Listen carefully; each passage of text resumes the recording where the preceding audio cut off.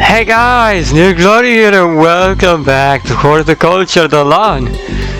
This episode isn't going to be gameplay related, but it's going to be my most epic of all tier lists I made for Horticulture the Lawn. We're not going to do gameplay, we're just going to be talking about Horticulture the Lawn plants. That's all we're going to be doing over here. I made sure to rank all the plants in the best way possible yesterday, because we already filled up all the storage space, so I went to the uploading right now. I've recorded all the epic videos, they're done, they're ready to be uploaded. I can't wait for you all to watch them as well.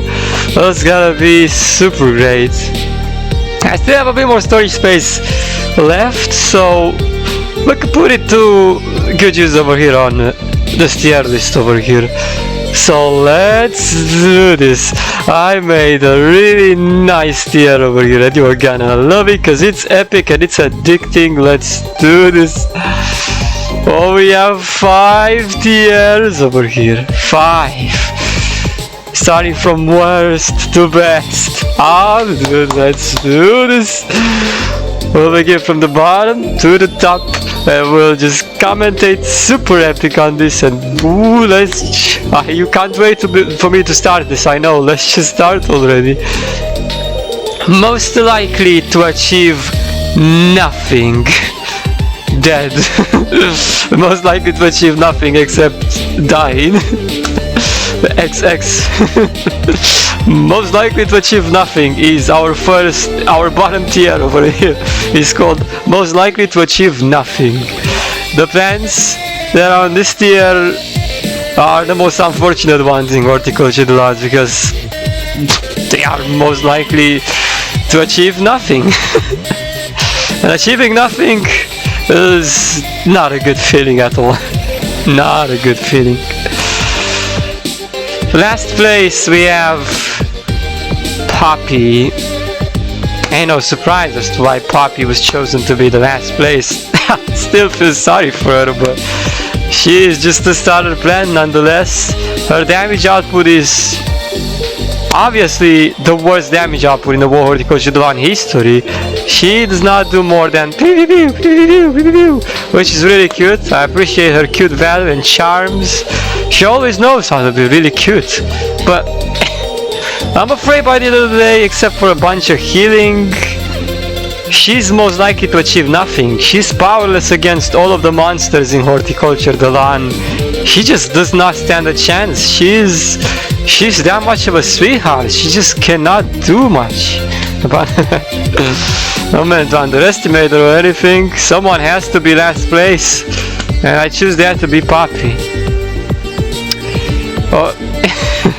Now let's talk about the orchid, which clearly isn't the Swordsmaster orchid. No, that one would have already reached the top. We're talking about no, it doesn't even matter the name at this point. Yeah, orchid. Yeah, the orchid is obviously gonna be after Poppy, following right after Poppy. Though this could have, I was thinking maybe with Poppy a bit more higher than the orchid. But since the orchid still didn't get reworked, the attacks are just so terrible with it. Investing your time in it will most likely achieve you nothing when you're playing with this plant right here. This plant also has a costume, but it's the same plant, so both of these orchids deserve to be at the bottom over here. No excuses. They are really bad. They get launched with their attacks all over. They slashes attacks are just messy. They don't really perform good at all. They're most likely to achieve nothing. They're also quite powerless against monsters. What can you do? Ready to be higher than the orchids, we got Monotropa, one of the newest plants that got introduced in Horticulture the Lawn. This was indeed a really bad plant. And make no mistake, 1 HP, and it plays mostly about just coming in there and sacrificing yourself to make that one lamp that slows down the zombies. There's a couple of effects, but that's all Monotropa does. It's quite inexistent at this point. It's most likely to achieve nothing. It's like one of It's like one of Lily of the Valley's ghosts, but it's just it's like you're playing as one of her ghosts, except her ghosts are much more overpowered. They're full beast mode compared to this over here. So that's just gonna be at the bottom by the end of the day, so that's where it stays at. Moving on, next to Monotropa, I guess we got Snow Cone. Be better than Monotropa? Probably. He has the ability to slow down zombies with a circle, which is good. Then throw snowballs and some icicles at them. Compared to his brother, Camp Cone, this costume version is a lot more stronger because fire damage is so much more reliable. It melts their HP even. So that is allowed to be automatically higher than.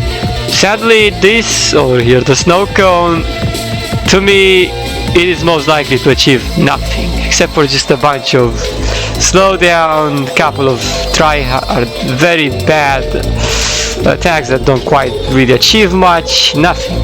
Most likely to achieve nothing. Snow Cone. Next to Snow Cone, rated a bit more higher than Snow Cone, we have Hydrangea Balloon. Another one of quite new plants introduced in Horticulture. This plant goes around it's like a balloon plant, you already know this. And this was the free plant to obtain during the anniversary. Free anniversary plant. I do like the fact that you can give you a balloon and you can just use it to high jump. The high jump though is clearly unreliable for me because it's not like the leap grass which gives you permanent high jump effects. This just gives you a balloon and you have to have that tool selected at all times if you want a high jump. If you don't select that balloon tool, it basically does nothing for you. Most of the times I will try one time to have a balloon on me. Well, we had that and I wasn't even making use of the balloon whatsoever. It seemed pointless to me.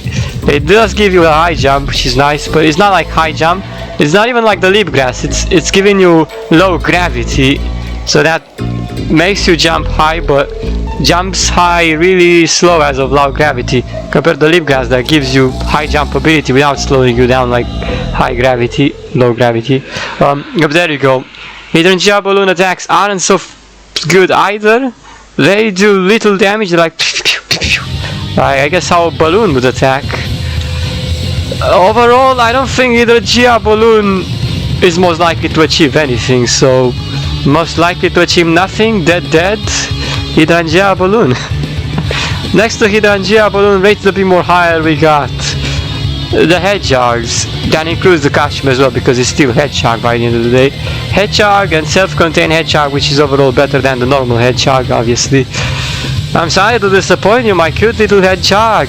You are also most likely to achieve nothing. You can lay a lot of labyrinths around with your walls, but that's just never ever going to achieve much as you are struggling.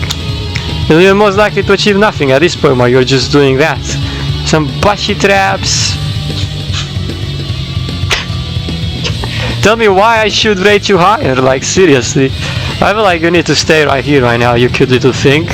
You're most likely to achieve nothing.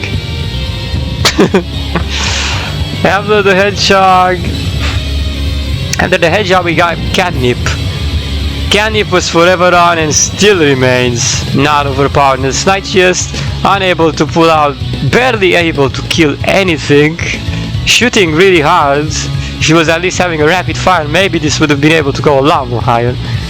I had really thought he might go higher, but there's no way at the moment that this will ever go high. He's most likely to achieve nothing. Has just a couple of attacks. He can't even make sure he can do much against the monsters. The monsters overwhelm the Catnip in an instant. The Catnip just cannot do anything to defend itself. So it is most likely to achieve nothing. Catnip rated second place over here. However, it is still most likely to achieve nothing. First place over here on most likely to achieve nothing, I would like to mention Lyrebell and Grass Squirrel. Although they have healing ability which can get you healed, they got that flowery, nice little flowery environment too, and the swinging leaf, whatever you want to call it, like you can literally have some monsters stand over there on it. It really hasn't done much to me, so I think it's most likely to achieve nothing at this point. It doesn't even have an attack. Only the Grass Squirrel is the one attacking with some acorns at the zombies and throwing them automatically. Apart from that, suffice to say, it really is quite a sweetheart plant, and doesn't really, she isn't about handling monsters at all, so practically it's most likely to achieve nothing if you're trying to use her like that. Sorry to disappoint you. If you liked Laravel and Grass Squirrel, I decided to place Laravel and Grass Squirrel at the bottom over there. Well, hope you're not too disappointed with my decision. That is how I had it to be like. That's how it's gonna stay most likely. I don't think there's any amount of buffs or some things that could potentially allow me to place her higher. If I decide to have her like this, then this is how she's gonna stay. Sorry, Laravel and Grass Squirrel, but we gotta do what we gotta do. You're not really impressing us that much. You're most likely to achieve nothing. But you're cute. Very cute. Like, look at her face. Well, that's the bottom tier over with. So be glad I didn't place more plants than this amount of plants, because I made sure to go specifically for the plants I feel like they're most likely to achieve nothing. Only and only the plants that are most likely to achieve nothing. Now let's move up one step higher from most likely to achieve nothing. Are the plants that can achieve things, but they're just trying too hard to achieve it. The tryhard squad. Let us begin with the tryhard squad. Are you ready? Let's do this. Last place we got Pink Enchanterelle and Enchanterelle. Okay, what? Pink Enchanterelle was supposed to be a bit more higher than the normal Enchanterelle, but forget it.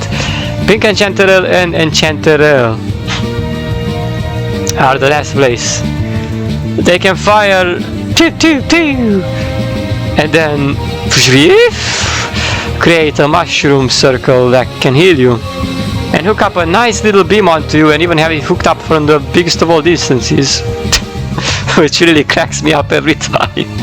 But you can't quite heal it from that much distance. It was good for healing, not good for killing. I think it's trying too hard, because whenever I see Enchanterelle players, I see them they walking around, they trying to do their support thing, but then that Enchanterelle is trying so hard to the point where, okay, now I'm starting to really get the feeling that Enchanterelle is just trying too hard in Horticulture the lot. I'm putting Enchanterelle in last place because I've seen this happening plenty of times. Stop trying so hard, Enchanterelle, just do it. Enchanterelle is gonna be last place in tryhard squad. Following after Enchanterelle we got Glowshroom. Glowshroom, you're also trying way too hard.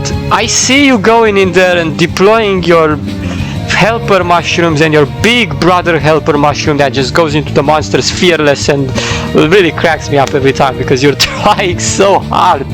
You just do that endlessly. Multiply, go get big brother in. Alright, attack zombies, go after them fast. Right, you have no idea. You are it's useful, but you're still trying way too hard. How I have to just place you here next to Enchanterelle. I don't think I've ever seen a more tryhard display than what the Glowshroom just does in there and starts over deploying so many mushroomlings. You're trying too hard, Glowshroom. Wake up. Stop trying so hard. You're good, but you're just trying so hard that I just couldn't help but placing you down over there. I am sick of seeing you trying so hard. Well, there it is, Glowshroom tryhard squad. Next to Glowshroom we got Artichoke Artillery. You're rated a bit higher than Glowshroom, because you can fire at the zombies with overall more overpowered projectiles. But you are trying so hard as well. You got no ability to jump except for the rocket jump. Your projectiles hit, but they also makes me feel like every time I see the Artichoke Artillery, it just goes in there and tries way too hard to confirm those kills and just get the job done. He is trying hard, my guy. He is trying really hard to achieve the value he is achieving. So Artichoke Artillery, you really don't make me think of you as trying any less hard. You're trying hard, but super hard. Stitch Shooter, you are next to Artichoke Artillery. It is the main fan in the game, the one that started everything pretty much, you could say. Because the puppy that started everything. Well, no, Seed Shooter for sure. Seed Shooter was the main one. We all know that.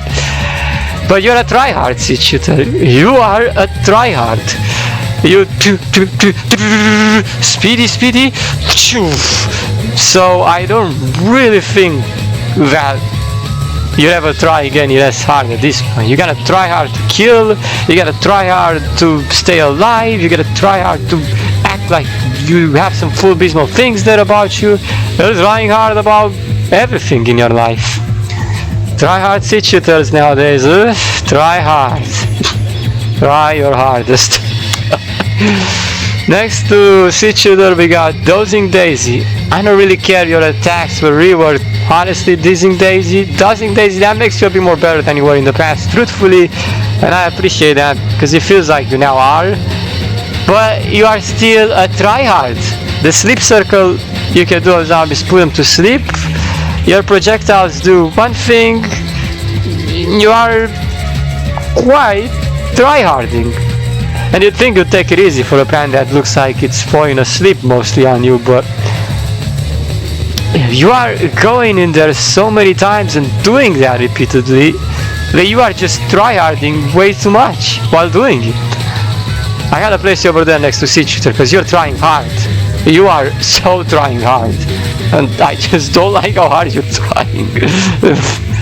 Stop trying so hard and just do it. Next to Dozing Daisy we have Spore. Unlike your costume parasitic ornament, which had some freezing effects, that made you look like we got a bit more to be given credits as being better than you were. You are tryharding. I know you have the ability to heal yourself repeatedly while firing that nearly do no damage main attack that spreads like I don't even know how to call it. Your helpers, your Spore fragments, your Spore minions are just not really getting the job done. On elite difficulties, they go in there into the zombie, they die in one hit, so they essentially can't even cause much of a distraction because they're not given a chance to survive. They die immediately as they approach the zombie. I feel like it can perform better on the lowest difficulties. That's just about it. There is just no shortage of tryharding with the Spore. The Spore can also put them to sleep with a tertiary, but there's tryharding after tryharding after tryharding, more tryharding and more tryharding. He tries so hard that it just instantly makes you realize that how hard it is trying. You're trying too hard, Spore. No. Most monsters are probably laughing their ass off right now at how hard you're trying, Spore. Just stop trying so hard. Jesus Christ, you're Spore. Why are you trying so hard? Enough said. After Spore, we got Camp Cone. Man, if you were like a camper plant, that would have been really nice. But this flaming little thing over here, how is it supposed to try any less hard when all it is given? It is make better than this than the snow cone, which is good, but all you can do is just some fiery little things over there, which makes you look like you are Phoenix Flowers' baby, but in the less overpowered version. So what is that supposed to do me? You're trying hard. I think that circle ability was probably the most broken thing about you, but you're just trying so hard that you made the gods wonder how hard you were trying. Next, after Fiery Camp Cone rated a bit more higher, considering this pair has the ability to shield others as well, which is nice little ability it has there, but this is a tryhard plant, one heck of a tryhard plant as well. One of the newest plants that got introduced in Horticulture Delan, the Solid Almond. Could you stop trying so hard, Solid Almond? You're like the outdated version of Kali Guardian, how he used to be much similar, to be honest. You also slam like that, you throw some almond, I think you can throw it at your allies to also give shield. This to me is a poor display of tryhardship that I've never seen. Why are you trying so hard? You are literally most bottom band in the newest section. No, joking, that was probably Monotropa. But what about you? Are you trying hard? Yeah, look at your depressed little face. Cute but try hard. It doesn't get the job done. You're trying hard. You think you could give some shield there to others, but that's a tryharding in my book. Noted. Next to the almond we got peach plum, plum blossom. We got plum blossom. Plum blossom, I'm not sure what you meant to be, like some sort of scientist for the plants, probably. We got some throw potion effects and beam that sucks the life out of something, or tries to do that, but it doesn't quite do much. I think it had the overkill effect over some things as well. Enough, I don't even get you that much. You're trying hard. All I know is you're trying too hard. Peach plum. Peachy, listen. Plum blossom. And that tertiary ability with the tree is nice. It's a very nice looking tree. You can stay around it. It creates some, I think it used to create some things that attack the zombies as well, probably, if I'm not mistaken. Also keeping you healthy. You got to make sure you keep the tree healthy too. This gameplay is quite possibly one of the most tryhardish gameplay I've ever seen in my whole life about the peach plum. It has a bit of a strategy, but it's just not paying off, and it makes you look like you're tryharding as super tryhard. So I'm placing you right over there next to the tryhard almond, because you two are a good pair, and you both tryhard so good over there. You tryhard extremely well. Super duper tryhard. Next to Plum Blossom we got Singer Poppy. Very talented, aren't you, Singer Poppy? The many great singing shows you all display to us nearly every day we see you. Now how can you explain yourself as being so helpless when it comes to attacking monsters?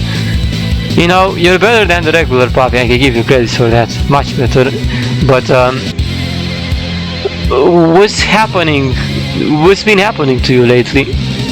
Why are you so tryhard all of a sudden? You go in and you just keep singing. Look at me, tryharding super hard. I am Singer Poppy. Why are you tryharding so much? Stop it! I've seen the players play at Singer Poppy. All tryharding. Too tryhard. Arg. Stop tryharding so much. You're making me embarrassed.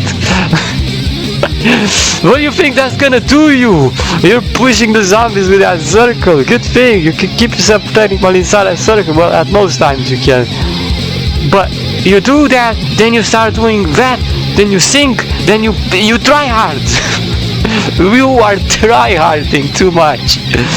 I'm done with you. Stop tryharding so much. Oh damn it, Singer Poppy. Oh my gosh, what a tryhard display she's given me. You have no idea. I'm putting you down there. I'm not putting you higher. You're trying too hard. You have to learn to try less harder.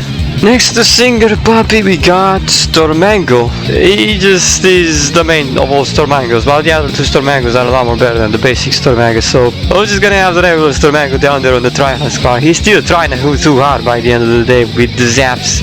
You know, Stormango's a tryhard by the end of the day. After Stormango we also got Alium Archer. I'll place Alium Archer next to Stormango as well, cause why not? After all, he too struggles with the arrows, and yes, trying hard. The other two alien archers aren't trying so hard because they're better than the basic alien archer. Not much thing to say there, but yeah, my decision is to just have Stormango and alien archer both on try hard, while having their costumes rated a lot more higher because they're better. Rated a bit more higher is another one of the newest horticulture plants, the Foxglove. Foxglove, you haven't gone unnoticed. CPU power has noticed you 100%. Oh, and you've been trying hard. You've been trying super hard, dear. What is that? A couple of chasing flaming purple flamey abilities and a nice little flaming engulfing aura that looked full beast mode but not really that full beast mode. That it looks fishy, and I am starting to feel like you're trying hard. You have only 100 hit points, you're frail and fragile. You're cute, but you're trying hard. Rise of the Foxglove. Foxglove, you know. I'm not really sure why. Like, is that supposed to be a flower? The Foxglove flower? A Foxglove, nickname or not, it's trying hard. I ain't getting any less try-hard impressions about her.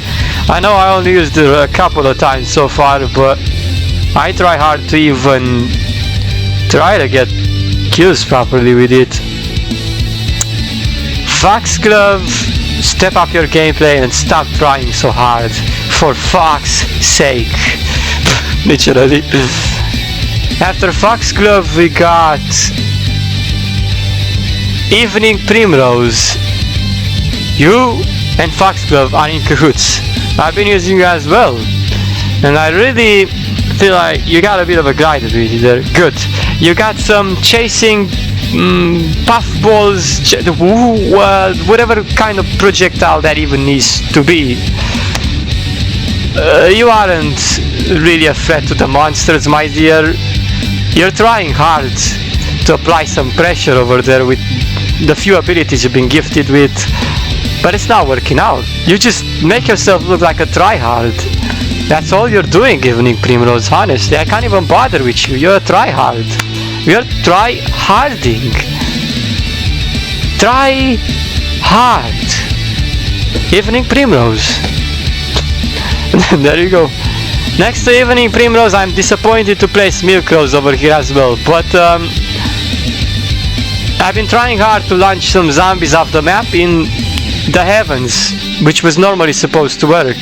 The more I try-harded with it, the more I realized, but look how freaking hard it's trying.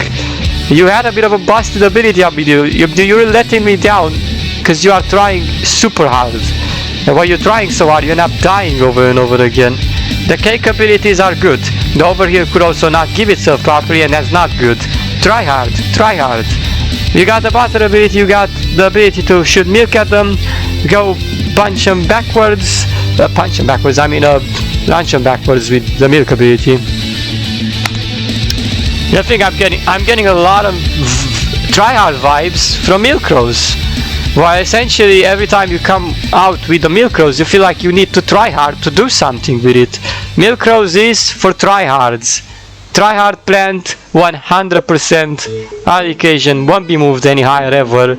She's tryharding and she is 100% influential in the tryhard squad. Tryhard Milkrose, tryhard. Try super hard, dear. God, if you were trying any less hard, you would be up there as well. But you're trying too hard, and now you're down here as consequence. How hard this plan has been trying. Oof. Oh my God, it's trying hard. Next to Milkrose, we got even people who try to obtain you as a badge plant are trying hard in the hobby to obtain you. Tryhardplan.com. Literally tryhard. After Milkrose we got Bamboomerang. Well, Bamboomerang. Well, I mean, I can't confirm if you were the first newer plant there, but you seem to be classified as the lowest ranking one anyways, even on the list of plants. You can shoot boomerangs at zombies, but by looking at your face and your name, reading your name out loud, bam, boomerang, that already hints me a bit of tryhard over there. You're a tryhard plant, despite the damage you can deal with your boomerangs. I consider you to be quite a tryhard. Like, I'm Bam Boomerang! Look how tryhard I'm trying! I'm super tryhard, y'all notice me? Super tryhard! Ah, Bam Boomerang! Round of applause for how hard it's been trying. It was a good idea, Angry, but Bam Boomerang is trying hard. Okay. Entertaining though, I'll give you that. Very entertaining. But you're trying hard. After Bam Boomerang we got Frigid Mint. Frigid Mint or Fliggin' going on Mint? What the fridge is going on? Are you trying hard, Frigid Mint? Are you trying hard? So it looks to me like your aim is bad. When I was trying to aim at a couple of zombies, I felt like I would have... Look! I aimed for them. Then all of a sudden you aim around the zombies' hitbox. Which was like, oh, okay, you're tryharding. Tryhard, Frigid Mint, 100%. The shield that follows you and grants you shield goes around you and follows you. The bubble shield blocks your projectiles from being able to fire properly at the monsters. And that is highly obnoxious. You're tryharding to even it essentially slow them down because you're a snow plant.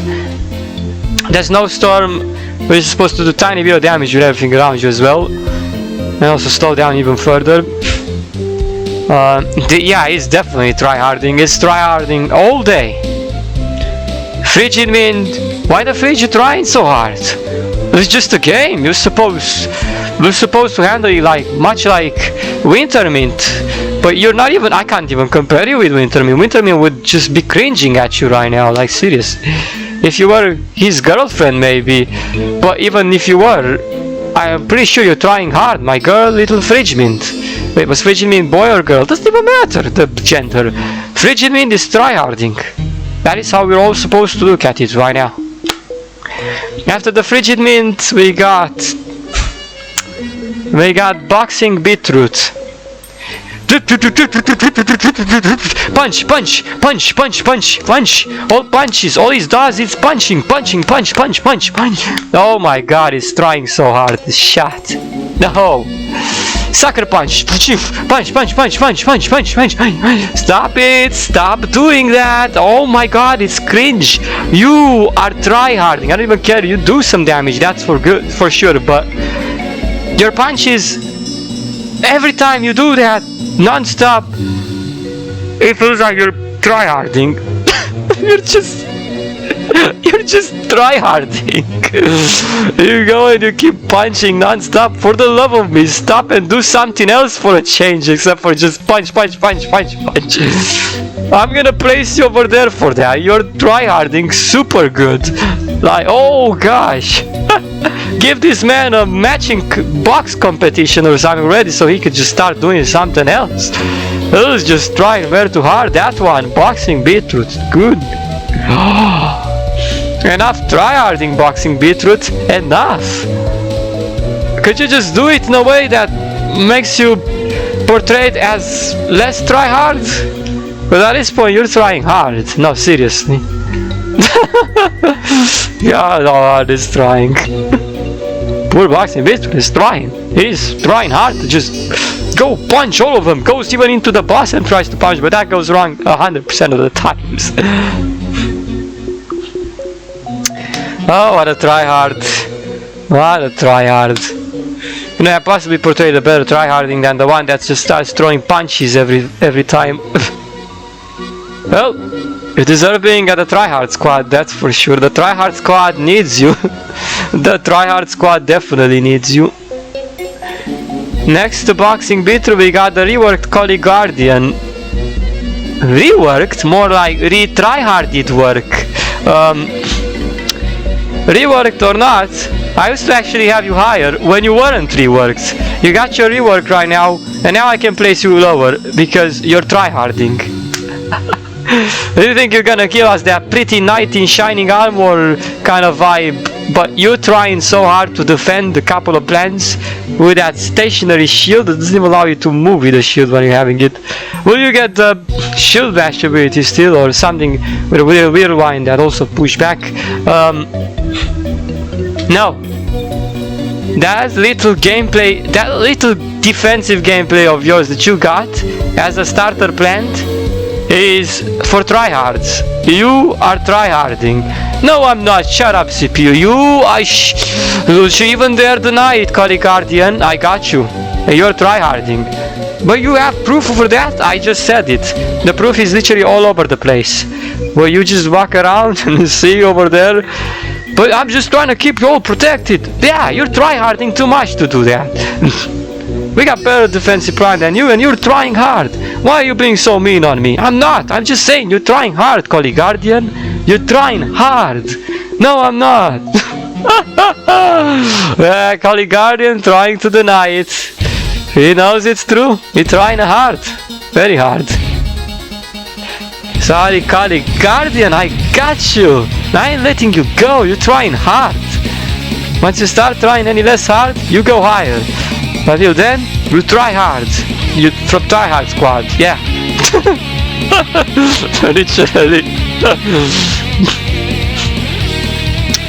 Why CPU power? You've seen Shooter Puppy and Collie Guardian. Yeah, all of them try hard. Literally. No CPU, don't praise Stellar Shroom as well. Yeah. Why wouldn't I? Second place, Stellar Shroom Tryhard Squad. But it's reduce. It can reduce everyone's HP. Half the freaking boss's HP. Why would you place it that low? Exactly that's the reason I'm placing it that low. But what is stupid? It's a good plant. It doesn't deserve to be placed that low. Now guys, facts of the matter. This plant is tryharding.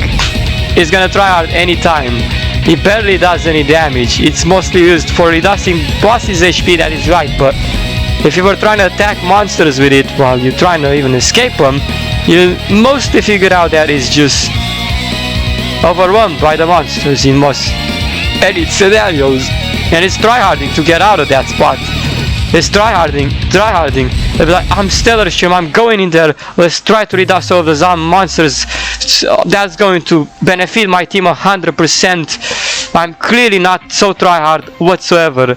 Really not now, Stellar Shroom. You're trying to fool me or something? Look at how tryhard you look at how hard you're trying. Couldn't you be given at least a quaternary ability that would just... But I already have so many abilities. I can reduce the zombies. I can... no. See? That is why you've become a bit of a tryhard. You must be joking there, CPU. I'm no tryhard. Yes, you are.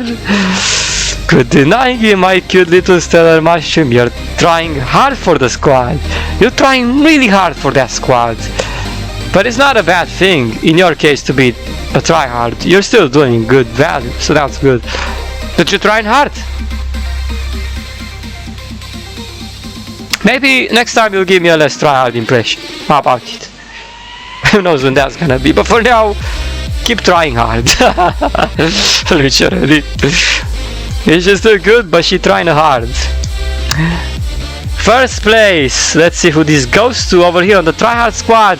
Who's the leader of the tryhard squad? Well, it looks like it's Bluebell Builder. Oh, Bluebell Builder? You are leading the tryhard squad. Interesting. Well, I believe you are with that broken treehouse of yours. You deserve to be leaving the tryhard squad. You're a born leader of the tryhard squad right now. Your hammer is just so good that it does not make you feel like you're trying any less harder with you. Every time I'm playing as you, you are slow on the walk speed. Your hammer is the only thing I can do to even attack the monsters. Dun, dun, dun, dun, dun, dun. You are the embodiment, the best and most ideal plan for tryharding I've ever seen. You have the tryhard written all over you. Ooh. Ooh, you're so good. You were the one that made this whole segment appear. You're the reason I made this segment. You are so tryhard. Oh my god. You have nice plant helpers. You gotta go in there and try hard to just deploy them all there. Get the poppy in there. Get the artichoke artillery. Look at how hard this trying. Oh, this is perfect. I knew you'd be trying so hard. Way to go. God.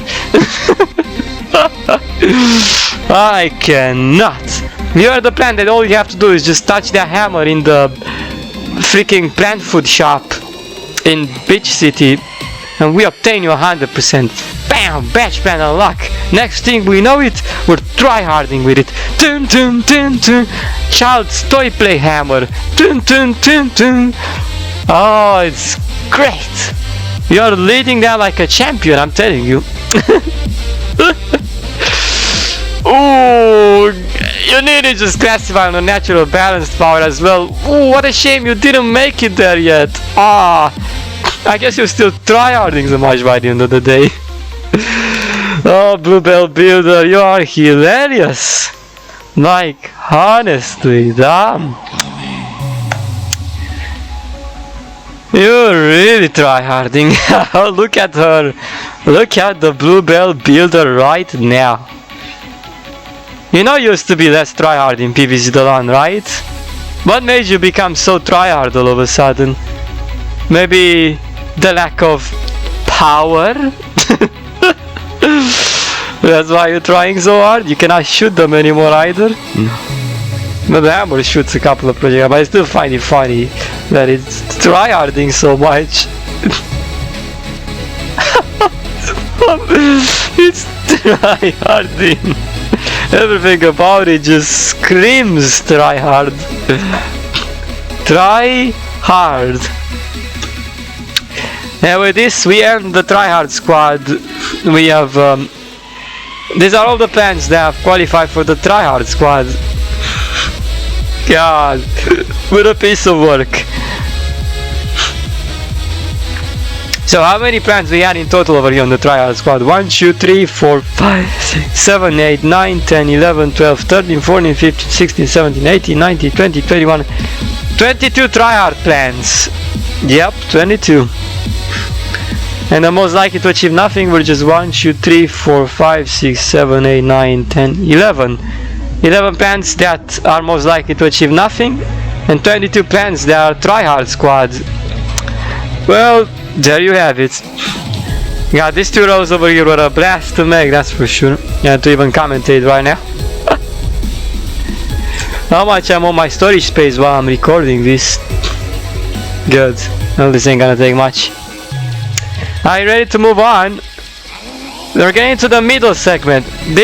Most of the plants, in the vast majority of horticulture plants, are obviously placed over here in the middle, to where, let's just say, this is the balanced area over here where I'm pointing at.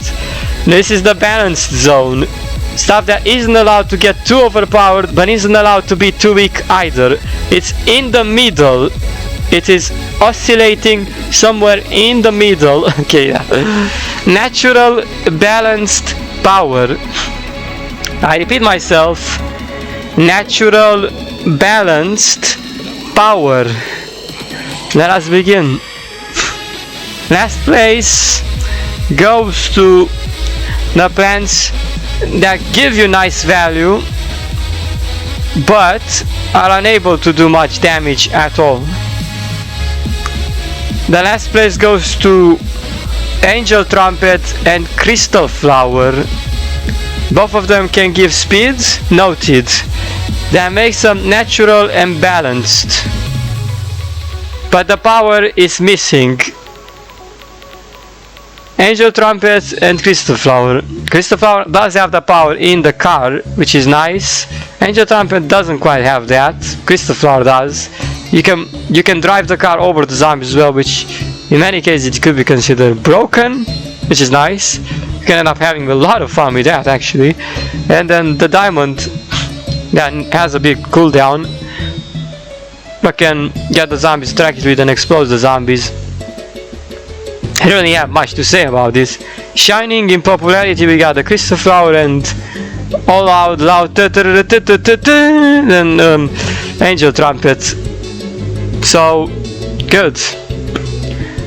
I need their speed value 100%, so I cannot let them go down. They will be natural balanced power as they deserve it.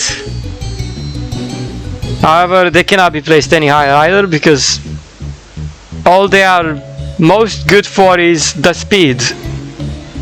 That's all, mostly. After Angel Trumpet and Crystal Flower, we got Thermedic and Cunning Cartridge and Thermedic. They got some natural balanced power in the projectile, but they're mostly not even used for killing, they're mostly used for healing. Once again, while the other ones were for speed, these ones are for healing. You can drive the avalanche over the monsters as well, same as with Crystal Flower's car. It goes pretty well, but for a healer, you should be quite satisfied with that, I guess. Natural balanced power for Thermedic. Give you one of them, the Cunning Cartridge gives you the med kit, which overheals you in an instant to 500. Then the Thermedic, which the Thermedic helper comes chase you, gives you the overheal. Now that we have that zombie with the heal gun, that cancels your overheal effects, the engineer zombie. He is a bit of a threat against overheals, so Thermedic's overheal could go to waste on that one. Cool. After Thermedics, we got... There he is, Circumspore updated to just avenge the other Circumspore who was tryharding too much.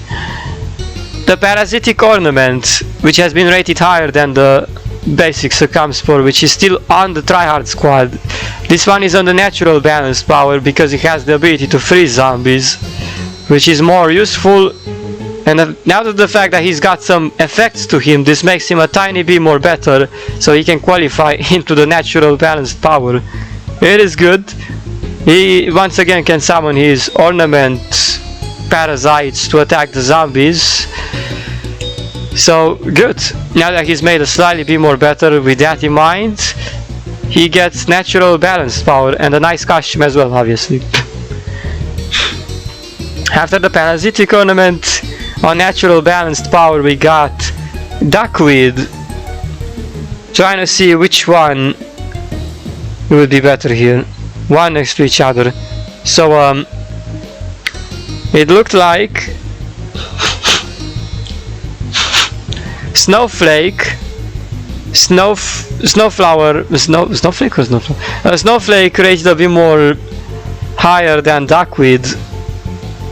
The reason was because she gains freezing value, which is better and more overpowered than Duckweed, who doesn't have any freezing power. So therefore Snowflake was rated a tiny bit more higher than Duckweed. So Duckweed is now after Snowflake, whereas Duckweed can still summon the ducks, distract the zombies and do quite a lot of damage with his ducks, which gives him quite a natural and balanced power over there, which is very nice. So he is quite useful there. He can do that, he can handle them with the ducks. And then slow them down as well, which is nice. And then, like I said, Snowflake with the freezing abilities and the Snowball. The Snowball has been made even more overpowered right now, because it goes into the zombies repeatedly, starts pushing them and exploding into them. So a little good thing about Snowflake and Duckweed here, they really have some natural balance power as well. Moving on, after the Snowflake we got Strawberries. Yep, we got the Strawberries. Strawberry and Pineberry, right next to each other, obviously. Pineberry doing more damage than the Strawberry, so higher than Strawberry. They're good with the attacks, pretty good. They have natural balance power built into them very nicely. They throw their strawberries, they slow down with their strawberry juices, they encase in strawberry jam really nicely. There's a lot of nice things about them. So they're over here in the natural balanced power. Very good. Strawberry, nice. After the strawberries we got honeysuckle, rated a bit more higher than the strawberries. Sure do hope she deserves this spot right here. The honeysuckle is another new plant with interesting horticulture to learn. Seeing from what she can do, she has the honey pile, which is like very similar to the strawberry one that does fairly similar. However, this one is a summoner, can summon bees to attack the zombies, and the bees could hurt the zombies quite a bit. So it has I won't explain in further details than this because it's still a newer plant. I might have to play with her a bit more further, but I already did play quite a lot of times. I can definitely see she qualifies on the natural balanced power very nicely over there.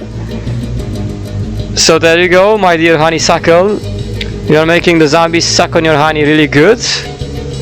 Quite good. I'm quite okay with that. Nice work. After honeysuckle we got the Venus flytrap. I was that close on making it go on the tryhard squad, but the Venus flytrap redeemed itself a bit because then I was like, okay, it has the life draining effect which can give you HP over and over again. And I kinda hate the knockback part where you just bite with a flytrap in the zombie. I keep wondering, why is it knocking back the zombie when it's supposed to eat the goddamn zombie? But ask Angry because I don't know why it was made like that. Then you got the Venus flytrap helpers that go towards the zombie and seem to be doing quite significant damage to them as well, which is nice. Balanced, natural balanced power display right there. And then we got the biggest Venus flytrap, which once again also seems to knock back zombie for some weird reason. I don't know what's up with this knockback, like we really have to remove the knockback effect on this plant. To me it ruins it a bit. Knockback is bad on this plant.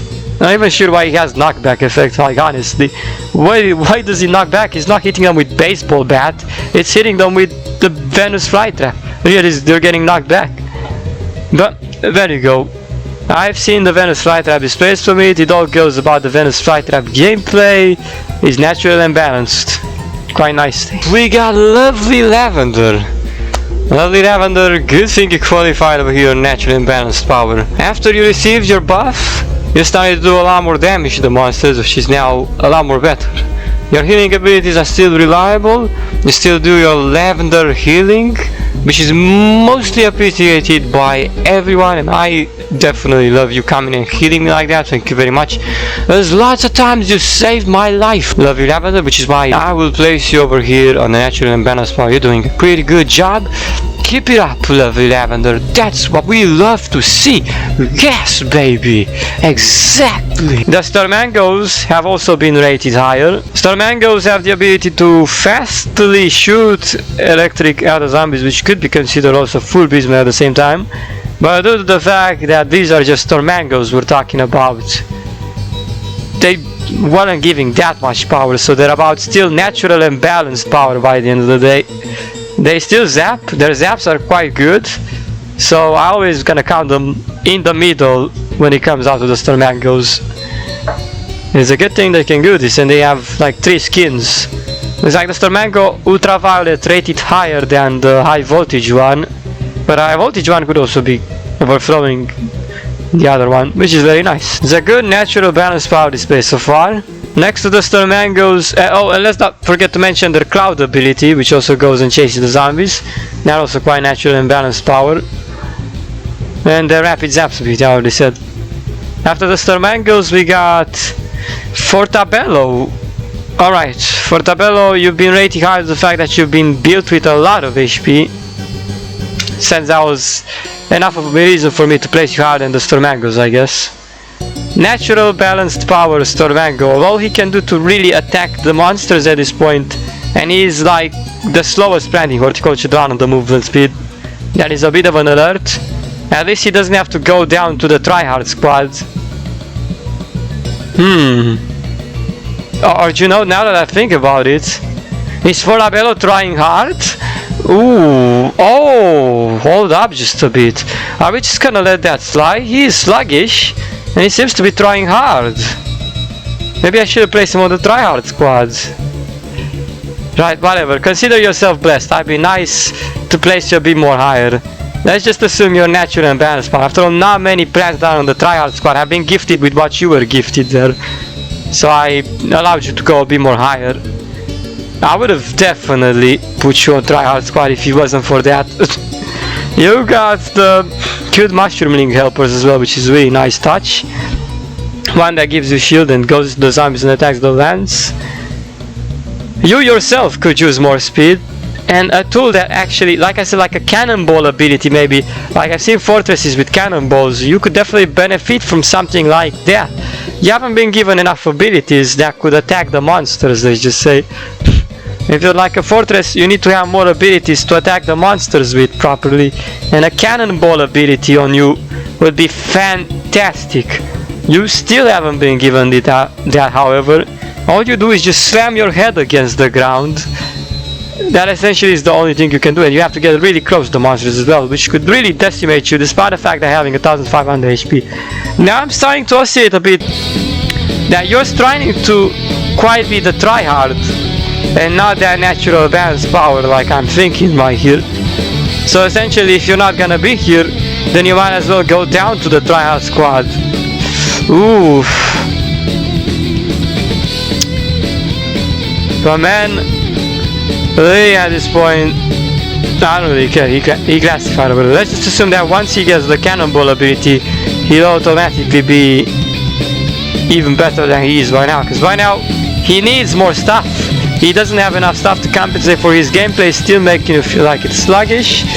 And it could potentially lead to a lot of try-hard moments with the Fortabello. And he looks like a very peculiar band though, not gonna lie. Careful Fortabello, you might be placed down to the tryhard squad. For now, enjoy your stay over there. Next to Fortabello, we got Robotany. Robotany is good with his lasers. He is pretty natural and balanced power when using them, from what I've seen. Targets multiple zombies at the same time. You can even upgrade yourself and give yourself even more speed. If you're upgrading yourself, unselect the tool and yeah, that can get your speed to become like that. Leading to a very fast moving Robotany. He's able to build his HP up, upgrading and speed up like that. So Robotany is another obvious choice for natural and balanced power, and he has a bit of aimbot as well, so this is perfect. Natural balanced power. Nothing else to say about Robotany. After Robotany we got Rambutan. Rambutan is good on the Sky Sanctuary map. He can ram into the zombies and push them off the map. If he doesn't accidentally fail to do so, but he can do that, which is good. He has 850 hit points for about, which is a lot of HP for Rambutan. He can graze to regenerate HP, but I don't much care about that. He can goat kick and ram into the zombies, which combines really well all the time. A very natural and balanced power inside Rambutan over there, so nice. After Rambutan we got Marimo. He also is natural and balanced power due to the fact that he has to clone himself. The clones end up exploding into the zombies, while he himself is not able to jump, but he's able to deploy lots of clones of himself, which then explode the zombie. But he has to sacrifice his HP every time he deploys clones, obviously. There's a lot of balanced things about him, you already know. Natural balanced power. The clones can explode. Depending on how many clones you got, that might become a bit more overpowered. By the end of the day though, that doesn't matter because he's still natural balanced power, so yeah. That's the great Marimo over there. After Marimo we got Scylla Borealis, which rated higher than Marimo, due to the fact that she can slow down zombies. And she does have that ability as well with the Aurora Borealis. Really lines up and gets the atmosphere really nicely, but not just the atmosphere, the fact that HP regeneration is applied to literally every single plant really quick when she does that. Then there's no attack effects which don't necessarily do that much damage, but leads to it being quite natural and having balanced power. So there you go. Scylla Borealis is over there. Next to Scylla Borealis we got Poison Peony. Poison Peony is good with the poison attacks. Most likely the poison drains quite some HP from the zombies, especially the lethal poison if you can manage to hit that properly, because that one hits a bit harder and it doesn't always register hitting properly. So that second ability could use a bit of a rework maybe, to the point where it hits properly a lot more better. The Poison Peony is there. It has natural balance power, it has the circle of poison that slows down zombies and allows to poison them even better while they're in there. Quite natural balance power, with a bit of hint to it of potentially becoming full beast mode if you got buffed, maybe. Natural balance power on Poison Peony. After the Poison Peony we got Windbean and Mapolorella. Mapolorella, you got reworked. I have looked at you one more time. I went a bit more to see if I could figure out how your gameplay works right now, and I actually figured out how your gameplay works right now, which is good. But it is slow, because you have to build up those stacks for the second ability, while the main ability, all it can do is just shoot forward a gust of wind at the zombies. It is potentially the second ability on her that is more overpowered, and I have indeed, I've dived into this a bit more and I was like, okay, you were definitely given a bit more power right now. I am happy with that. But the fact that it takes a bit long to build up that many stacks, without those stacks you wouldn't practically be that overpowered. The only thing that made you overpowered was that attack over there. It feels like a one pony trick to me at this point, but you had something in there that potentially made you better than how you used to be in the past. I agree. Yes, I definitely see it right now. But you may not be rating full beast mode. Whether Angry said you become more overpowered or not, this doesn't make you full beast mode yet. Not just yet. It'll take a lot more than that. You still have natural balance power built into you, by the way. You still have natural balance power built into you, Mapolorella, which prevents you from getting full beast mode, because you just have to keep building up those stacks. Then you can keep using that secondary ability, which is indeed the one that causes most damage to the Horticulture monster. From what I'm seeing, this raises a lot of exclamation marks on highest of all difficulties, where you would still be struggling despite your reworked abilities, because you need to constantly build up your wind ability to be able to spam that second ability. But if you were allowed to spam it more freely like this without any sort of cooldown each there whatsoever, you would then probably be immediately placed by a full beast mode. But I see now how your gameplay works. That's all that matters to me. You're quite good. You have displayed some natural balance power there, which I'm happy of. Now I can definitely say that you no longer deserve to be on the tryhard squad, nor most likely to achieve nothing. You definitely earned your place higher this time around, which is great. I'm pretty sure Angry-san will be proud to know that I haven't placed you at the bottom anymore. So there you go, Angry. Been a man of my words. I've seen that you tried your hardest to make Mapolorella even better, and therefore I immediately placed her higher right now. There you go, Angry. Yes, indeed. Mapolorella is now finally placed higher. Yay! She's no longer bottom tiers, but she's still in the middle. And it's a shame. I guess I'm not gonna place her on full beast mode, but I still placed her on natural balanced power, which is good. Thank you very much for showing me what you truly can do, Maple-Rella. I'm proud to see it. And then about Wind Bean, well, he still attracts the zombies to his Wind Bean ability, and still attacks them with the wind. Yeah, there you go. Next to Maple-Rella. Moving on, after Maple-Rella we got Spirit Defilea. The reason why you are there, Spirit Defilea, is because I saw your tertiary ability kinda immediately drops the zombie to low HP as soon as you do it. You're still not that much of a good melee plan, but you are quite natural and balanced power built in you. Once again, what else can I say? You have the spiritual form as well, which does that. Your gameplay is as usual not that enigmatic, but you just go in there and slash them with your spear. So you're doing a great job at that. Not much else to say about you. You're natural and balanced power anyways, so be happy about yourself. After Spirit Defilea we got the Messenger Mushroom. The lovely Messenger Mushroom, which rated higher than Spirit Defilea.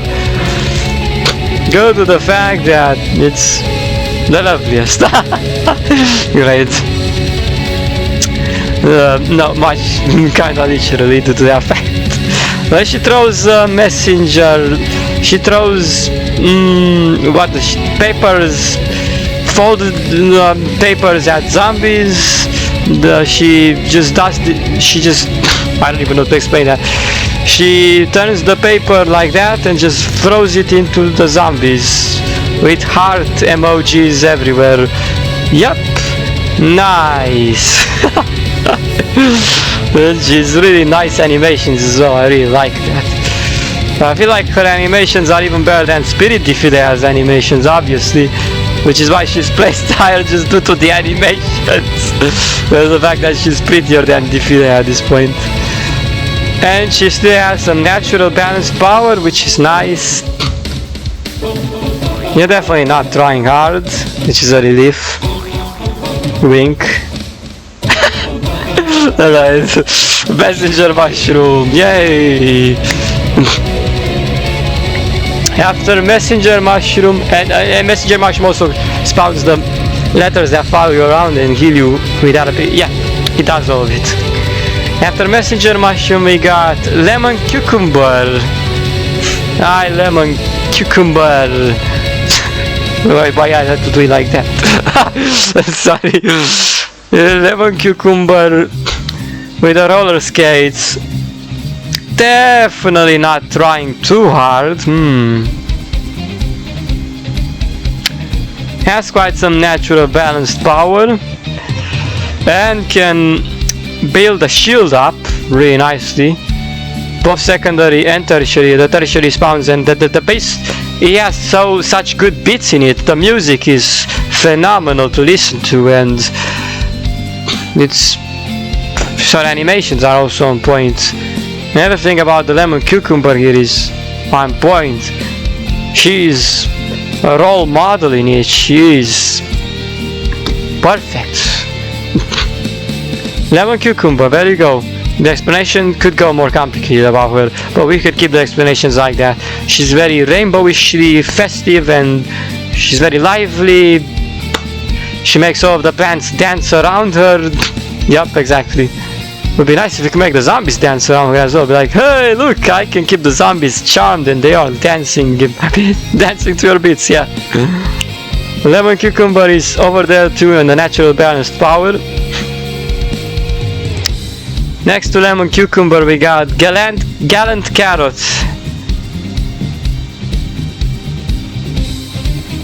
A Gallant Carrot, let's see. Your blade ability is good. You can heal other plants and yourself including while constantly slashing at the horticulture monsters. You have that ability, the upper thrust ability with a sword. That one just gathers zombies in your attack while you do it like that. I mean, You just have to be careful how you do it, not to sacrifice too much HP while you're doing it. The ability that heals you after a bit of cooldown and creates a circle that can heal everyone else as well. She is quite good for the team as well, so she has a lot of natural balance power built in her. Good job, Gallant Carrot. After Gallant Carrot we got Samurai. He is rated higher than Gallant Carrot. The fact that his slashes do a lot more damage to the monsters, so that's immediately better. And though he does not have the healing effects like the Gallant Carrot, but it's fine. He can still meditate to heal himself, even though he has to be stationary. His slashes is quite good. He has a lot of natural balanced power built in him as well, and he's good swordsman, very good swordsman. After Samurais we got the Seeming Seamstress. Seeming? Is that how you're called? Seeming Seamstress? Not seeming. Seeming?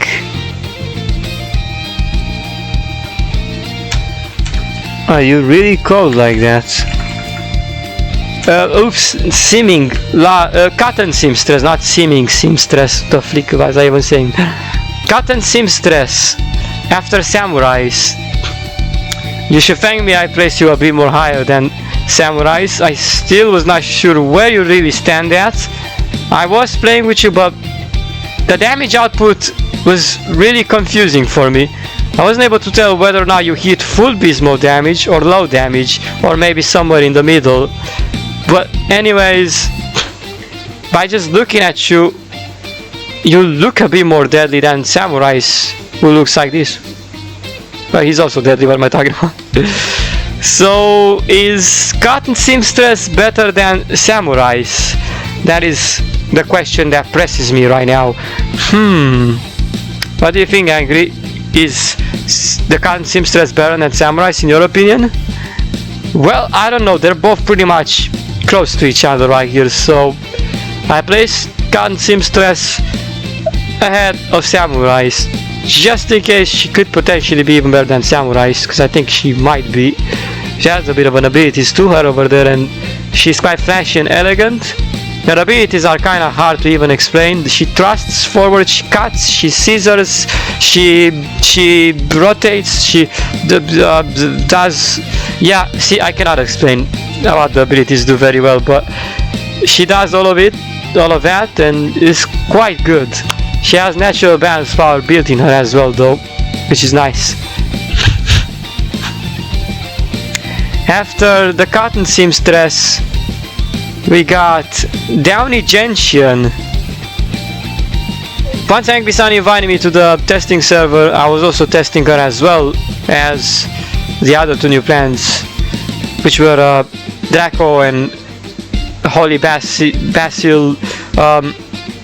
They were nice, and I really enjoyed testing them. This had essentially a bit of a damage buff to it, I think, right? Well, I noticed it one bit, which was nice, but by the end of the day, it was just a bit buffed. It wasn't the biggest buff in existence, because otherwise you might have been full beast mode. It's still natural and balanced power by the end of the day. Currently, she's always gonna be like this. Downy Gentian is natural balanced power with the electricity attacks. You already know what he can do. He can summon electric bolts. No, electric balls. Balls. No, they're not. He can summon electricity to and electric beam. And yes, he can do electrical attacks, because that's what she specializes in. However, she definitely is not at the same level with Electros, which is a bit unfortunate, but she still performs quite natural and balanced electrical attacks, which is nice. After Downy Gentian, we got something with a fiery imbued elements, fire attack master kind of. You see why the two go next to each other, one with the electricity element, the other one with the fire element. We got, seems to have rated higher. We got wildflower, wildflower, wildfire, wildflower, natural balanced power next to Downy Gentian, and she's better than Downy Gentian to the fact that she can do that overpowered rain fireballs attack. Though unfortunately, this will end up dying all of the time it comes out when it does that, as it drains your HP away in an instant, depending on how many zombies you hit with that third attack at the same time. It's really risky to play with wildflower nowadays if you don't have any healer around you. This will just end up dying and it'll struggle a lot, but the natural balance power is still built in it, therefore it will be placed over there. So a lot of good fire attacks that can handle the zombies, I guess. Apart from the ones that are immune to fire attacks, like Ember. But there you go, Fire Ember. After Wildflower we got Spider Lily. Spider Lily rated higher than Wildflower because first, she does not have to sacrifice her HP while using her spiders, which is good. Why would I even suggest that? So her spiders definitely go after the zombies really nicely. Her cobwebs stuck the zombies in place, which is also really nice. Though the cobwebs ability, you have to select properly where you're deploying it, because if you don't select it properly, the cobweb might not be spawned the way you need it to be spawned in front of the zombie. But that's easy to manage, so there's no problem. The spiders go and bite the zombies repeatedly. They could do quite lower damage, but the more spiders you deploy, the more damage they will deal to the monsters, which is nice. Natural balance power is built in Spider Lily all day. She can double jump a lot. She can up to 10 times or jump. Like, I guess that's how a spider jumps. She's very acrobatic there. So very nice with Spider Lily and natural balance power. You can put the zombies down with spiders pretty good. After Spider Lily we got Paint Cap. Paint Cap is quite easy to use. All you do is just go in there, paint the zombies. Lots of paint projectiles go from your paintbrush. You can slash at the zombies with the paintbrush, and that does quite a lot of damage to them. Quite natural and balanced power built in the Paint Cap, and the Paint Cap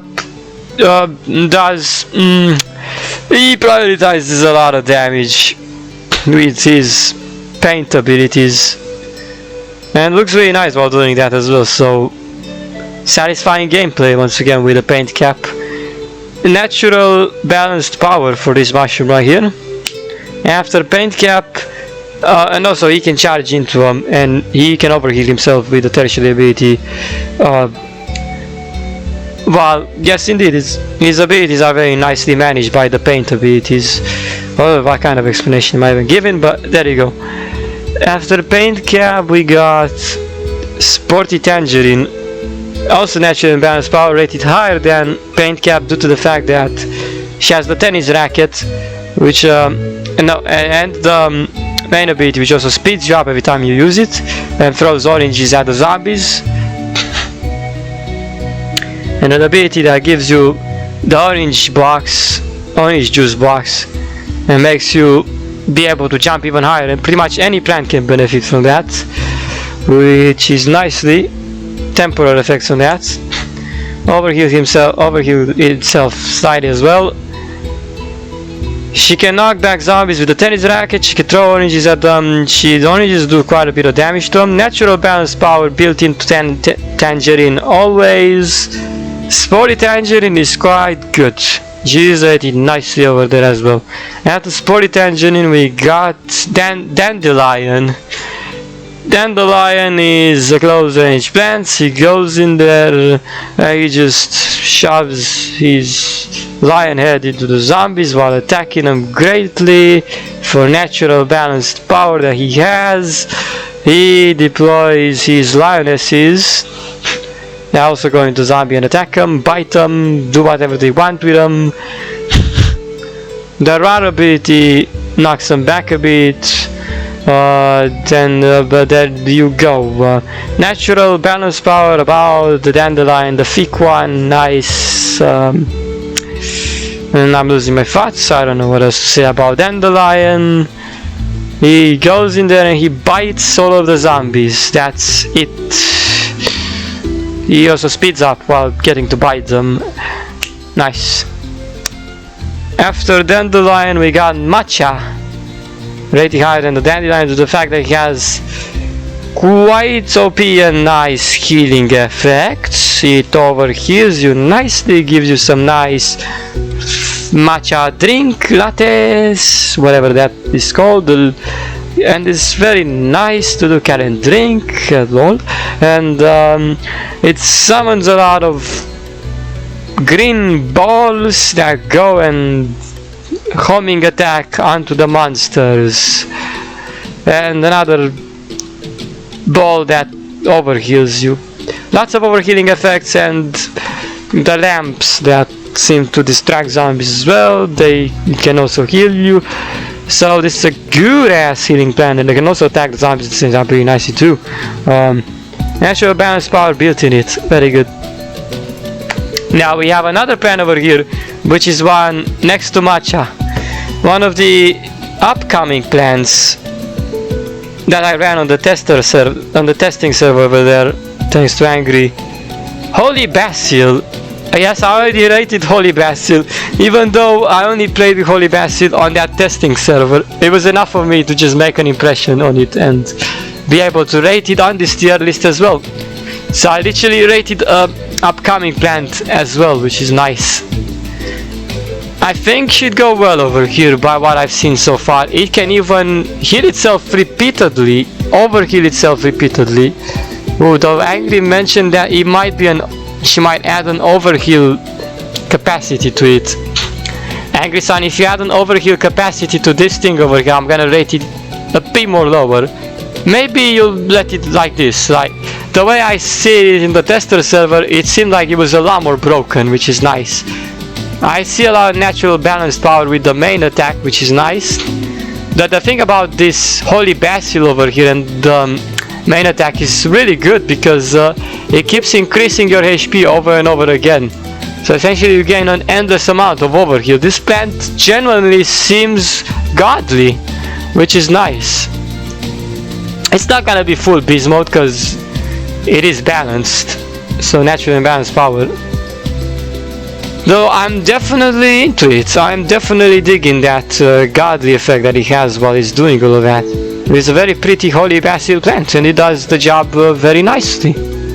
Natural balance power, and I'm proud to have it over there. She's pretty close to the top. She's doing really nice. But look who we have next to Holy Basil. Next to Holy Basil we got Buddha's Hand. It's really higher than Holy Basil, the fact that it can affect every plant that stays inside its overhealing circle, which permanently increases your HP. Although it's capped, you cannot get infinite HP from it. But that is fine because it still allows you to increase your HP to a much higher value, which makes you much more tanky. And that I always appreciate about Buddha's Hand, which is nice. Now he's also able to hit a lot more damage due to the fact that he's been buffed, which is also nice. So natural balance power and Buddha's Hand over here. He has a lot of nice abilities that can contribute nicely to the team. After Buddha's Hand we got Bucko Patch. Seems like it's still rated higher than Buddha's Hand despite the fact of the nerf being in effect. But the nerf has got the better of Bucko Patch sadly, because Bucko Patch is now no longer a full beast mode plant, nor is he most powerful either. So he's now back, he's now the natural balance power. That is where Bucko Patch has been downgraded to right now after the nerf. The coconuts hit a lot lesser damage, his HP got lowered, and I don't think he can stand that high at the top of the zombies anymore either, or maybe I think he still can, but yes. It's become a bit more lame to use nowadays, but he still has natural balance power built in him. After Bucko Patch, we got Bouncy Tomato. Nothing really changes about Bouncy Tomato. It's still bounce attacks on the zombies. You could even launch a couple of zombies depending on how much you launch them for. I mean, he knocks them back when you bounce them too, and he does a lot of damage. You can launch tomatoes at them. Also the golden tomato, which heals you. It's nice.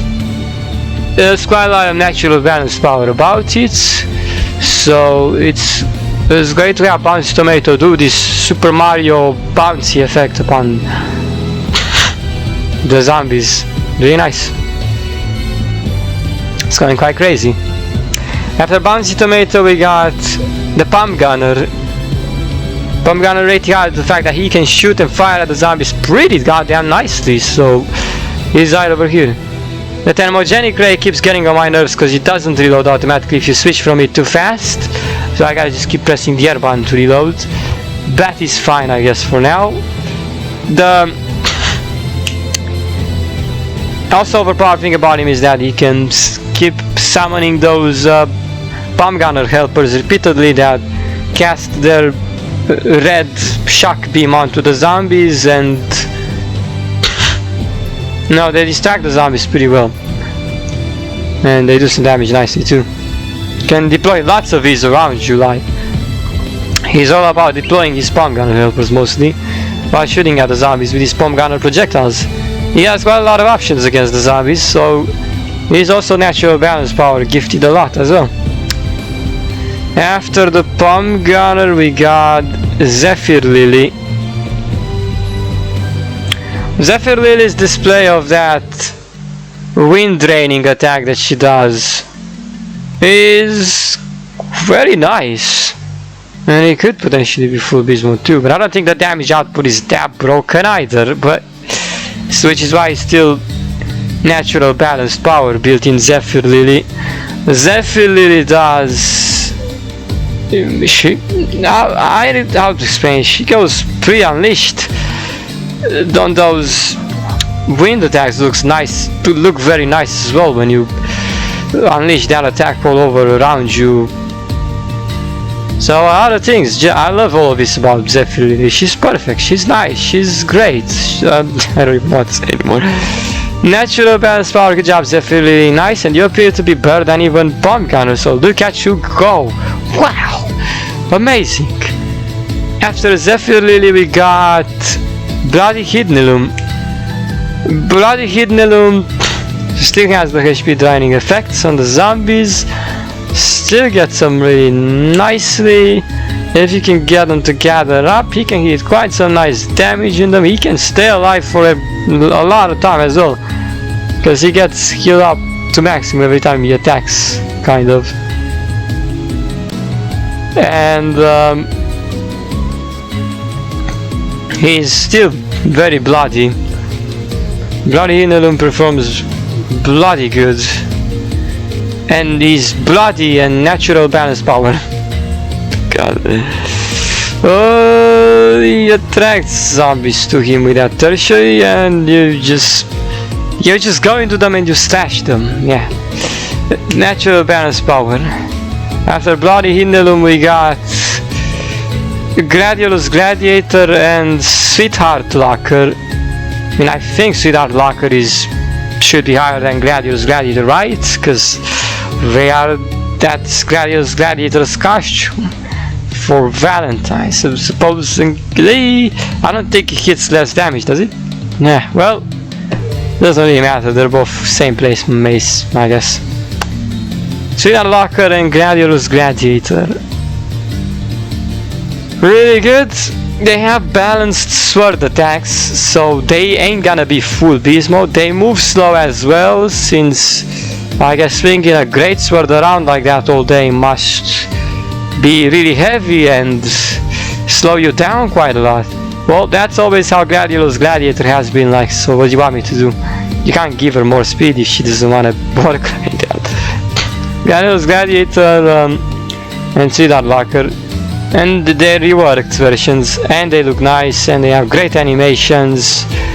It's perfect for them. They rate really high over here, which is nice. On the natural balanced power, the spin attacks, boom, boom, shoof, boom, slam the blades. Digging the gameplay, perfect. Natural balanced power. After Gladius Gladiator and Sweetheart Locker, we got Butterfly P. Seems like Butterfly P may be higher than Gladius Gladiator, due to the fact that he has a circle that he can slow down zombies, and the butterflies, they also do that. And I feel like it deals with the zombies quite fast. With the butterflies, we're still having natural balance power, of course, but it can be quite good.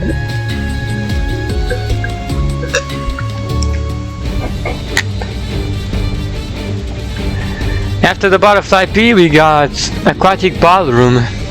Aquatic Ballroom, Aquatic Ballroom, and has like 4 different pants built in one.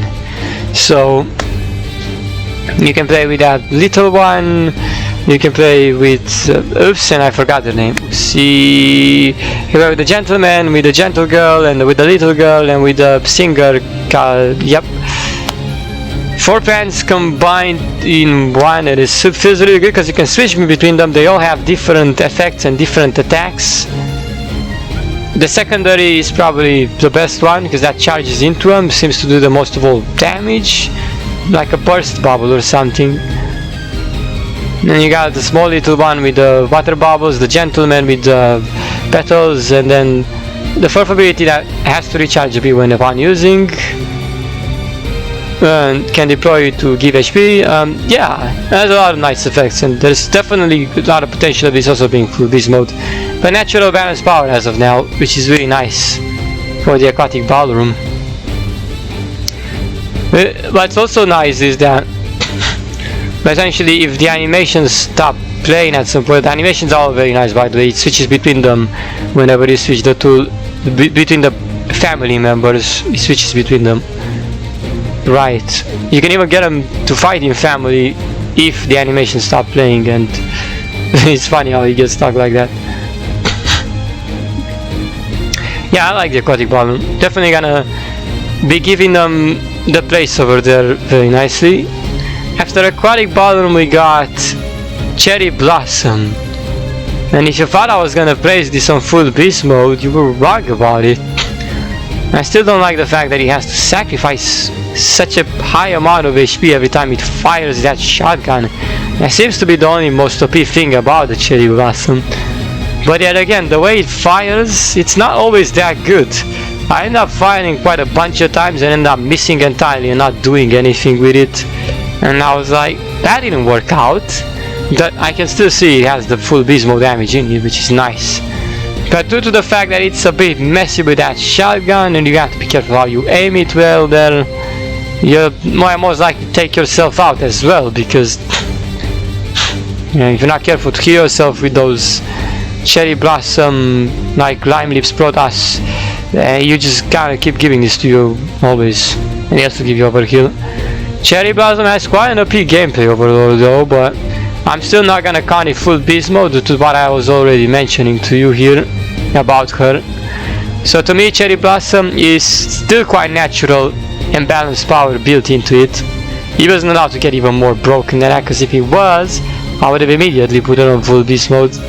But there you go, this should suffice. She's got a good place over there, so that is good. Yes? Oh, okay. After the Cherry Blossom, we got the 2 plants, which is one and the same, but the other one is the upgraded form of that plant. So Blooming Cosmo and Blooming Cosmo and Mystic Comet.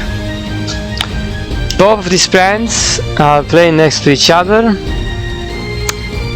with Misty Comet being better than Blooming Cosmo due to the fact that Misty Comet has the slow down effect, and the stars falling from the sky are still good because okay, let me just compose my thoughts. It does a lot of damage to zombies whenever you hit them with the stars falling from the sky. Nice. Has very good damage built into it, like really good. Then puts them to sleep. Then you can shoot more stars in them. Then you can shoot even more stars, and you can just keep shooting stars at them and do a lot of damage. All I'm gonna say about it is that you can just shoot lots of stars at them, and it's very nice. You can even put them to sleep. Good. Kind of like what Shinobi can also put them to sleep without ability. It works similar to Misty Comets here. Because well,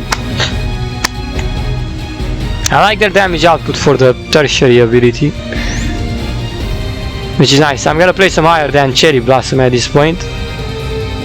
Very natural balance power they have, which is nice. They're not quite gonna go full beast mode yet, because I feel like they might be not as full beast mode as you may think, but they're still quite natural and balanced power in them, so they are good. They rank up really high.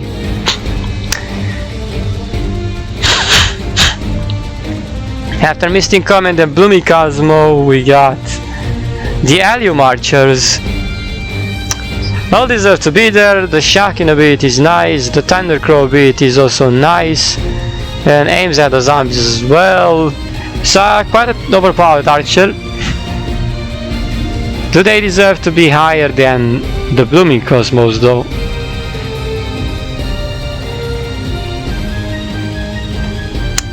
Well, not much of a difference. I guess maybe they can be spamming their auto move a lot more often than Misty Comet can spam her star move. Yeah, okay. After the Allium Archers we got my Fairy Tulip. Fairy Tulip, really good. Nice work. I really am happy to have you here because your rainbow attacks are crazy like usual. Even though the only attack you can do is the lasery rainbow. It's okay, it's still a good attack. The rainbow circle regenerates your HP quite fast as well. You get to make lots of rainbow coins for yourself, so lucky you. And you can fly around nicely too as well.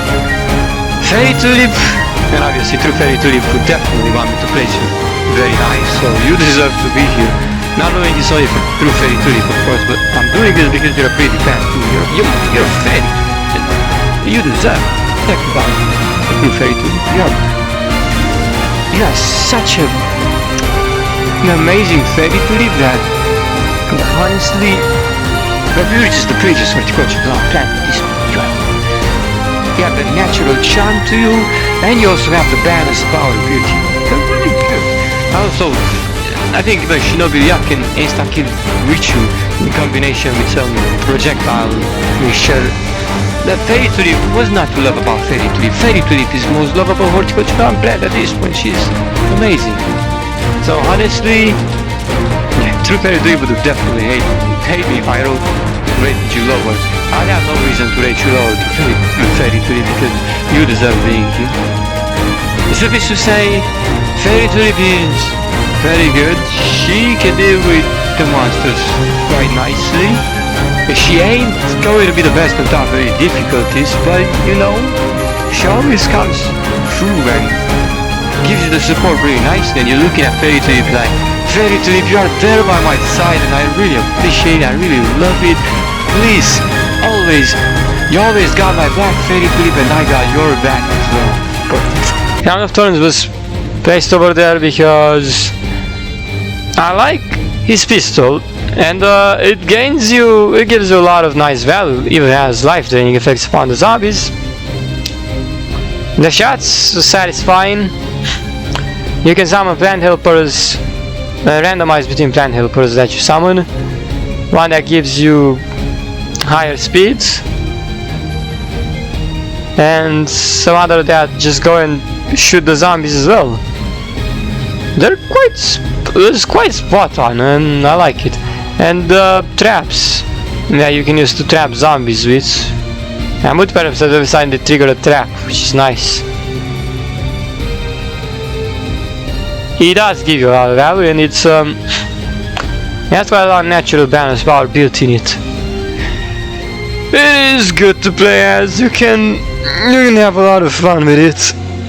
Crown of Thorns, good job. After Crown of Thorns we got the Startler, which is rated higher than Crown of Thorns. The fact that he has the Zodiac ability, which can be spammed repeatedly. I will not consider it full beast mode. First of all, the main attack doesn't even quite hit properly. Always was like trying to aid the main attack.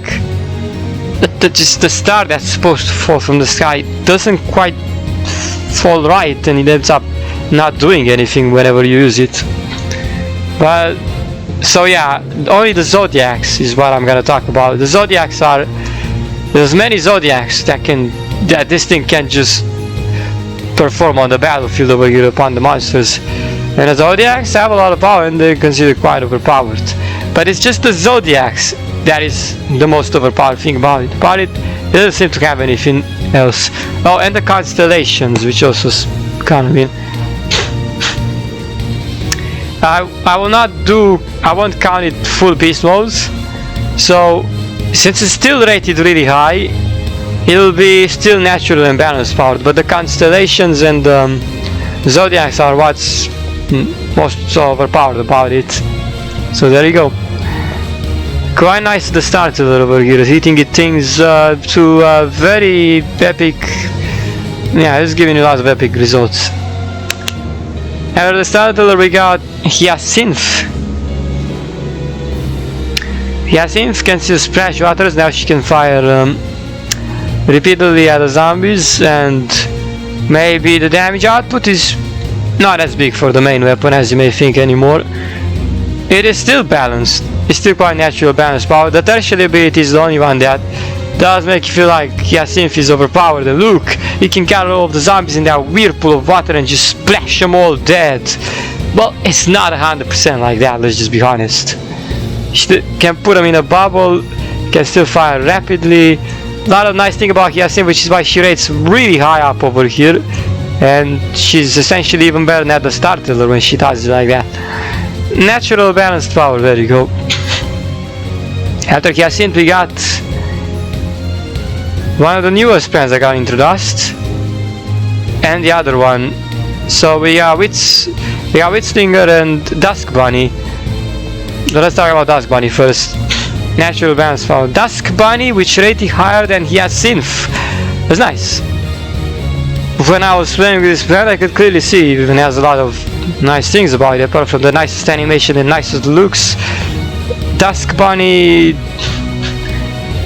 certainly a very unique plant, I'm telling you.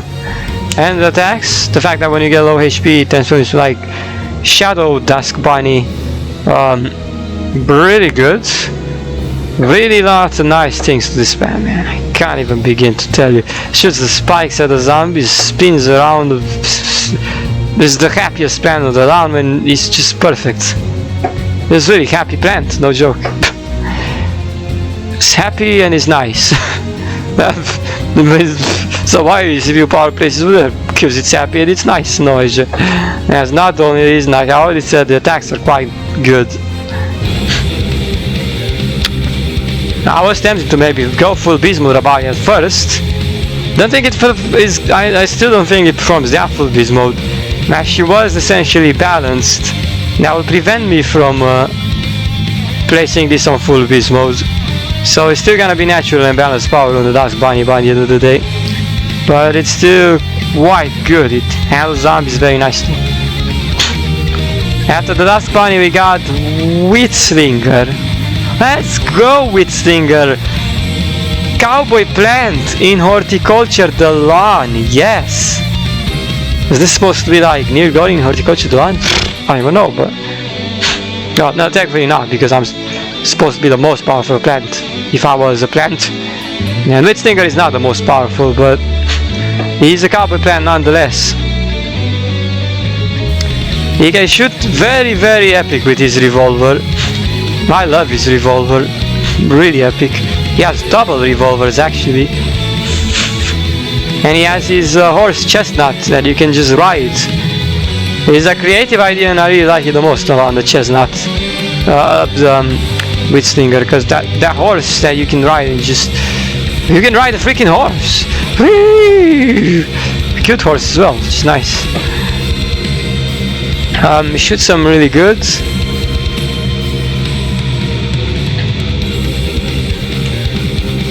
He's quite a skilled fighter. So Witslinger, you're definitely deserving on that place next to Dusk Bunny. I really like your cowboy. Yeehaw! This is what I'm talking about. I dig the cowboy language any day. You can definitely go that high in my opinion. Like, a lot of things that are making you quite fearless, which is nice. Natural balance power, cowboy, yeehaw! Mr. Bell, one day I could even see you on the full beast mode eventually. Who knows, maybe you'll be getting buffed as well, we'll see. As of now though, you have quite a natural balanced input into you, which is nice. Yeah, the makings of a yeehaw. It's like, this cowboy is no joke. Good. After the Witslinger we got Lotus Dancer. You stepped down a bit, Lotus Dancer. Your HP was nerfed. That didn't need it to happen because you 1000 HP is what we all love to have. You actually were placed on full beast mode before. With the loss of HP, I placed you lower. Oopsie. Sorry, to be honest, she still is full beast mode, but now I just feel like she's become a bit more lame to play as in general, and she still moves quite slow. You have to get closer to the zombies all day. The water elemental has complete immunity over it, pretty much. Apart from that, water elemental is also called Bubbly, who has complete water elemental immunity. Yeah, Sim also knows about it. It's a good thing those Lotus bombs are still working wonders upon the zombies. They do lots of damage to them, which is very nice. That's quite a big damage input when you do it like that. Has a bit of cooldown because you can't just deploy bombs endlessly. You have to first stash them with the watery dance and then stash them with the yeah. Lotus Dancer rates quite highly still, so she is still good and she still deals the zombies very nicely. I feel like she's still quite natural and balanced power into her, which is why I may not place it on full beast mode anymore. Next to Lotus Dancer, rated higher this time around than Lotus Dancer. Quite interesting. I guess that reworked Adult Christian worked a bit, you know what, Angry? I'm definitely allowing Adult Christian to go a lot more higher right now this time around. He is good with his sword attacks right now. I'm glad he's finally been reworked and made a lot more nicer than how he used to be in the past. Adult Christian essentially is a lot more overpowered. He is still quite have natural balanced power, even if this did a lot of damage to the bosses. That is a nice thing, but I don't think I'll consider him full beast mode still. That is not enough. It is not enough to consider him full beast mode, but he can perform really good in combat as he has a lot of natural balance power into him. So good job, Adult Christian. Step up your cards and look at how high up you can get. It's just perfect. After Adult Christian we got Ilema C. I played with her and I thought, you know, since I have to invest freaking Robux into you and you would be very overpowered, I still don't think that it goes like this, as you have once again, you've been balanced too, so you wouldn't be the most OP, because Angry Sun would have not liked you to be the most OP, but I still feel good. You've been given a lot of power, and the attacks you can do with that staff and the effects you can get access to, the E and Q abilities, it is quite nice. I think I even seen a couple of insta-kills over there. So Muspan has a lot of surprises behind it. We don't know just yet what he can truly do. We know that we played with it, and we know that it did display quite a lot of nice skills. I'll place on the natural balance power from now, as I didn't end up getting the more overpowered vibes from you, but you've shown me quite some interesting things. Now you're still a melee plant, you gotta get in there very involved with your gameplay, and if you get handled too quick sometimes, this just gets you to feel a bit too natural and balanced, in my opinion. Natural balance power for ILMRC, although I had to invest Robux into it. Well, it's fine. Maybe there is Sofa one day she might make you full beast mode, the most powerful plants in the round, but not today. Today she's rated natural balanced power. After ILMRC we got Black Hole Flower, rated higher than ILMRC. The fact that you can attack zombies to the black hole, you can then fire at them. This handles them pretty goodly and also makes sure you are protected 100%. And now really higher in general because Black Hole Flower is that good. Still natural balance power, you gotta wait in between reloads the main attack to do the black hole again. It can still be spammed quite nicely. After Black Hole Flower we got Marigold. Marigold was definitely downgraded after the nerfed gift bag. And I feel like now it's a lot more reluctant to give less gifts, and the gifts you're most often getting for it are probably not gonna be the gifts you're looking for all the time. If you wanted this thing to give it multiple plans, this still remains one of the only plans that just can give a wide variety of tools to pretty much every horticulture plant over here, which is really a blessing at this point. But it can be hard to make work with it and combine it with all the plans, which is why I even kind of gave up on it, because I was like, then it's just. But look, the give back doesn't want to always cooperate, so I can't always make it happen. So most likely Marigold plays with herself with the gift bag, and most likely wants all the gifts for herself. I don't really feel like. Alright, she still got rated super high there, really high. But she's natural balance power right now, especially since she used to be that full beast mode and overpowered before. She definitely was up there, and now I can't place her there anymore because the evil contracts, the things I used to spam the most, and the laser cannons are now essentially ruined, and I can no longer have that sort of gameplay with this. If it weren't for that, Marigold would have never been lowered down to natural balance power, because she was never natural and balanced. She was always most powerful plant on the lawn at this point. Now Marigold, things have changed. Your gift bag received the nerf, and you know, now we're not as gifted as we used to be anymore with you. Yeah.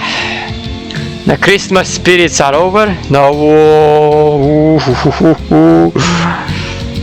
But she still rates quite goodly there, even though she's been dropped and she's no longer getting up to full beast mode anymore, most powerful. That's sad. Sad to see her go like that. But she's now natural and balanced power nonetheless. After Marigold we got Moonflower. Let's talk about Moonflower, another new plant, and she's rated super high, man, and she made it the highest of all the newer plants we had so far. Moonflower, my dear, you've done it. And Angry-san was showing this to me as well, that look, CPU, look how many celestial volley you can do upon the monsters, and look how OP it goes like that. I've seen it. It is quite nice, quite overpowered on the damage. But it's not full beast mode. It's still not full beast mode. And it has an annoying effect that disables the Necromancer. For some reason it only has that effect on the Necromancer. Where the Necromancer gets affected by it, most plants that shoot projectiles at the Necromancer will no longer be able to damage the Necromancer. So essentially you have to go melee plant to destroy the Necromancer, because the Necromancer is engulfed in a light. He is covered in solid light. I don't know how to call it. The necromancer is cursed by moonflower or something, and he cannot move. She cannot move. She can't do anything. So that you can't damage the necromancer. I'm not sure why there's no more damage input there when moonflower does that on the necromancer. It's confusing. The necromancer aside, I've seen that necromancer handles the minions really good, and she's putting them all down the ground. Top elite difficulties, however, she will start struggling a lot more because her damage output is still balanced. She's not allowed to go past that damage limitation that she's placed under, which is why I cannot play. She is close. She is really close to be placed full Bismo. She is that close, but you cannot, because the damage output doesn't allow me to place her higher. I've seen myself on top elite difficulties. It does not perform as full beast mode as you may think anymore. It does low damage on those difficulties. If it were allowed to have broken damage output, this would have been full beast mode and potentially also most powerful plant on the lawn. I can see that happen, and as of now I am not seeing it. But the natural balance power is still built into her, and she still gets the job done nicer than most of the other plans that she has clearly overthrown at this point. So the fact that Angry Sun worked on these attacks for this plan really nicely like this has definitely made Moonflower rank up really high, extremely high. She's on 4th. No, she's on 3rd place. Moonflower is on 3rd place on natural balance power, so I put her really high for this. The Celestial Volley goes crazy everywhere. You can summon lots of these, and they target the zombie immediately. Like, they're aimbotted 100% on the zombie. They're really fast. It's really good. Moonflower, nice. And I feel like if you were a player that liked laying back and just going with something more relaxing and that you don't have to get involved much, this is the plan for you over here, because you can just stay and do Celestial Volley. Will just do everything for you, and yeah, it's perfect. Alright, I'm happy with Moonflower. I'm very happy with her. If she can just get that damage buff that I'm talking about, I'm putting her full beast mode and most powerful brand. Only if she gets the buff. If she doesn't get the buff, well, she might just stay here. Angry Sun, are we gonna buff Moonflower even further? Ooh, oh, we'll see, I guess. And we get 2nd place Jasmine, natural balance power. Why isn't the Jasmine next to Witchflower Jasmine? Well, it has no effects compared to Jasmine, which had the poison effect and the flaming effect. She's still full beast mode, so this was next to Witchflower Jasmine, obviously, but I decided just to put her a bit more lower, just because it's just Jasmine, and because Witchflower Jasmine is better over Jasmine. Yeah, what do you want me to do? She still does most full beast mode damage. Explosions destroy damage the zombies pretty much immediately. So yeah, what's not to love about Jasmine except the slow ass speed and the fact that you can get overwhelmed really quick. What's not to love about the broken damage, so that is perfect. After Jasmine, 1st place we got the one and only Corn Sentry. Corn Sentry's attacks turned out to be top edge, and clearly made it 1st place on the natural balance power over here. I like the corn ability. I like the I like all of that because I'm digging that gameplay 100% any time of the day. This Corn Sentry gameplay, which is why I'm placing him really at the top over here at this point. He gives you the complete package of shooty on the Horticulture monster over there. He's been decked with the most flawless moveset. Yeah, pretty good, really good. He still has natural balance power, which is why he's not allowed to go full beast mode just yet, but he's getting close. I feel like if he gets buffed on the damage he's able to do and essentially do even more damage to the point where you can consider him overpowered even on top elite difficulties, he might become full beast mode and most powerful plan on the round too. He is first place in my book over here. I will allow him to be first place. So Corn Sentry and the Burnt Bandit costume for Corn Sentry as well, which is also the new costume. So there you go, I really love it. And that Burnt Sentry costume has so many nice, epic western sound effects. I love it. So I think definitely Corn Sentry deserves to be first place here. Maybe even Moonflower deserves to be first place as well, but I just like the fact that I can shoot with Corn Sentry and armor like that. So that's why I'm putting him first place. Amazing, didn't even see that in mind. Moonflower is here third to second place here, which is great. Oof, with this being said, this was the longest segment on the world tier list because, like I said, the vast majority of horticulture talent plants are able to qualify here because this is just where most of the plants go. This is the middle. It's the middle, you know, the plants that I told you, they're natural, balanced power beauty.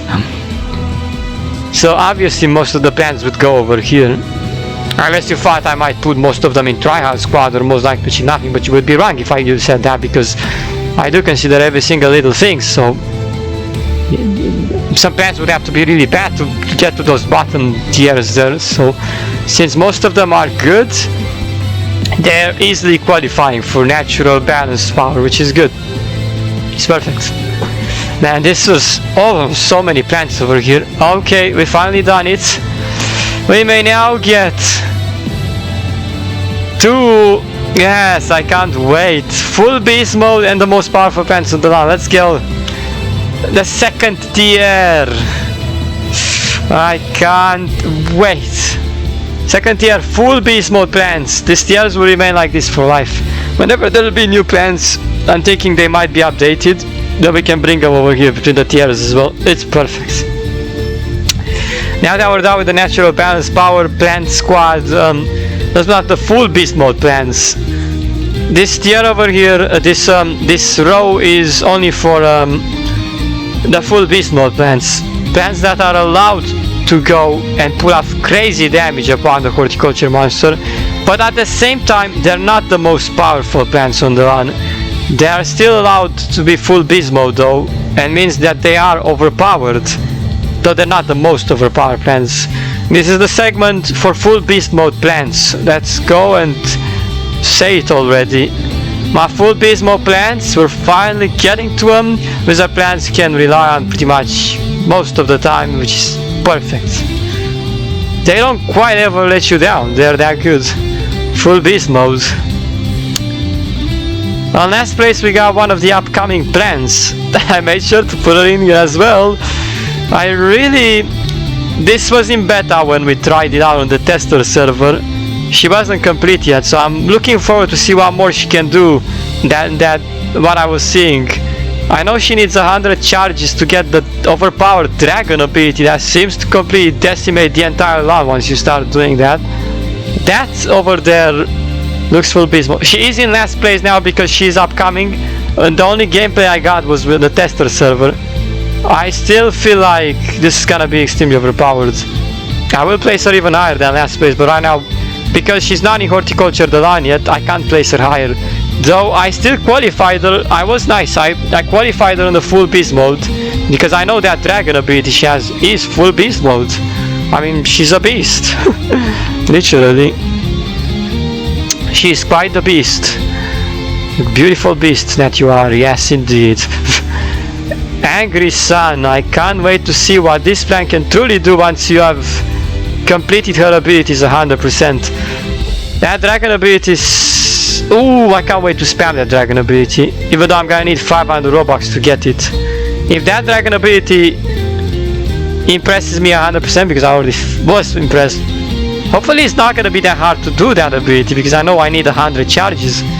So, and I need to get damaged by the zombie every time to charge up this plant, right? Yep, I need to get damaged by the zombie. I'm concerned that I might be getting killed a lot. Maybe I hope you give this thing a lot of HP, because he had 750 HP when I tested around the server. I don't want this to die too quickly. I need that dragon in order for this to be most full beast mode. Because I think that without that dragon ability, this will not be full beast mode whatsoever. So essentially only if I get the dragon ability, then it is full beast mode. Yeah, I really hope you give this 2 abilities that I can technically, maybe one that even allows me to heal myself as well, because this is built around taking damage until you can unleash that devastating dragon attack upon the monsters. Now I'm looking forward for it. If the gameplay is as full beast mode as it gets, then I'm definitely happy with Draco. Not Draco. Oh, what's your name, plant? Definitely. I placed. Let me see. Draco, right? Snapdraco. Oh yeah, like Snapdragon, Snapdraco. I definitely can't wait to play Snapdraco even higher here on the full beast mode. She's already here. I'm already ready to make the best and most full beast mode moments with her. Snapdraco, my dear. CPU power is waiting for you. Let's do this. Indeed. Oh yes. Snapdraco for life. Let's do this. Maybe she'll cost 150 Robux when she comes out.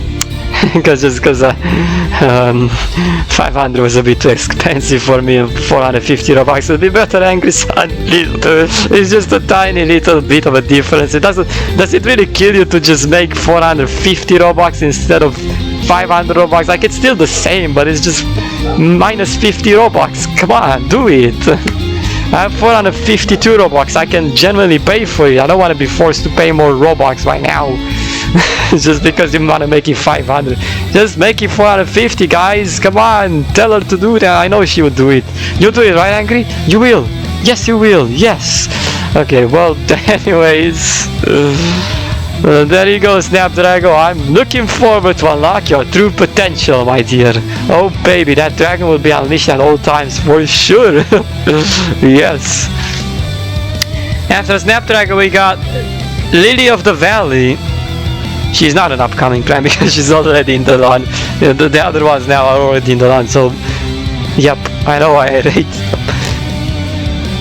So, Lily of the Valley, how does it feel like to be finally rated on full beast mode raw after all of this time? Like, I've actually generally considered your ghost to be the most overpowered of all the summoners in the game. You are still really good.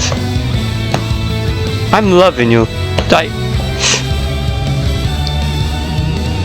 I gotta congratulate you because your ghost abilities are just so good right now.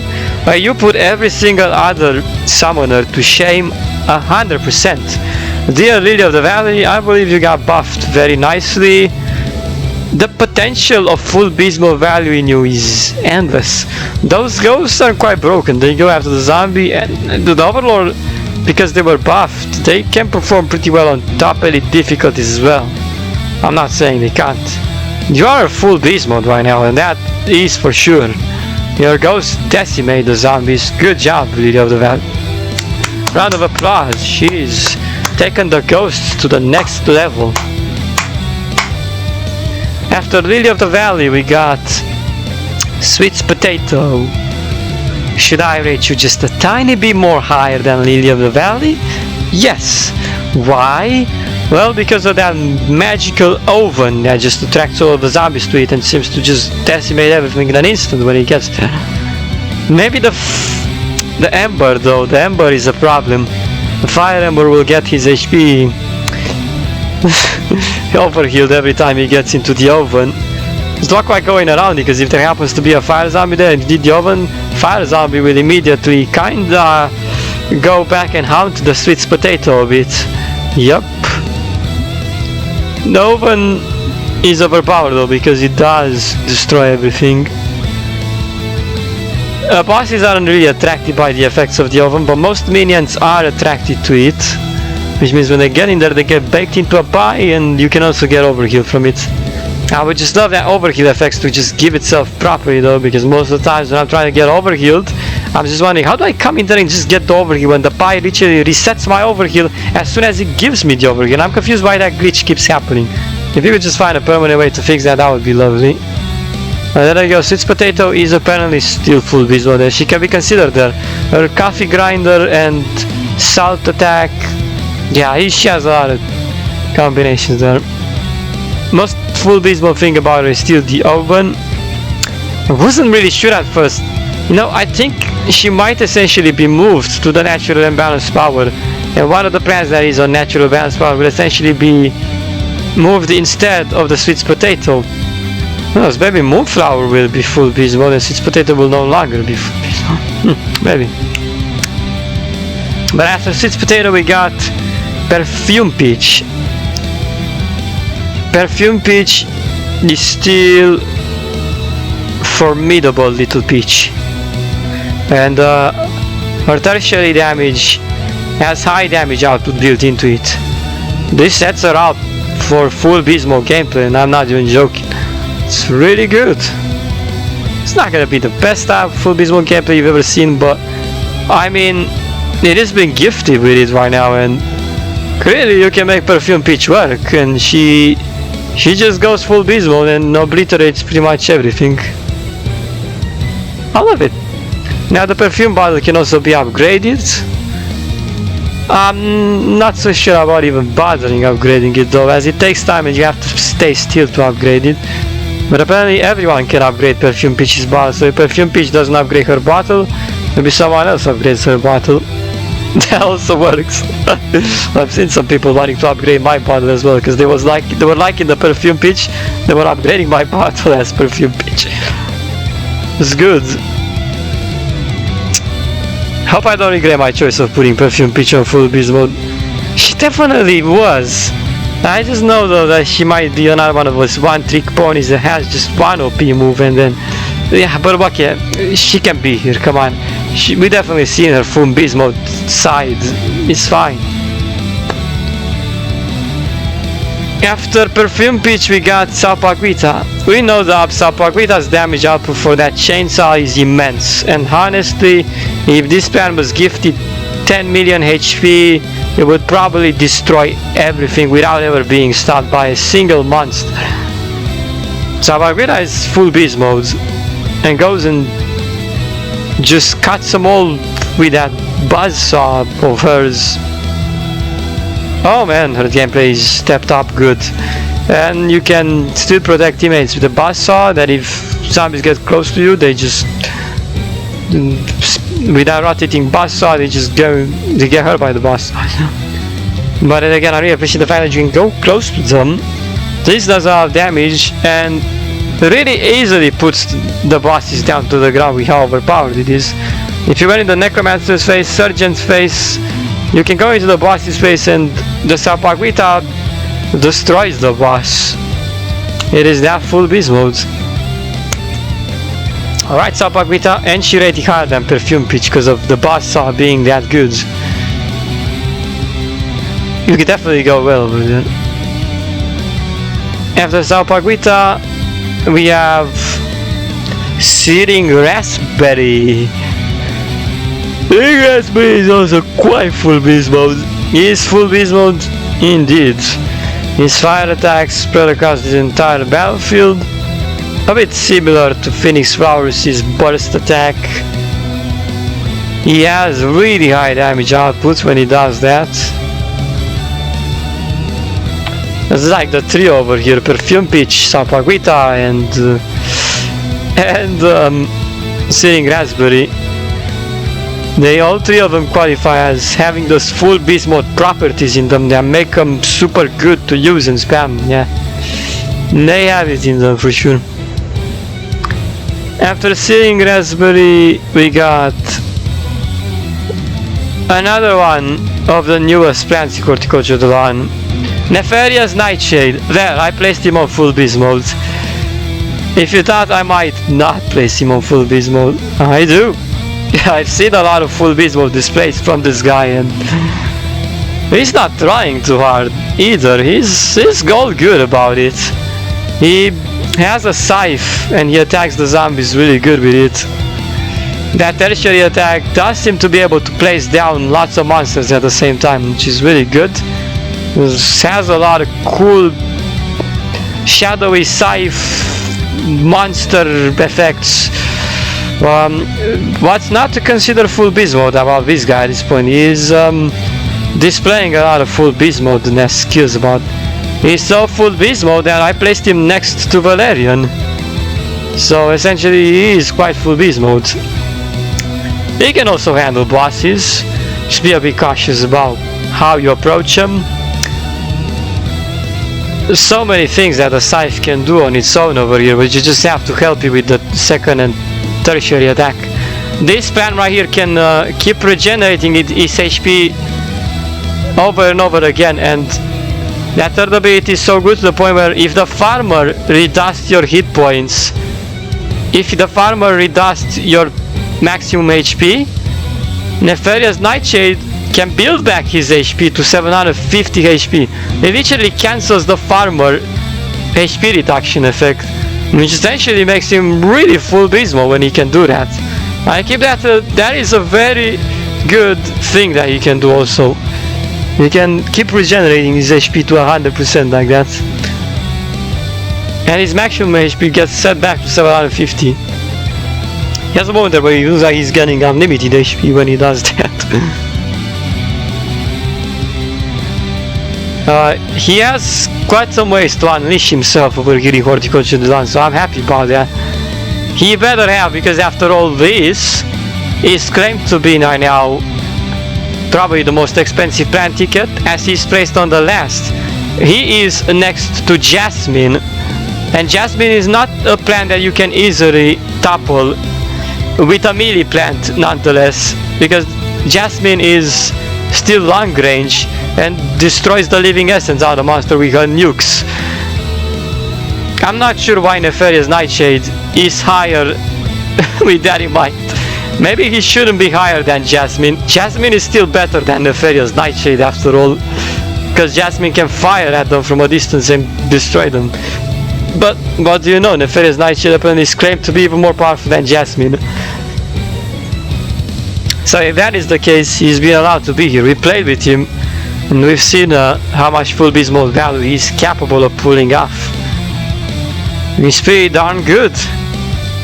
But top 8 difficulties are always gonna get the better of him, because he struggles there.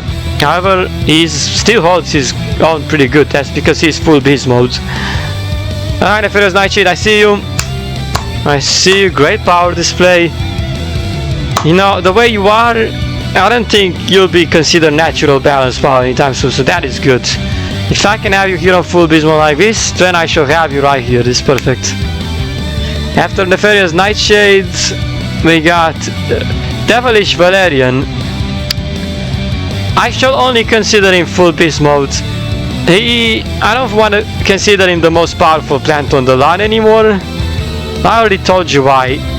He stopped being the most overpowered plant on the line ever since he lost his right to spam the sacrifice tool repeatedly. And now he can spam it only if he survives for that long. Then he can only use his sacrifice tool. This doesn't really bode well for Valerian anymore, because that essentially is what made him the most OP powerful plant on the line.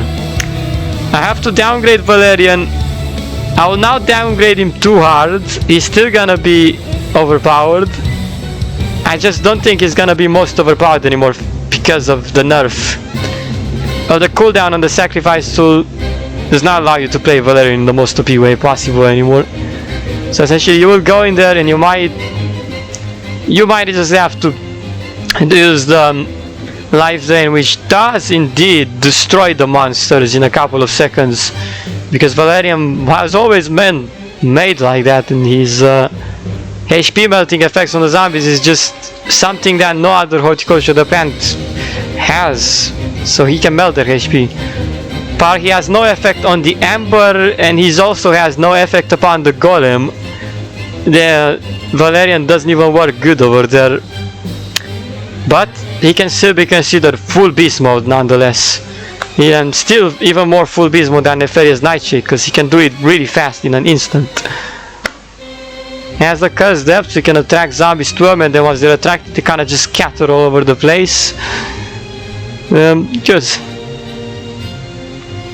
Now look, we have over here next to Valerian, and And yeah, it's like the duo, literally Shimmering Shamrock and Gilded Shower, managed to get full beast mode from me over here. Good. Like, honestly, didn't thought I'm gonna end up placing them this high, but they rated this high. Look at them.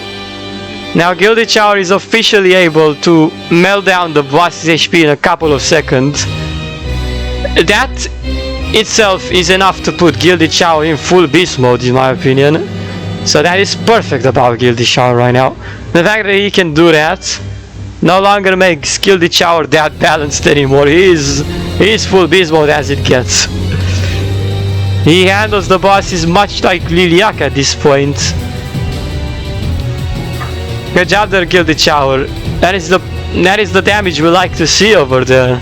That is exactly what shall make you full beast mode right now. He is 3rd place, and even ahead of Valerian, who is 4th place. Gilded Shower made it past Valerian, but it's insane though, literally. Made it past Valerian, past Nefarious Nightshade. You made it past many events. Now Gilded Shower is quite a fierce against bosses. And against minions too, if you can aim for them properly. After Gilded Shower, we got 2nd place. Look who we got here, it's Shimmering Shamrock. He's 2nd place, right next to his nephew, Gilded Shower. Very funny, right? How they both landed next to each other. I feel like his gameplay was on point. Because those clovers that he keeps summoning around, some literally buff up your speed, some go for the zombie, the black clovers, and just attack the zombies. That is good. I don't like gambling that often because I don't want to gamble myself to death by accident, which is why I'm probably just gambling 1 or 2 times, then I stop gambling. But I'm mostly using the pistol ability because it's that pistol that looks like it's embraced with true fairy tulips, rainbows, and that pistol ability is on point because, well, maybe not having the biggest of all damage value, it is full beast mode nonetheless, because you can keep spamming that slot machine. That slot machine just keeps giving you lots of useful things like cherries, coins, and bananas and raspberries. You get lots of things from that slot that can benefit you. God, I love that guy when it comes to that gameplay. It was pretty fun to play with. I'm gonna have him full beast mode because I think like the things he can do are totally making him full beast mode right now. I'm not saying he's a match for the top 80 difficulties, but he's definitely full beast mode, that much is for sure. He can handle most things on his own at this point. He is good. Much like Gilded Showers, which is perfect. In fact, we place Gilded Shower 2nd on him first. This 3rd, nah, it's fine. The fact that Shimmering Shamrock was a match plan is automatically better than Gilded Shower because he can do all of that amazing stuff that he can do. Is perfect. Well, hope Shimmering Shamrock is definitely satisfied and happy to be over there. That is a super high position for him to be in. He's 2nd place on full beast mode. Like, he literally went past Valerian, he went past many other plans that we normally have past him. He's no joke, no joke. Shimmering Shamrock, the richest of all gameplays now, yeah. That's rich. 2nd place full beast mode, eh? Good, man, good. And then we got 1st place Witchflower Jasmine. Although I don't even quite use her that often anymore. I could have put Shimmering Shamrock first. But no, because the Witchflower Jasmine still has the blasting effects that completely decimate a large crowd of zombies in an instant. So which is why she's still 1st place over here on full beast mode. Not really comparing that, it's hard to get to the Jasmine like usual, but I like the amount of splash that he has. She just puts everything down the ground in an instant overall. Witchflower Jasmine is obviously the most full beast mode here. She's 1st place and she does look like she runs the whole place right now, yep. Really good. And then I guess we can just let the other Jasmine on natural and balanced power. Wow, the Witchflower Jasmine is first place on full beast mode. Great. You can even call Shimmering Shamrock first place if you wanted to, but anyways, we'll just give them to both at this point. That should be it for the full beast mode plans. No other plans have qualified because I liked it, the road to be perfectly just like this. Do you want to add any other? So the rest of the plans are mostly natural balance power. Oh, full beast mode plans, you're great. There's the full beast mode display that I'm talking about. Right, are you ready to move on to the most powerful plants on the lawn? My favorite. It is my favorite row. My favorite of all segments over here is this one, obviously. We already did this. I did this before I even made the tier list. I already decided which ones were the most OP plants on the lawn. And here you go again. Make no exception. These are the most powerful plants on the lawn.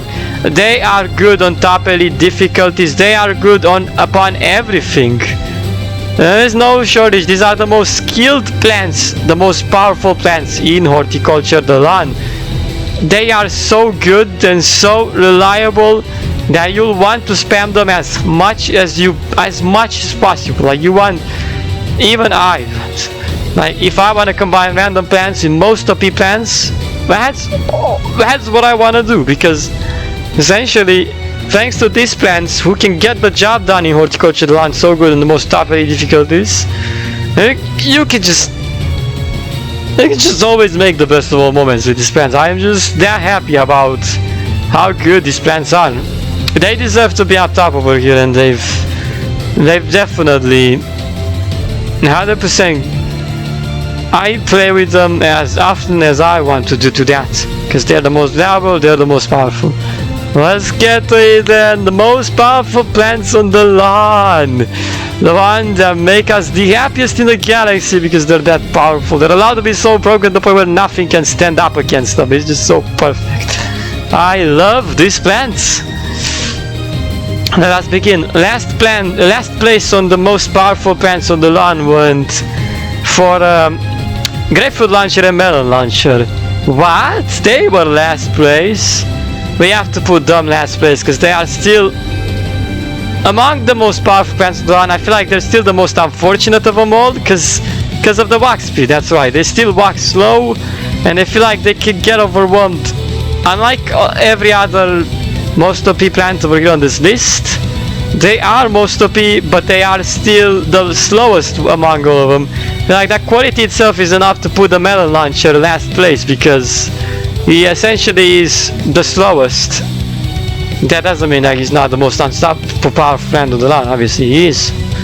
Melon Launcher and Grapefruit Launcher are both over there, both most powerful, but sadly they'll be getting last place over here on the most powerful plants on the lawn. The Melon Launcher skills are still on point. They launch those projectiles, they do so much damage and splash, they decimate everything within a couple of seconds, so that is really overpowered display, most OP from them. I really love that. A lot of times we even used to play this in a combination with some laser hand cannons in the past. Speed increment. They even helped me get to difficulty 10, they were that good. Some Melon Launcher and Grapefruit Launcher happily accept your position over there on the most OP plant list on the lawn, although you may be placed last place because of the lack of speed you have, but that is fine. Really, it doesn't matter what place you're getting over here. For as long as you've been placed on the most OP plant list, you're always gonna be most OP. So even if you're last place here, like Melon Launcher, still most powerful plant on the lawn, so it really doesn't affect him whatsoever. Yeah. Now, Flying Agaric. That is right. Next to Melon Launcher and Grapefruit Launcher, we literally have the one and only most OP flying plant in the game, Flying Agaric. I still love how he remains to have quite a broken damage output too, because I just really love it. He's even able to take on the bosses with no literal. Taking on bosses is a big feat. And the fact that he can take on bosses without even suffering any damage, because he stays at the top of all of them. He flies up, he flies, he doesn't ever drop down to the ground. He's perfect. Now I feel like he definitely make Bucko Patch proud, because Bucko Patch used to be up there, but now Flying Agaric has taken Bucko Patch's place, and he's been placed as the most powerful plant on the lawn. And like, I definitely do not regret this choice, because I've been playing with Flying Agaric a lot. Flying Agaric is really good, like, believe me. He is among the most powerful plants on the lawn. Make no mistake, he is not balanced. He is most powerful. Flying Agaric is really powerful. The fact that he can just go up and rain all of his projectiles upon them, they do a lot of damage. He doesn't hold back. He is full beast. He is the most powerful plant on the line. I'm gonna give it. I feel like he's even better than Melon Fruit Launcher and Grapefruit Launcher. Flying Agaric is essentially that good that he can topple the Melon Fruit Launcher and Grapefruit Launcher. I have no business with this. Honestly, he deserves to be here right now, because he still allows me to fly and drop bombs on the zombies. Like, they're so good. I know I've said most OP plants still struggle with the golem, and essentially Shinobi is the most OP one against the golem. That doesn't matter though, because everything placed over here can deal with the boss within a couple of hits, and the Flying Agaric can as well, so this is just perfect. You can also dive bomb into a group of zombies, which is super satisfying, and just gets them down. It's like, this Flying Agaric is like a mini golem that just comes and slams upon the zombies like that. And just... But what's not to love about Flying Agaric at this point? He's made himself for the 100%. He's most overpowered. He topples the competition even upon the toughest of all difficulties. He literally performs. I've seen him. He's good. If he's good on top of the difficulty, he's good enough to be the most powerful plant on the lawn. He flies upon all. He doesn't even get hurt. Yet his gameplay is on point.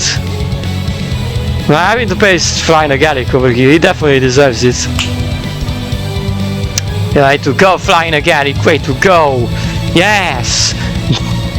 After Flying Agaric, we got Electros and Electros Ultraviolet.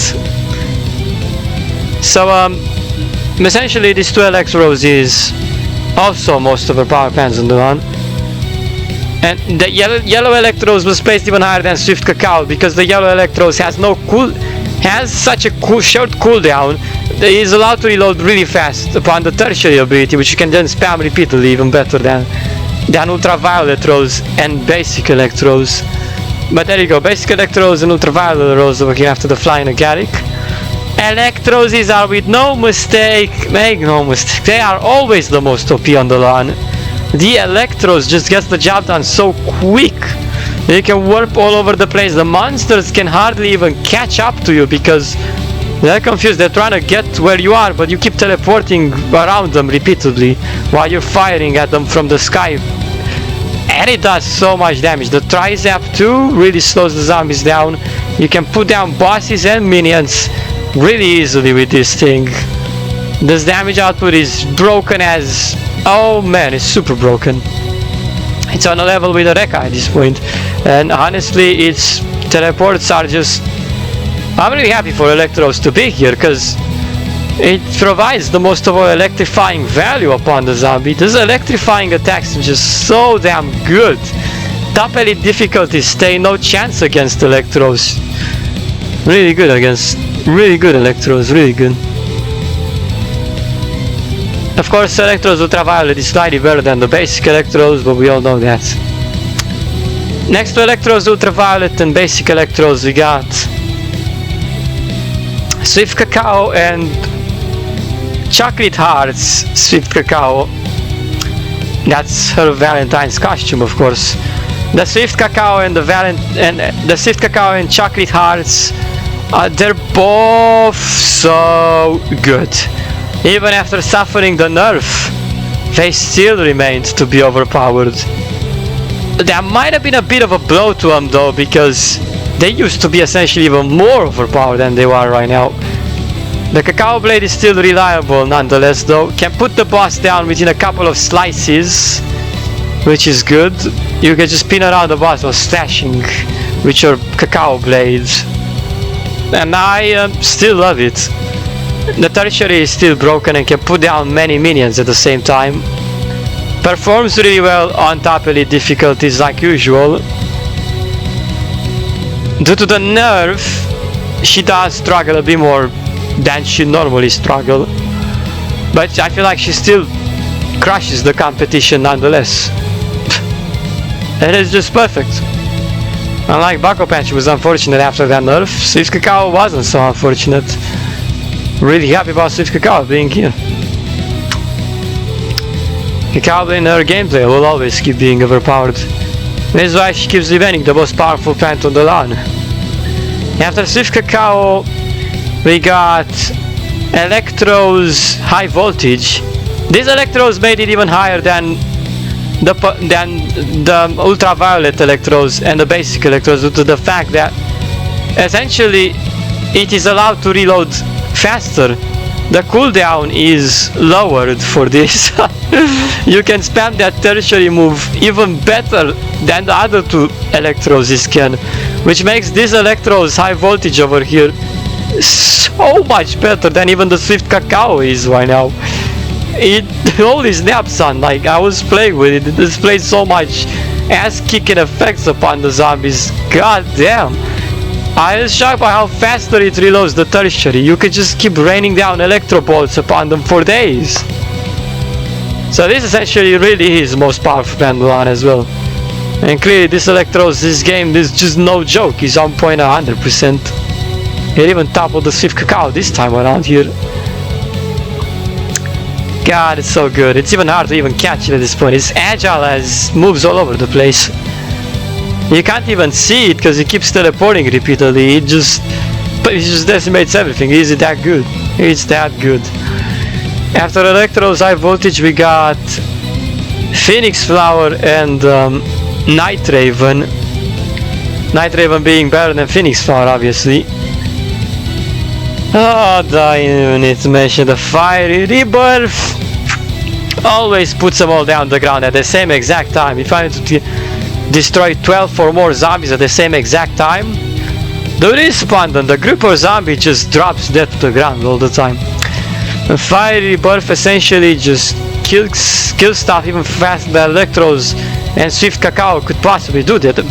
The Night Raven and the Phoenix Fountain, that's just so good with the flaming attacks. They have the best flaming attacks in the whole game at this point as well. I'm just so happy with them. Though the fly tool was nerfed, I don't really find them any less broken from the third, because obviously the third attack still remains the same. And can instantly regenerate your HP every time you use it. The cooldown is not that long either, so this thing can be spammed all day. It's good against bosses, instantly destroys the Necromancer just in one hit. Man, just Fire Rebirth on the Necromancer puts her down to the ground. She cannot do anything. This has insta-killing effect on lots of bosses as well. It destroys the minions instantly, destroys bosses pretty much instantly. What is not to love about the Phoenix Flower and the Night Raven? It literally just wait one point. They rank up on 6th place over here. Really that good. So good. 5th place goes to Shinobi Liliac and Liliac. They are good against golems, they're good against every sort of boss in the game. They're the best against bosses. I cannot live without Shinobi Liliac, because I feel like then I'll be losing the way.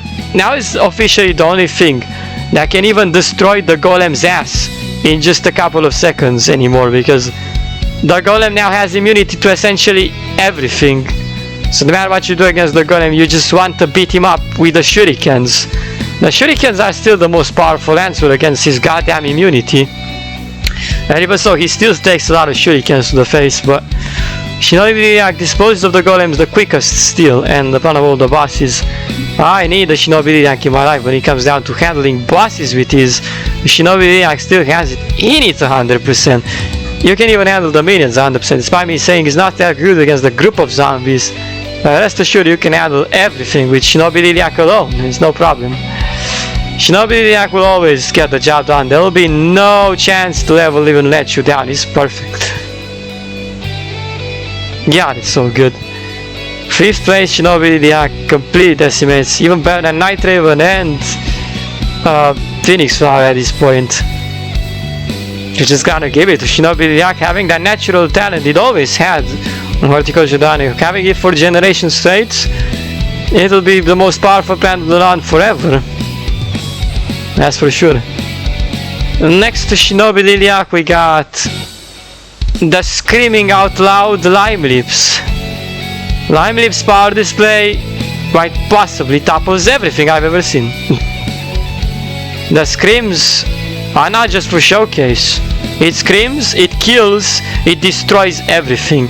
Even the bosses you scream at can die in one hit. Necromancer, screaming the Necromancer's face, dies instantly. The Necromancer dies instantly. Like, it is that good. I don't even need to bother about anything. You can even glitch in speed. Same with Areka. Dude, it runs all over the place and it screams at everything. It kills everything instantly. It's good against handling crowd of zombies, it's good against handling bosses, it's good against absolutely everything. There is no downside to Lime Lips whatsoever. Or maybe there is, but I'm not gonna say. But this is incredible. It destroys everything. It just destroys everything. If you've never thought screaming at zombies is so overpowered, well, Lime Lips will definitely show you how overpowered it can be to scream at zombies all day. Lime Lips gameplay is the most godliest thing you'll ever see at this point. When it comes to just Lime Lips is like, wow. Those screams are clearly something else. Most powerful Pandalon over here to Lime Lips as well, and she clearly deserves it. Let's move on to 3rd place after Lime Lips. We got Omnipalm Areka. He managed to get ahead of Lime Lips because he's even more agile than Lime Lips is. I don't think he can kill zombies as fast as Lime Lips can, because when Lime Lips comes out, sounds like Lime Lips just keeps destroying everything around it a lot more quicker than even Areka can. But essentially Areka is still faster than Lime Lips because it has the blaster,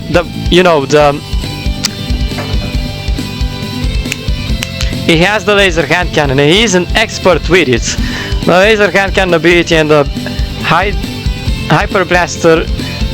Oh man, I can do that all day, cause like seriously, in Horticulture Areka is the most agile plant. He's allowed to dash, to move so quick. He can even glitch speed to move even quicker. He can go all over the place. He can run circles around the monsters. The monsters can't even catch up to it, as it is that fast and guns them down really quick. This gun that Areka has is the most blessed one in Horticulture Dawn, because it really allows you to get the job done so good. He handles bosses really easily as well. There is nothing to not love about Areka. Everything about Areka is just perfect. Apart from the fact that they got rid of the one ability he used to have in the past, was like the laser, the nail. But okay, I don't even need that anymore, fine. It's perfect like this. Areka just, the energy nail gun on him, yeah. He used to have an ability like that too, but I don't think you need it anymore because of as now you get the highest damage output with Areka as possible. This is the highest damage, absolutely, and destroys every monster on the lawn, deals with crowds, deals with bosses, deals with everything. That's how most overpowered pants on the lawn always do, and Areka knows it. Definitely deserves to be even higher than Lime Lips at this point, so Areka will definitely be happy there. 2nd place, Wire Bramble. The CPU, what? Wire Bramble was first place. Wire Bramble is not first place. What are you talking about? Really, Spew Power? You said last time Wire Bramble was the first place. That was in another dimension. In this one, True Fairy Tulip is first place. CPU Power, True Fairy Tulip is not in Horticulture the Lawn. I couldn't resist, I know. I put True Fairy Tulip. I picked an empty rainbow card and then I put True Fairy Tulip on it, and now we got True Fairy Tulip in Horticulture. But she's not in Horticulture the Lawn. It doesn't matter to me, like she is. She is, but you place it through Fairy Tulip first. I know. Well, if we're talking reality, obviously Wire Bramble was first place, I know, but if True Fairy Tulip was in the game, just to show you, she will immediately be taking first place, and Wire Bramble will be immediately second place.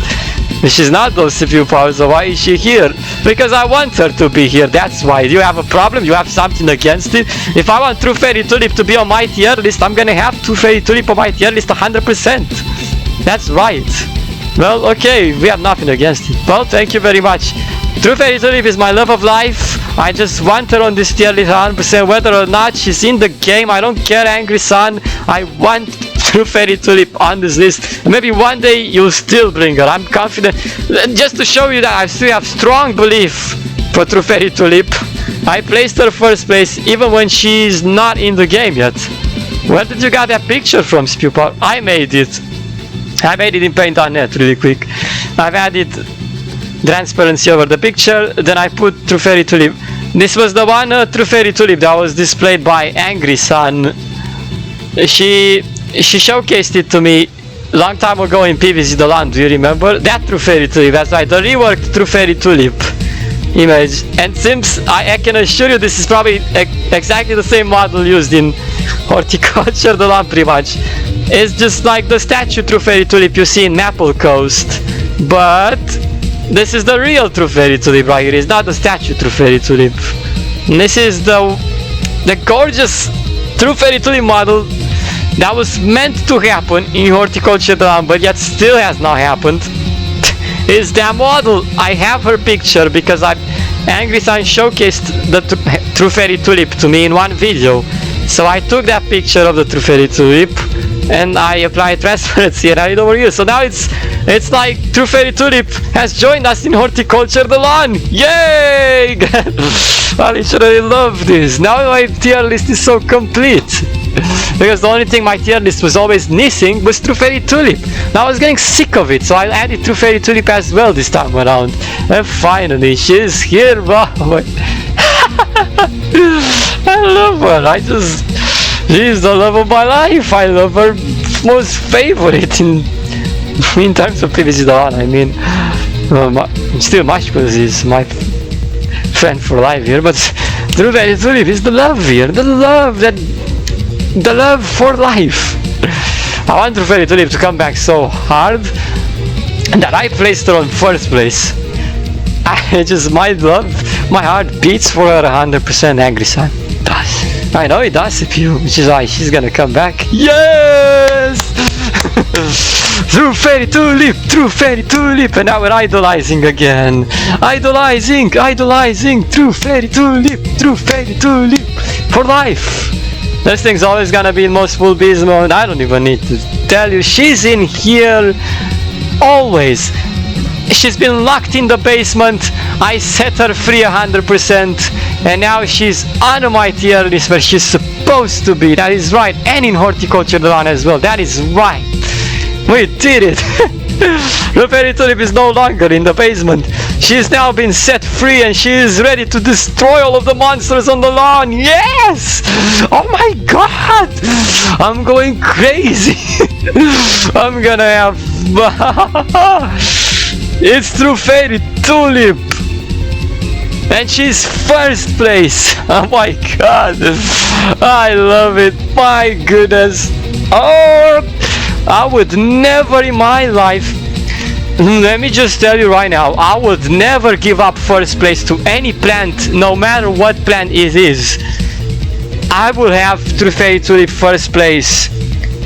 Always, like I'm telling you straight. I'm not giving up first place to any other plant. The first place is for True Fairy Tulip 100%. For my queen True Fairy Tulip 100% first place for you. Oh my god, I love True Fairy Tulip the best. I already said why Wild Bramble is second place. So he's second place because the discharge ability to manipulate his game to his advantage 100%, stop zombies in place and disable their stupid AI entirely. They can't even move, they're forced to just stand still. He discharges for a lot of damage, totally destroys bosses in one blow and destroys the group of zombies instantly. So he's absolutely perfect. But Wild Bramble, I don't even care.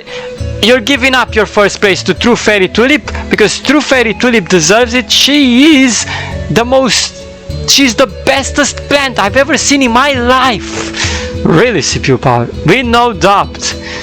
Without True Fairy Tulip, none of the things that have happened would have ever happened. I owe True Fairy Tulip everything. She is just perfect. Alright, CPU Power. First place, True Fairy Tulip. I want you to be in here. I know for certain when you come back, you are too holy to ever be nerfed. Like, there is no amount of nerfs that could even get to you. You are a god. You are better than Jesus Christ at this point. You are the god of this horticulture, the land right now, dude. Every plant aspires to be like you, and they're so jealous of you because they cannot be like you. You are that glamorous. You are that truly. You are that beautiful and rainbowish. You are everything for us all. We idolize you 100%. And you are just so nice that every time we see you come in there and destroy the zombies in the best way possible with your rainbow lance. Oh my god! You make me speechless, and I am so serious about it. I have so much admiration for your moveset right now and for you as a plant. You are the prettiest. You can even change color of the wings and your color like the rainbow. Oh, it's so good. Everything, and I mean everything, that True Fairy Tulip represents is with no doubt the best of all things in existence. You cannot possibly come up with something more better than Fairy Tulip. Let's all be honest right now. True Fairy Tulip is absolutely divine. She cannot be beaten. She just cannot. She is a god. She is a goddess. She is... Man,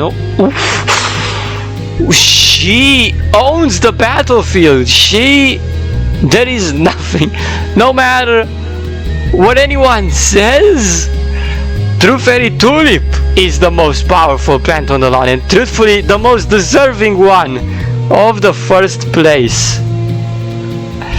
Oh my god, I'm so desperate because I'm like eagerly awaited to return, even if Angry Sun wasn't really gonna do it.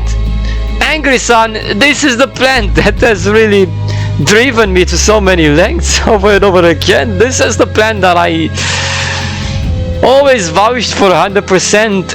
I just want to let you know that I still hold this plant in the biggest of all regards. I still want True Fairy Tulip to return to Horticulture. Please bring her back. I put in the best of all words I could ever place on any plant in my life. I even composed a song for True Fairy Tulip, in case you remember that. I miss you, True Fairy Tulip. You know that song, right? I really want her to come back. Please, True Fairy Tulip, come back and just be the most overpowered plant. I know Angry Sun wants the balancing, which is why she might not want to add you back, but I want you back. I don't even care what it takes. I would be willing to pay millions of Robux for you if you would just be... But how would I do that? Yet again, I don't even care. I want you back. Please come back. You are the best plan I could ever possibly see. Oh my god, I'm so in love with her right now. I am in love. I can't... I'd give up first place for you in any instance. Just please return to horticulture, Dolan. I can't bear my life without you anymore. I just want you to return. No, honestly, I want you to return. Screw all of the other new plans that could potentially come. I want you, and I don't want anything else. That's selfish, CPU Power. Why is that selfish? She's so good. And this is literally the best plan you could come up with. Why even bother coming up with any other new plan when she is literally all I need? Why? Because that is the... She comes at the top, she takes the trophies, she takes everything. What more do I need than True Fairy Tulip? Tell me. On your fence. It's been really rough having to rate so many plans before without making reference to True Fairy Tulip, because True Fairy Tulip is my everything at this point in BBC Dolan. I just love her. And she just has to return, man. It would be a crime not to have her return. Angry Son, I can't have you give up on such a beautiful plant. We all need this plant to return in horticulture, Dolan. You just must bring her back. It is your life's duty to bring her back. Is it now, CPU? It is. As the greatest of all developers in horticulture, Dolan, you have to realize you gotta also bring back True Fairy Tulip. And what if I want to nerf her and not make her be as full Bismo anymore? So you wouldn't want to... I do still want you to bring her back. But I know for certain that you wouldn't even... You don't have the heart to nerf her. Are you sure about it? This is your plan. You want this plan to be the most unstoppable one. I doubt you'd ever be nerfing her. Relax. You'll bring her back. She'll be just as overpowered as she always was. Okay then, CPU Power, I'll hold your word for you. Maybe one day I'll bring her back. And if you do, I'll talk highly about literally every single plan in horticulture plan. Oh, will you truly? So then you won't say one plan is weaker than another plan. No, I will no longer even say that. I will straight up say every plan is overpowered. So you'll lie to my face. I won't lie to you. No, I'll say the truth right now. I love all of the plans, especially now True Fairy Tulip. But I feel like this will motivate me even more to put up even better words for every plan that you work on. If only we had True Fairy Tulip. She is, you know, like the reason why I lack so much motivation to put in even more good words about all of your plans you work on. Angry Son. Really, CPU? You just can't put up even better, more... No! If only we had True Fairy Tulip, she'd give me the motivation I need to truly boost up all of the plans and be like, all of the plans are just the most epic plans you ever worked on. I think you already were like that, CPU. No, Angry Son, I don't think I was. But the True Fairy Tulip, okay. True Fairy Tulip would definitely change it for the both of us, and I know for certain that I can have even more nicer things to say about all of your plans than I have to say right now. Please think about it, Angry Son. Is it really worth to keep this lovely True Fairy Tulip locked away in the basement just because you think you're worried about not bringing her back?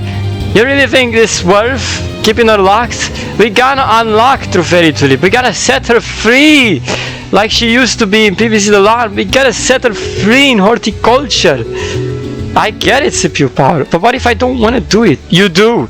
This is your plant. You worked on it. You can't just have it. You can't just have it locked away. It's not right.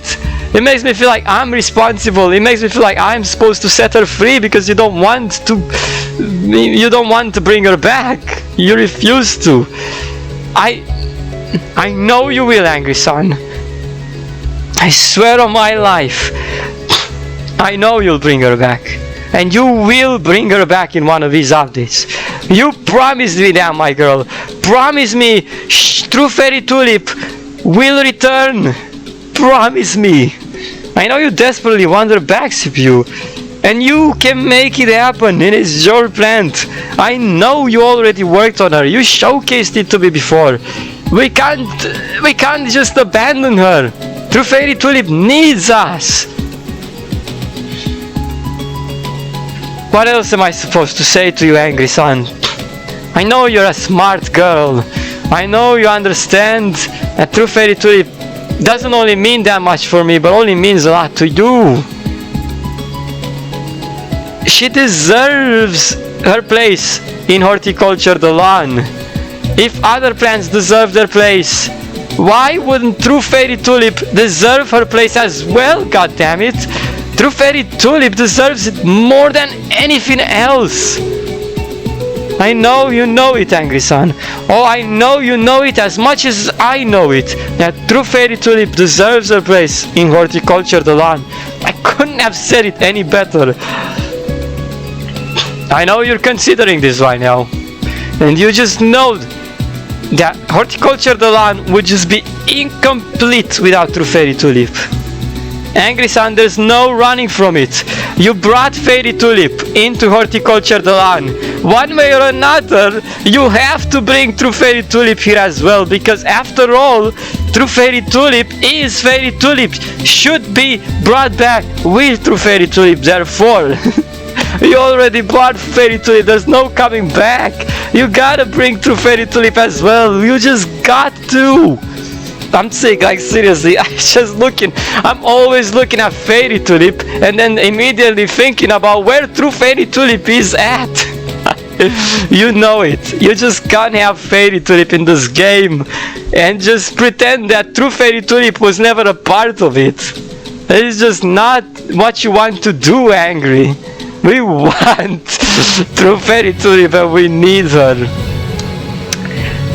We know. So True Fairy Tulip is also a rainbow plant at this point, which means you need... Man, you can make this the most expensive rainbow coin plant, Angry Sun. Definitely will be. Oh, but I thought you said you'll pay Robux for it. Well, I will, if you want to make her a Robux plant, that is. If not, you can keep her like a rainbow coin plant. Oh, okay. I know how hard you worked on True Fairy Tulip, and I know you're planning for her to return in this game. But when are you going to bring her? I really want to see her just about now. She'd make everything in Horticulture the Lawn. Oh my god, she'd make things so awesome in Horticulture the Lawn, you have no idea. She would be the life of the party in Horticulture the Lawn. She would just liven the whole place up so good. Just think about it. She'll be like the goddess of all Horticulture the Lawn. Oh my god, I'm serious about it. Yeah, I know, I talked a lot about this because I still do want her to return. I'll have her up here first place no matter how many times it takes. She will be first place forever on, and she will return to Horticulture the Lawn. I know it. I True Fairy Tulip, I can speak, I can talk about you forever at this point. You are the most beautiful and precious plant out of all. You really are. Angry Sun, I hope you understand all I'm saying over here. And I'm not just beating myself up against the wall. Please, I hope you understand. I understand, Pupa. Please, let me know what you think about this. Tell me your opinion on this speech, Angry Sun. Because I know you're considering to bring True Fairy Tulip in Horticulture the Lawn, like you've considered every other plant so far to also be in Horticulture the Lawn. True Fairy Tulip is not just a legend. True Fairy Tulip is real, and you have to bring her back. Same like you brought back every other plant. You have to. She is your plant. She is our baby. Wait, our baby? Well, okay. Now we, I think, did I take things a bit too far? Yes, Pupa, what do you mean she's our baby? I was just trying to make the conversation more interesting. Well, you certainly did. Oh, she's all babe. Just bring her back, Angry Side. Just bring her back. I'm crying. I need her to return to me. I know you have it in you. And I know you can bring her back. Very Tulip, I'm eagerly awaiting your return. Eagerly. Alright then. This should be it. The tier list is now complete. Everything has been rated over here, including my love of the life, True Fairy Tulip. Including True Fairy Tulip, who is going to eventually be a part of Horticulture forever on, and I can't wait for her to be there. That's gotta be the best thing in the galaxy at this point. We can make Horticulture flawless with True Fairy Tulip. Let's do it. Let's freaking go. Let's do it. I am determined. I am all in it. Forever on. Even in my afterlife. Forever. Let's do this. Alright, Spew Power, way to go. Let's do it. Let's do it, Angry. Let's do it, everyone. Let's do it. True Fairy Tulip, we're coming for you and you're coming for us. And we will be joining forces once again. Let's do this. Alright. I hope you enjoyed. Don't forget to like, subscribe, share with your friends. Tier list complete. And there you have it. Worked on it in the best way possible once again. Well, you're all just gonna love it. There you go. Let's go! Have resumed.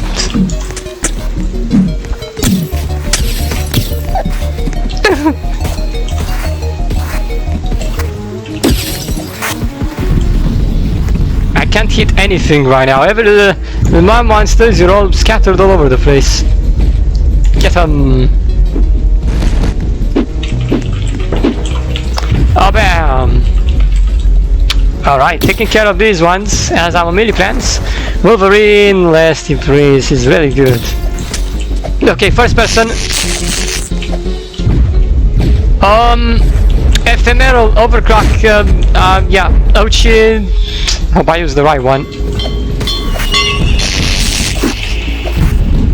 Which one do you use first, the ephemeral or the overclock? I don't know. Both are the same to me.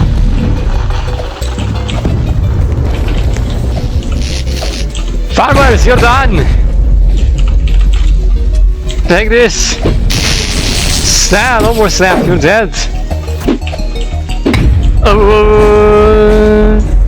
One was there, but the other one avenged the other farmer and he got me... Get avenged? I'm going this in as well a bit. Bobby, are you screaming? I love screaming! Especially when it insta-kills them like that. Scream!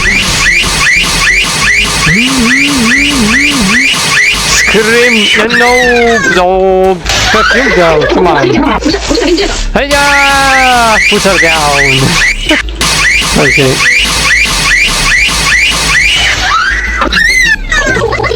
Oh, the leg! Okay.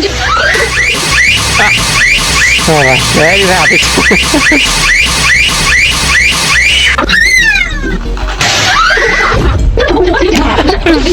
There you go, low HP. That's Scream it!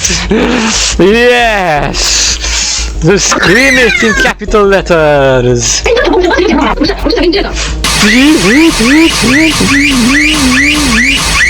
If you would like me to stop screaming, I'll stop just when I'm dead. Oh.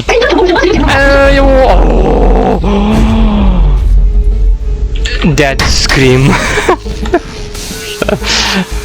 Dying there like that though, man.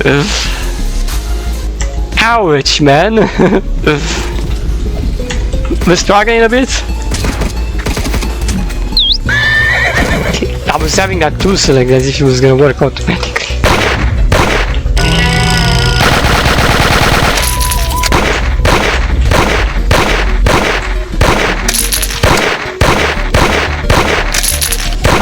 Why does this one have rats on him? Shoot the rats! Yes! I got this one.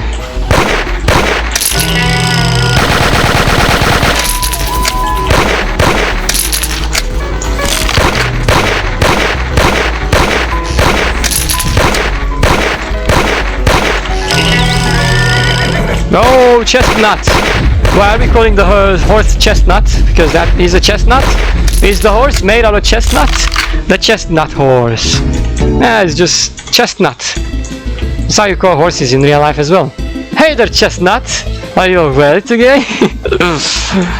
Is chestnut alright? Sure. Oh, necromancer. Okay, time to die. Overpowered plant. Let's get him. Her. We're still confusing genders nowadays? How do we get her? I know the kryptonite of that zombie is for sure. Lime Lips also was that, the kryptonite for him. But the Night Raven's also a good kryptonite. Let's go Night Raven. The fudge! Okay. The world over there freaked me out. Bro, I just tried to fly through the loops and then he pushed me backwards. Did your teammates deal with the necromancer so quick? Well, good job. Why is this not giving me some speed? Whoa! Okay, do we have pushback? Yeah. I can still melt them down a bit. Night Raven is still overpowered. He's being a bit slow. I think I was only gonna use him to kill the necromancer. I was actually gonna use him for anything else. I'm gonna come back as the Dusk Bunny, as it seems like this wave is already handled, except for that. Or if you wanted to think me a bit more smarter, Milk Rose. Don't be thinking that Milk Rose didn't get fixed, Nilglory. He got fixed. Was Milk Rose fixed, or can we still launch zombies off the map over here on this difficulty? Assuming the Caligarian got a rework, he no longer has the broken shield either. Chances the Milk Rose got fixed as well are high, if not 100%.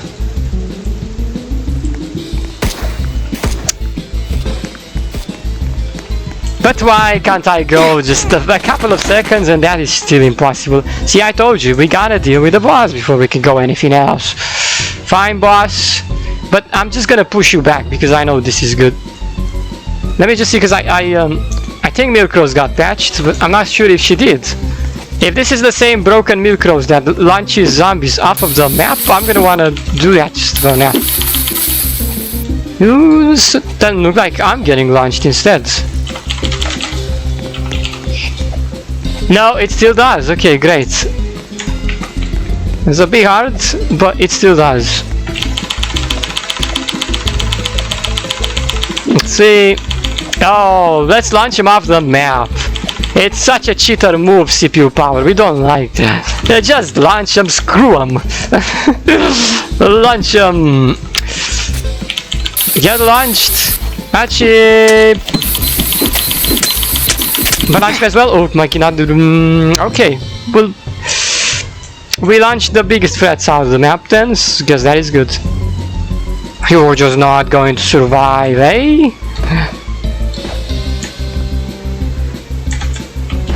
Ouch, what am I doing? Hey, what the world just spawned in front of me as I was jumping. Come on, bitch. Come on. I know everyone will gonna hate this map when they start doing us like that. Okay, he's flying! What the fuck? Why? How is he getting to me so fast? Okay, he's flying. The world is flying right now, really. No, I must have forgot I read that the update logs. The world is legit flying to you. Yikesy. Let me see.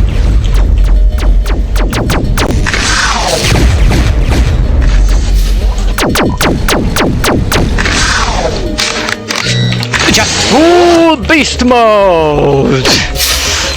No thinking, just full beast mode! Yeah, what am I thinking about? What are you thinking about? You're horticulture the line, you gotta just go and get them. Too much thinking isn't really gonna get what just happens like that. Thinking about how to get them? Okay, Yoshi, I'm just watch out.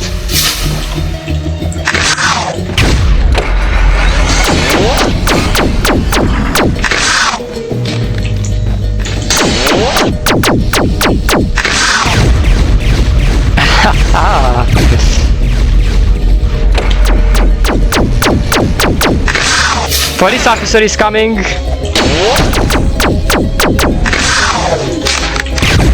Teammates, they're at the spawn. Yeah.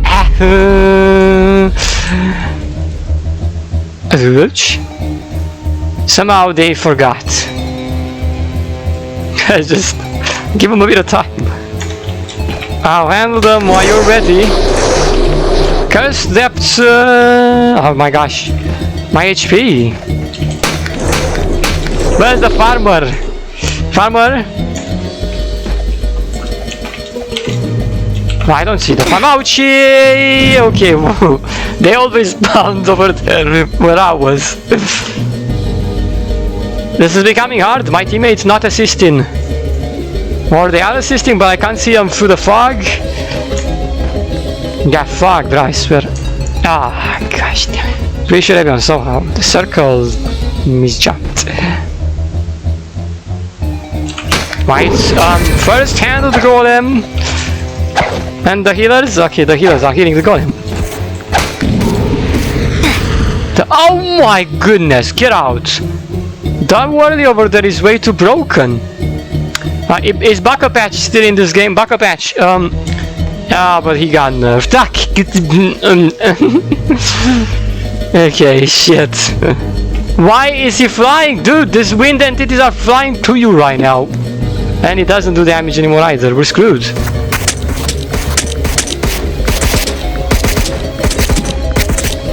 Bucka Patch sucks! I wonder if I can still use his shield actually, wait. The shield? Can we use the shield?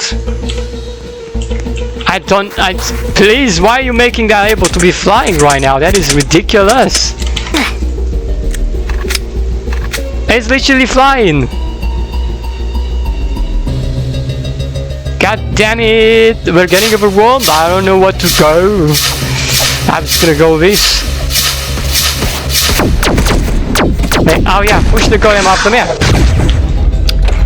Right, these wind entities are super fast and they literally fly. The golem is still here, good. This is easy to handle, I just need to go in mid. Damn son! So, right, you stupid... Okay, we're launching them off the map, it's becoming impossible. Yeah, give me the cake. I can't launch this off the map. Off the map you go! Alright, you're off the map.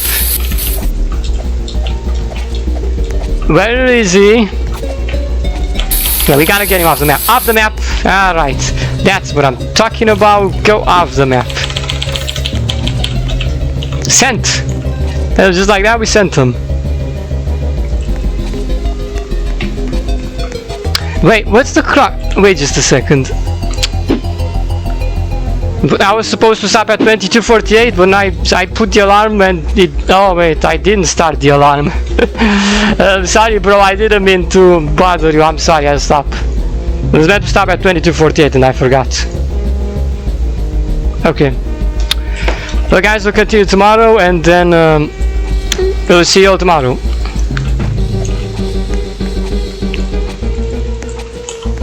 No, because I forgot to start the alarm. Someone just staying at my door and watching like nervously. Hey brother, is that you?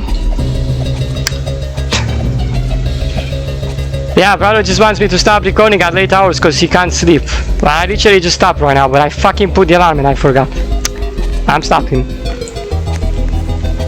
Oh my gosh, kill this tank. Oh, are you fucking serious? Bro, no.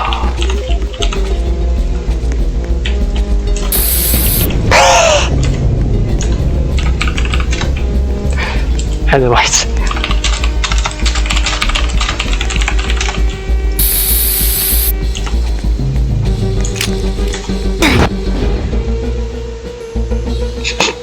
Bitch, I swear to God, you're gonna get launched.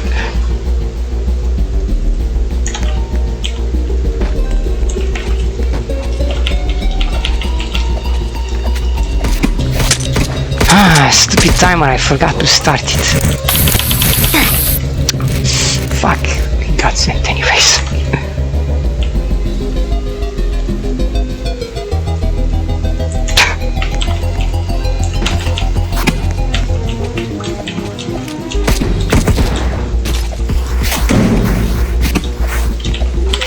Ah, okay, fuck, stupid.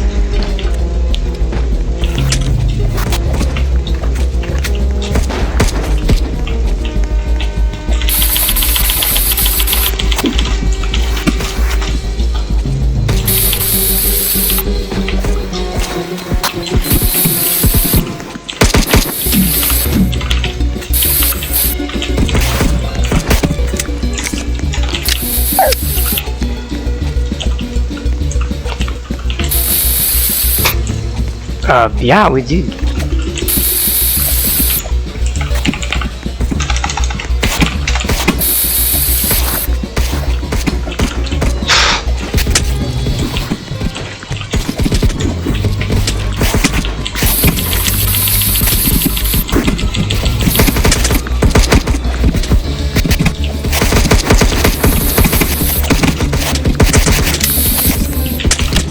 Ay, come on.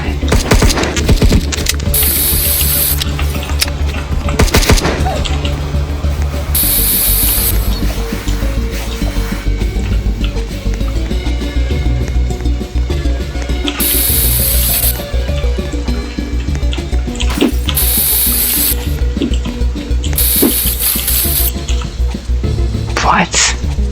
Hey? What the fuck is going on? This world is ridiculous. Wind elementals push me back.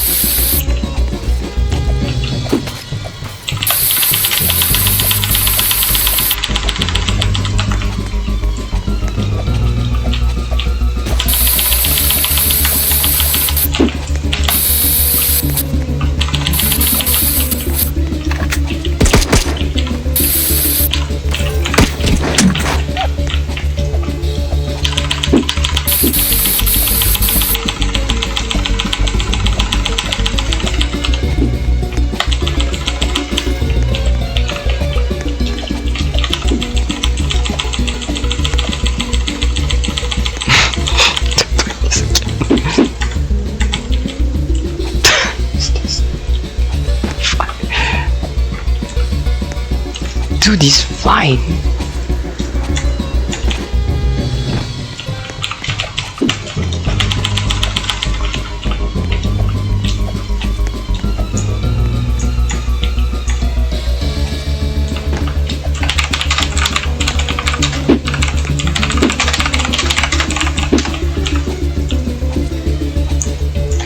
Oh God. Why would you make him fly? It's so ridiculous. What the fuck? Okay, thank you. Okay, I got this. The flying wind elemental sucks.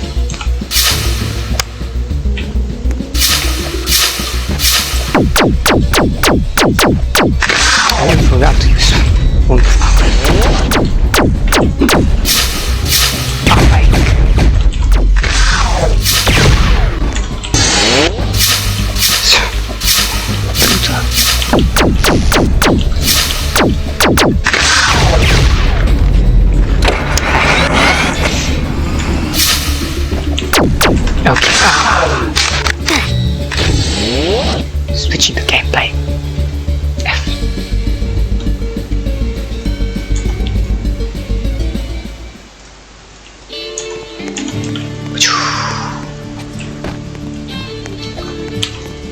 Let me give you.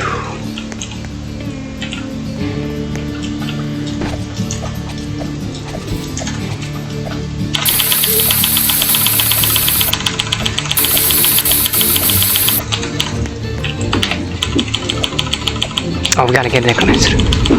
Out. It's done. She's done. Okay.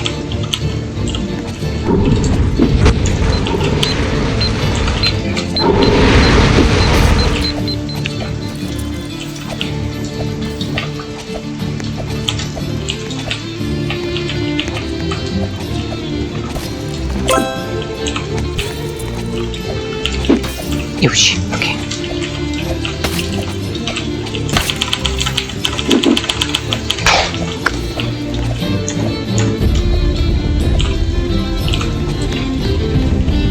I didn't even get hit by that.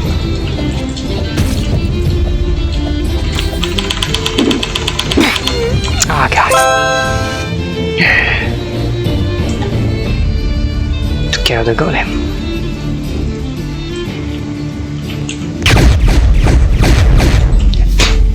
Tightening slide.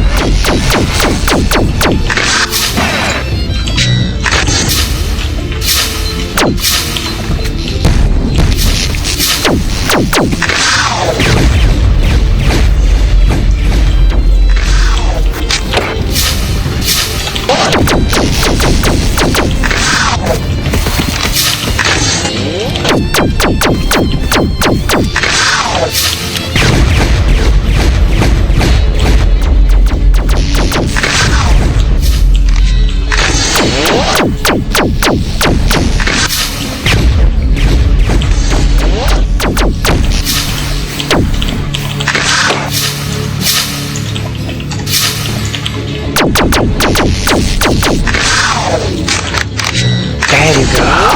Fine.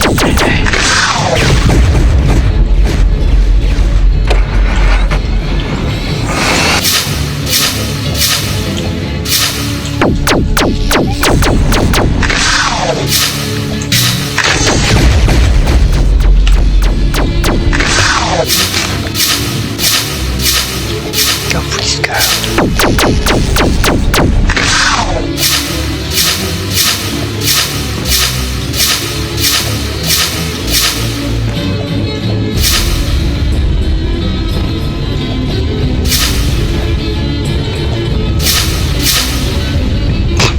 Stay with him. Yeah, man.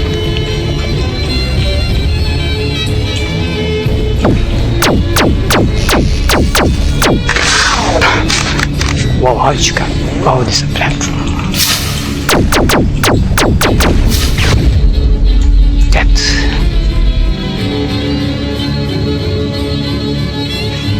Push him off.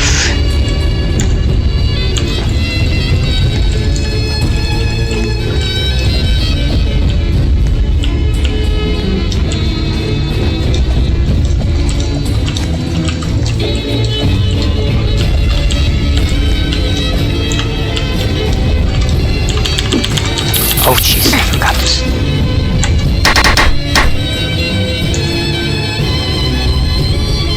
Okay, we're not playing anymore.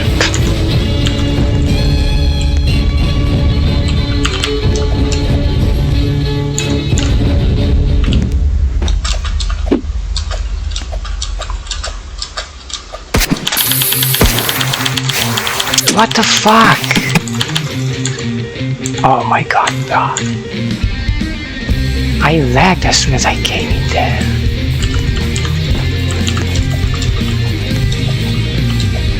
God, fuck this guy, man.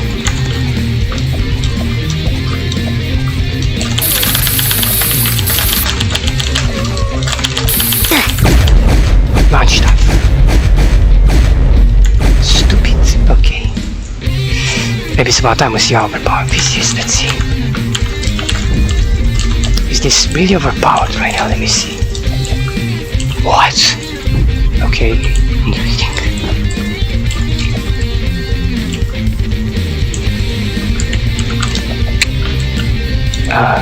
Where's the flight? What? I can't fly. Oh, what the fuck? This doesn't fly anymore. What?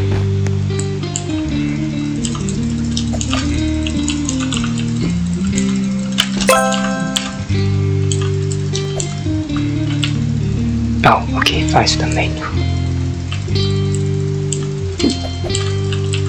How is this overpowered?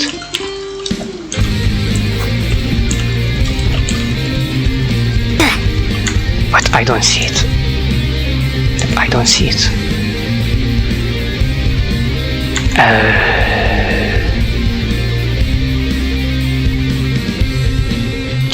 I actually don't see it. Scream.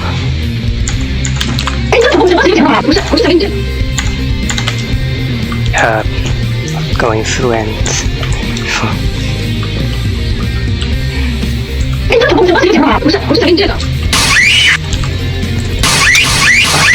it's lagging so hard.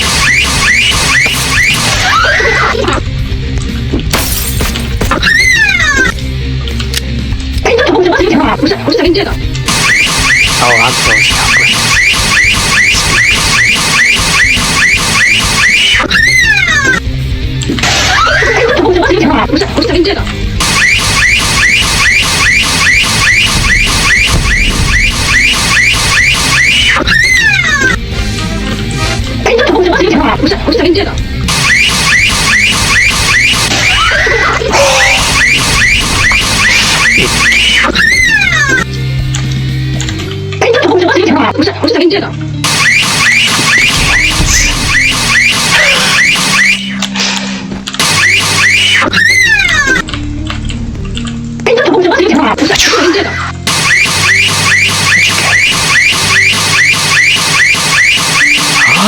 What?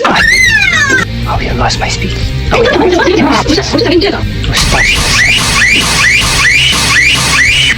ouch.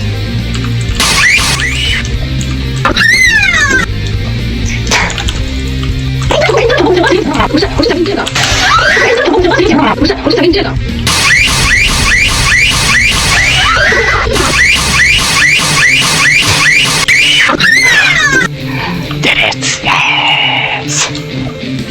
That was so good.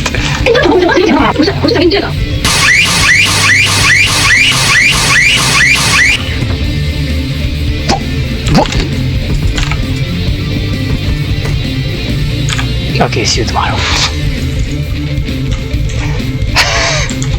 Enough gameplay.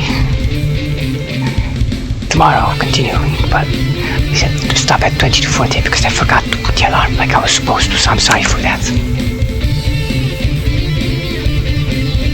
Yep.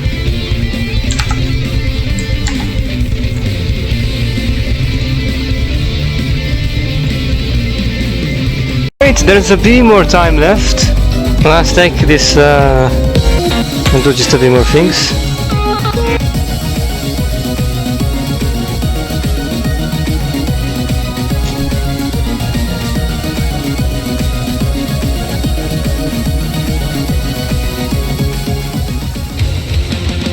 Ooh, yeah. He'll just run and play the newbie difficulty again. Damn it, when will we get now? Ah, let's play the newbie difficulty. I'm just gonna be here one more bit. I'll be playing only full beast mode plans now, no more.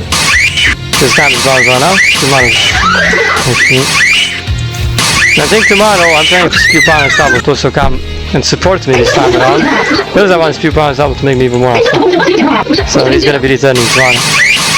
Okay, double black multi-instance is still functioning, so we can help us even better. I can't wait. Alright. We have Spewpower returning for now, the best possible. Power unstoppable, I can't wait for what the love of CPU power is like. Power unstoppable. CPU power unstoppable, my brother is returning. Oh yes!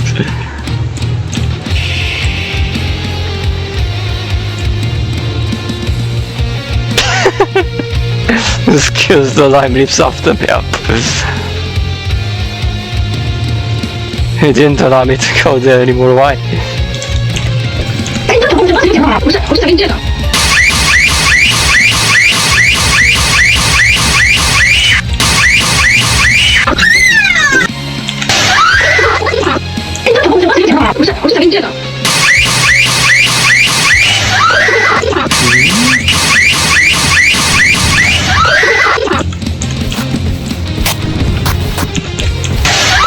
Oops, bad. Let's take this.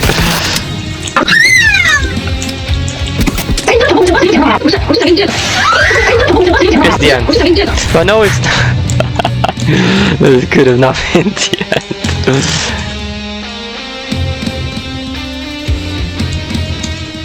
Should I be acting that?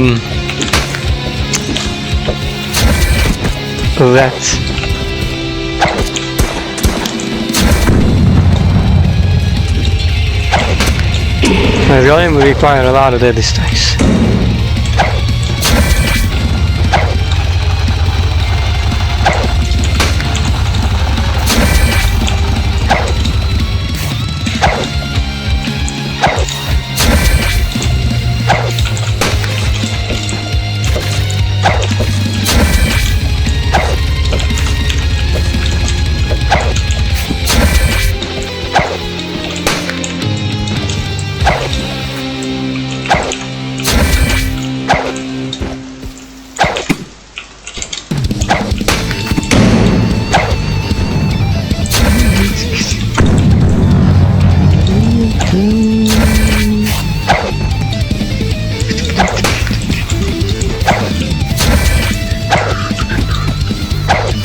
Dead!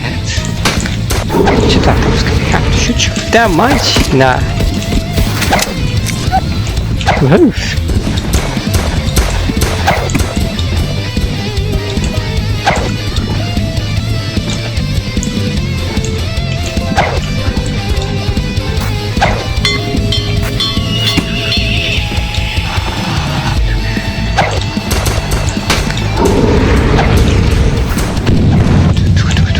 Oh, ooh.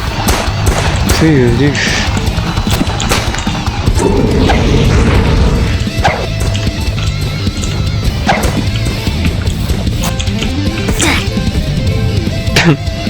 F? What am I doing, F?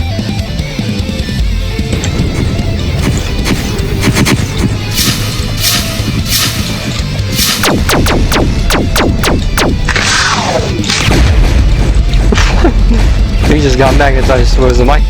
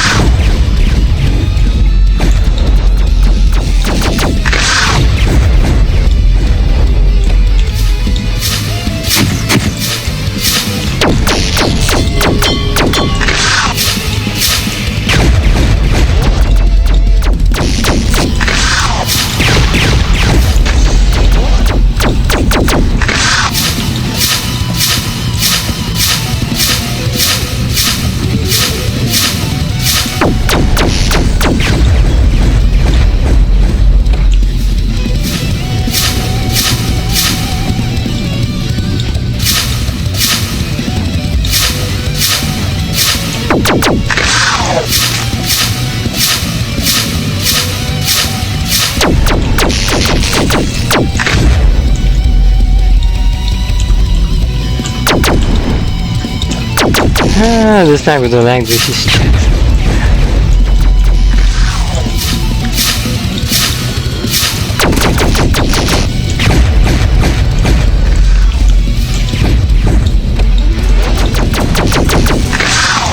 Oh wait, does Roblox translates automatically? Ah, freaking I think it does.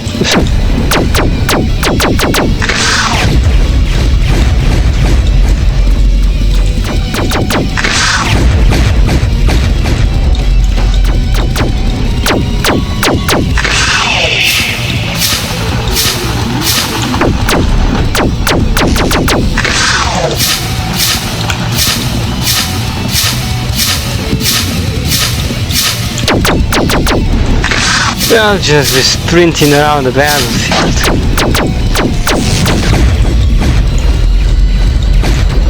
And killing monsters.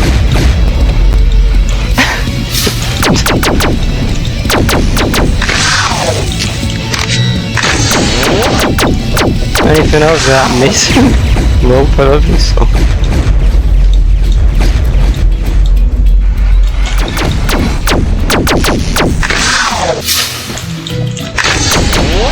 The server decides to die at this point, so like bitch. I don't think people wanna go past difficulty number 3 anymore for what I've seen, so there's that. Nobody's interested, nor am I at this point. If nobody else is interested.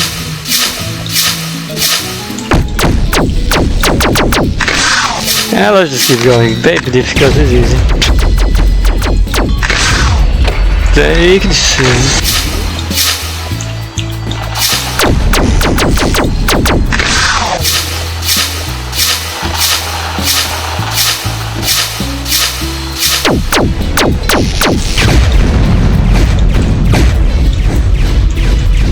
Shoot.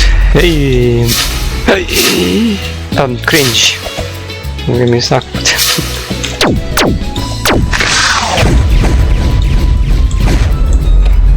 That's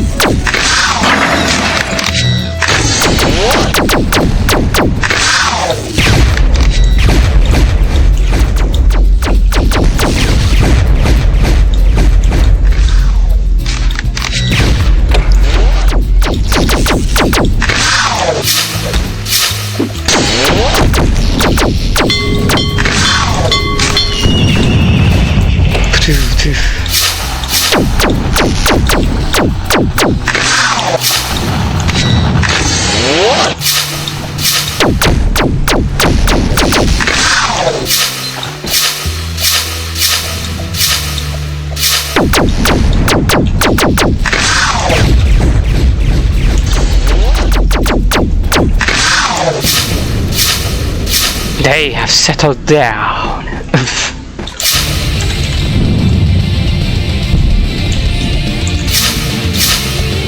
I'm just gonna charge the golem and get myself killed. And now Shinobi Liliac. Charge the golem gets stuck. Yep.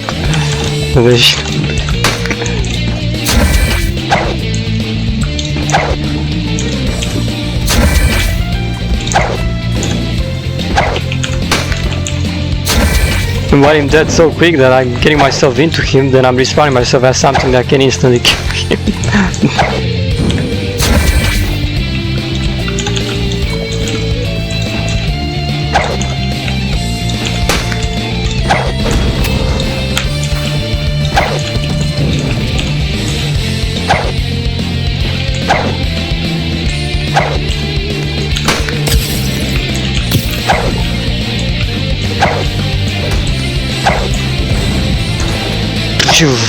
Executed.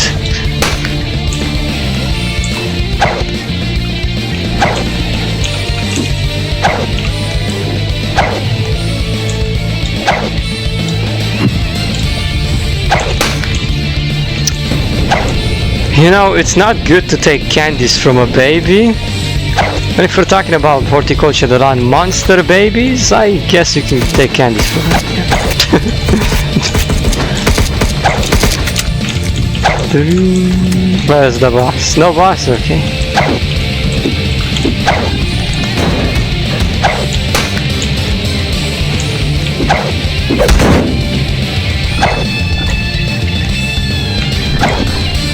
GG. HP 288. Huh. Never mind, because it reset itself as soon as I picked it up. Bad. Yes. You don't know how to press the reset button, CPU power. Ah no, pressing the reset button takes time. Cringe.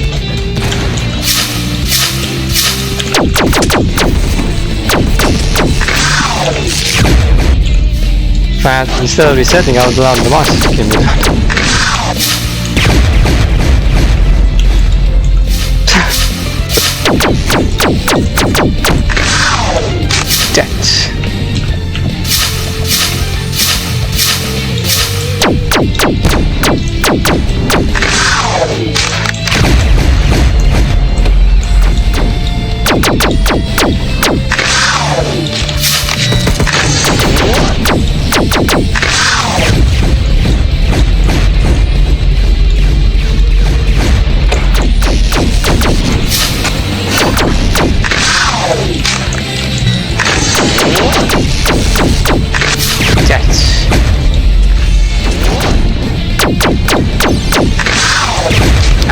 Thank you, crystal flower, I'm not safe.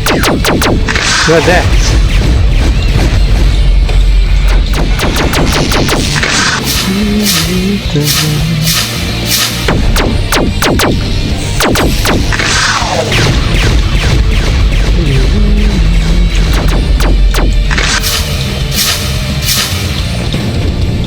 Let's not forget about Valerian, we should also forget he has the HP melting effect, or I'm not forgetting. I mean, I forgot to include because I keep losing my HP every time I fight. But of course I did not forget his usage.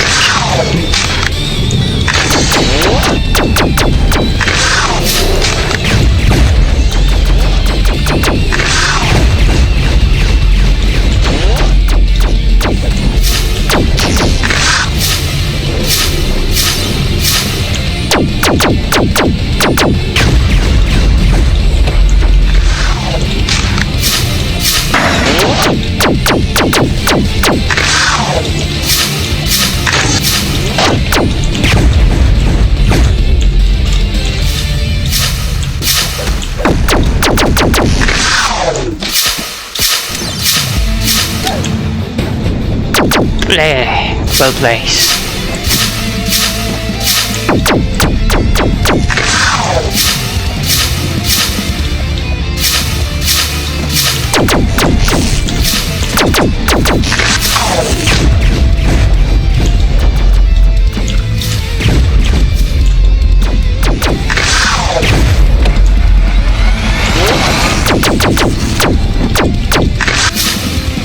You don't lag me when I'm shooting, man. I like when I shoot. The scripts keep breaking on me left and right over there. Causing me to lag.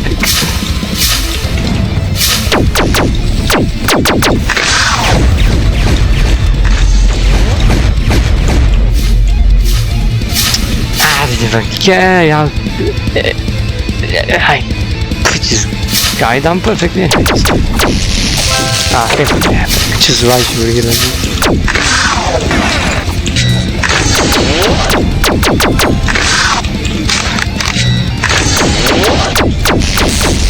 My strategy.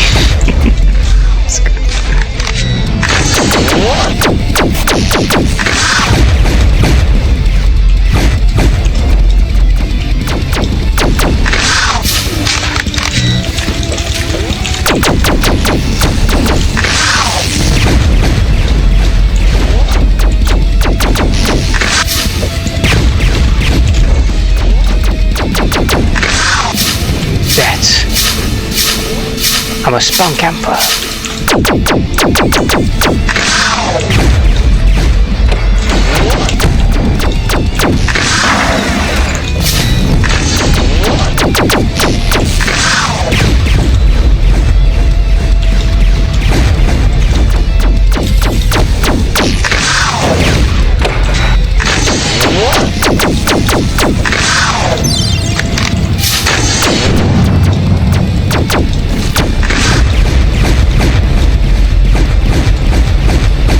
Did it.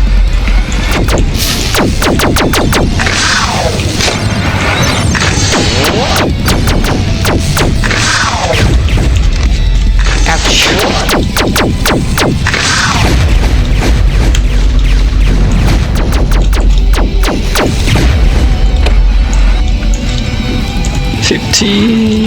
Where's this?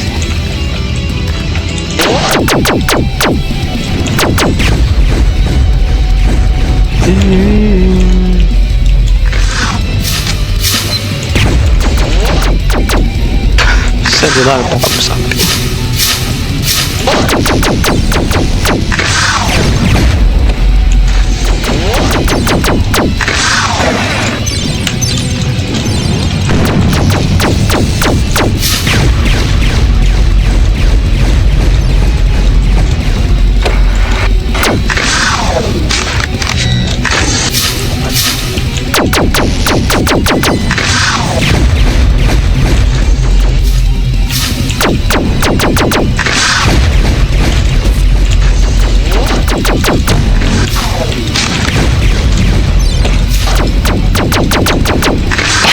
pushing me so hard. There you go, I did it.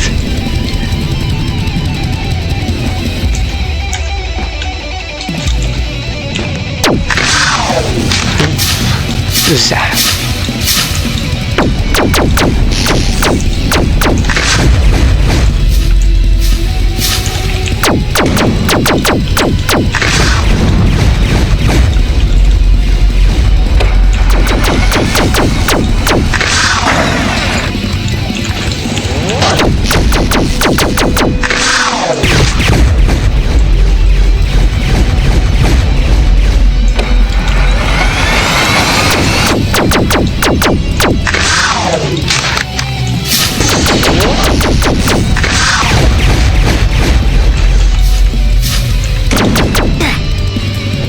Oops.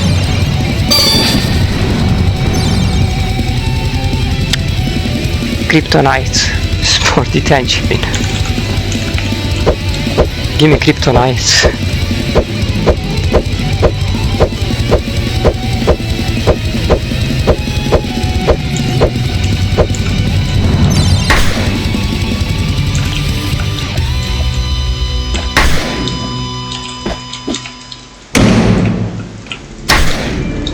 Oh my god, the lag. Thanks, soundtrack. That's...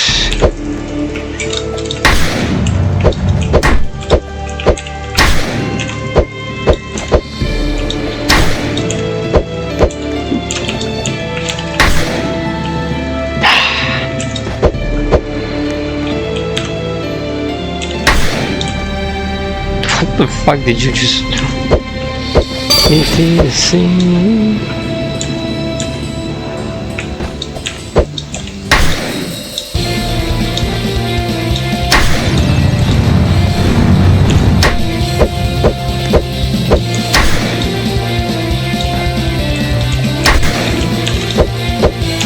You are certainly fucked.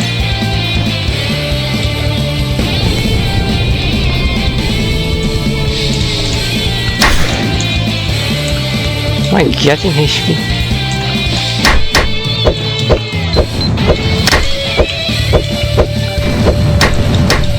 Death.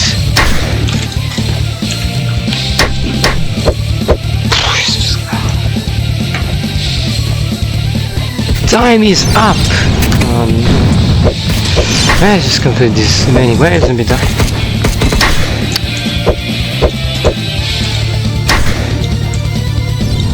Continuing tomorrow.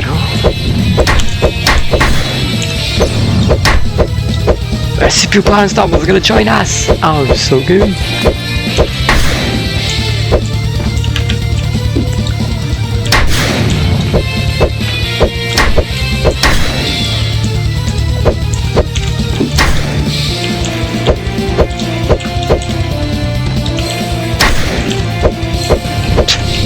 I just have to time it, dude. There will be no way to get it otherwise.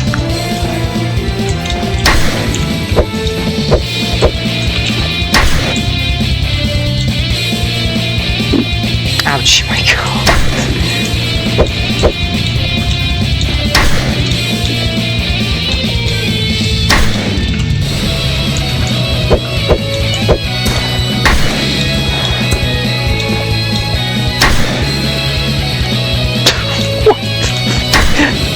This is spinning, like he's spinning down. That was so up.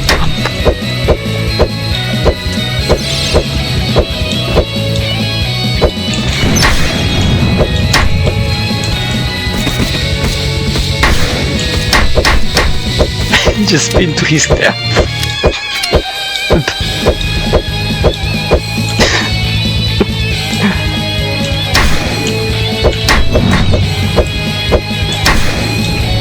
Neat. Oh, okay. No, but that was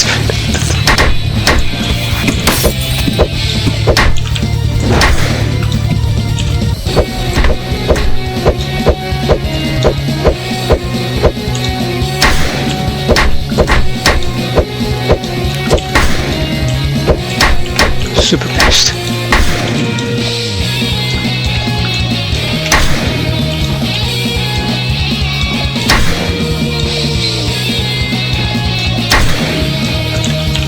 should just give you these at this point.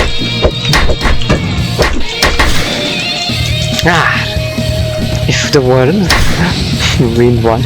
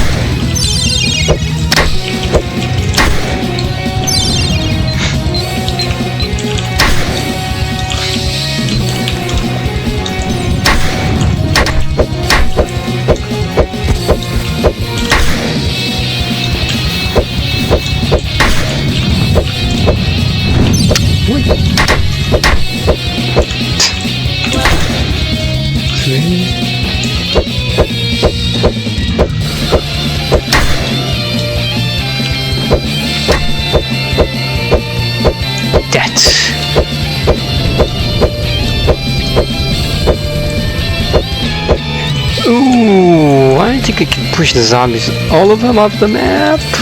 This is the boss.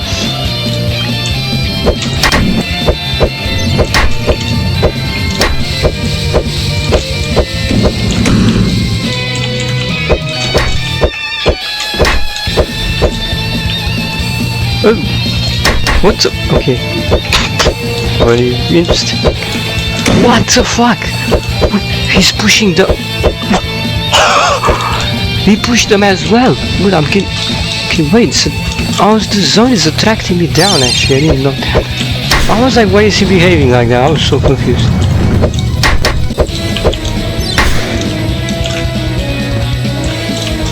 Dude, how fast I move.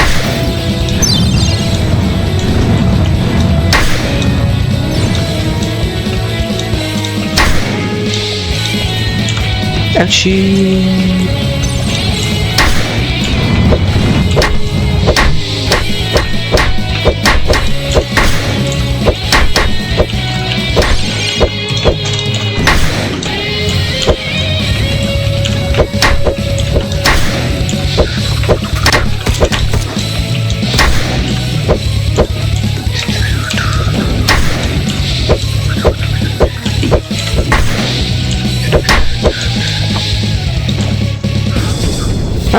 There you go.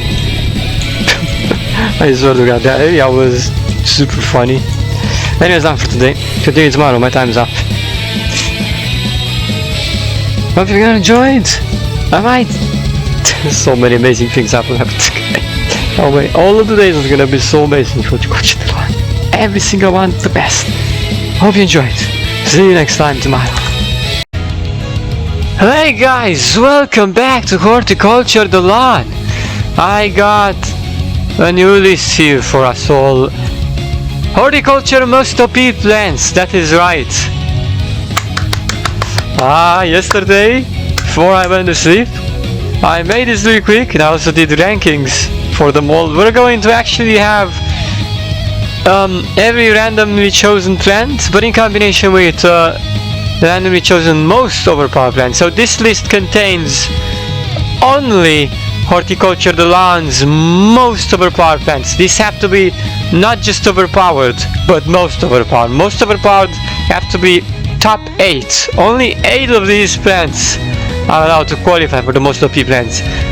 Everything else, even if it is strong, even if it is slightly overpowered, it does not count as most overpowered. So this list over here is dedicated to the most overpowered plants, the most favorite and epic plants in the whole horticulture long history, the plants that are most reliable and most overpowered in Horticulture the Lawn. And this is my list over here. I picked Wire Bramble, Flying Agaric, Night Raven, Swift Cacao, Electros, and Melon Grape Launcher. Though it counts as 2 plants, but it's I'll tell you why. They're practically combined, but they're just as 1 plant. Shinobi Lilia, Only Palmareca, and Lime Leaves. These were my choices. And honestly, I'm really happy about these choices because I do believe that all of these plants, even the Flying Agaric, are all extremely overpowered at this point, and they can pull off miraculous feats. I'm super happy to announce my rankings over here, and I already explained them in details yesterday. I stood carefully writing them details as well, so let's get down to this before I get to the gameplay. Let's do this. It's gonna be juicy. Okay, let's go. Rankings. First place, we got Wire Bramble. Why is Wire Bramble first place? But here's the reason why he's the first place. He'll be even better than Areka actually, in my opinion, and he deserves being first place in this case. I've been spamming him so many times. He is way too good to be in Horticulture Lab, but I'm proud he's here. Wire Bramble, reason, he is simply the most overpowered and reliable plant at this point. He always has been the best. Even after the nerf, he still remained extremely unstoppable thanks to his amazing abilities. And for that, I'm super glad to place him in first place. His damage output still comes out pretty quick and deadly, and can take out pretty much everything with ease.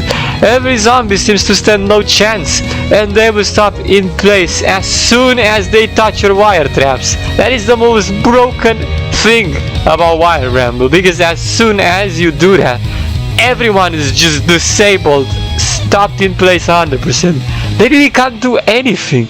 Then you can just go all out and completely decimate zombies with the discharge ability at all times.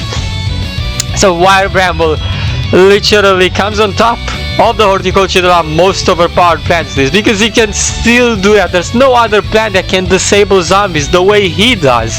I really put that in big regards, because honestly, he does it so damn well, to the point where it makes you instantly realize that he is the big deal in Horticulture Lab.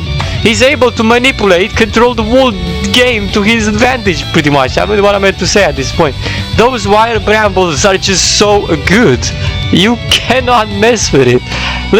Okay, it might just be the discharge, the one that you want to spam the most to get the job done always. But then he pulls up discharge so much damage, even after the nerf, it still remained quite overpowered.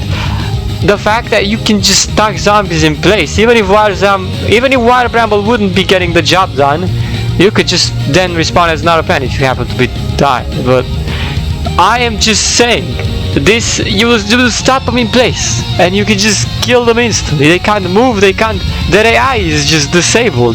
Wire Bramble is absolutely legendary. If he can do something out of the sort, no other Horticulture plant is as blessed as he is, because he can do this.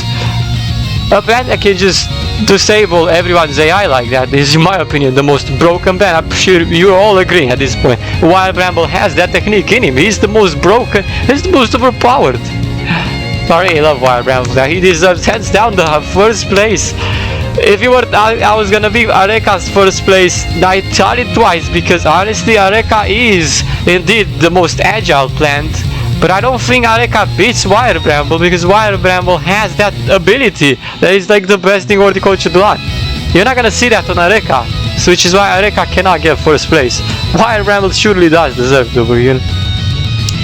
However, now let's move on to second place, which obviously goes to Omnipalm Areka. That was that close to getting first place, but Wire Bramble was like, no, Omnipalm Areka, I go first place, because I definitely deserve it even more. So then Omnipalm Areka now is second place. The reason why Omnipalm Areka is second place is because it is the most agile and deadly laser shooting plant in Horticulture Land. Always gets the job done really nicely and overpowered to no end. It's just one of the best. Areka is the most reliable plant as well, and quite possibly the most unstoppable plant in the whole Horticulture Land history. It is. From the many gameplays, Areka has always just performed miraculously and the best.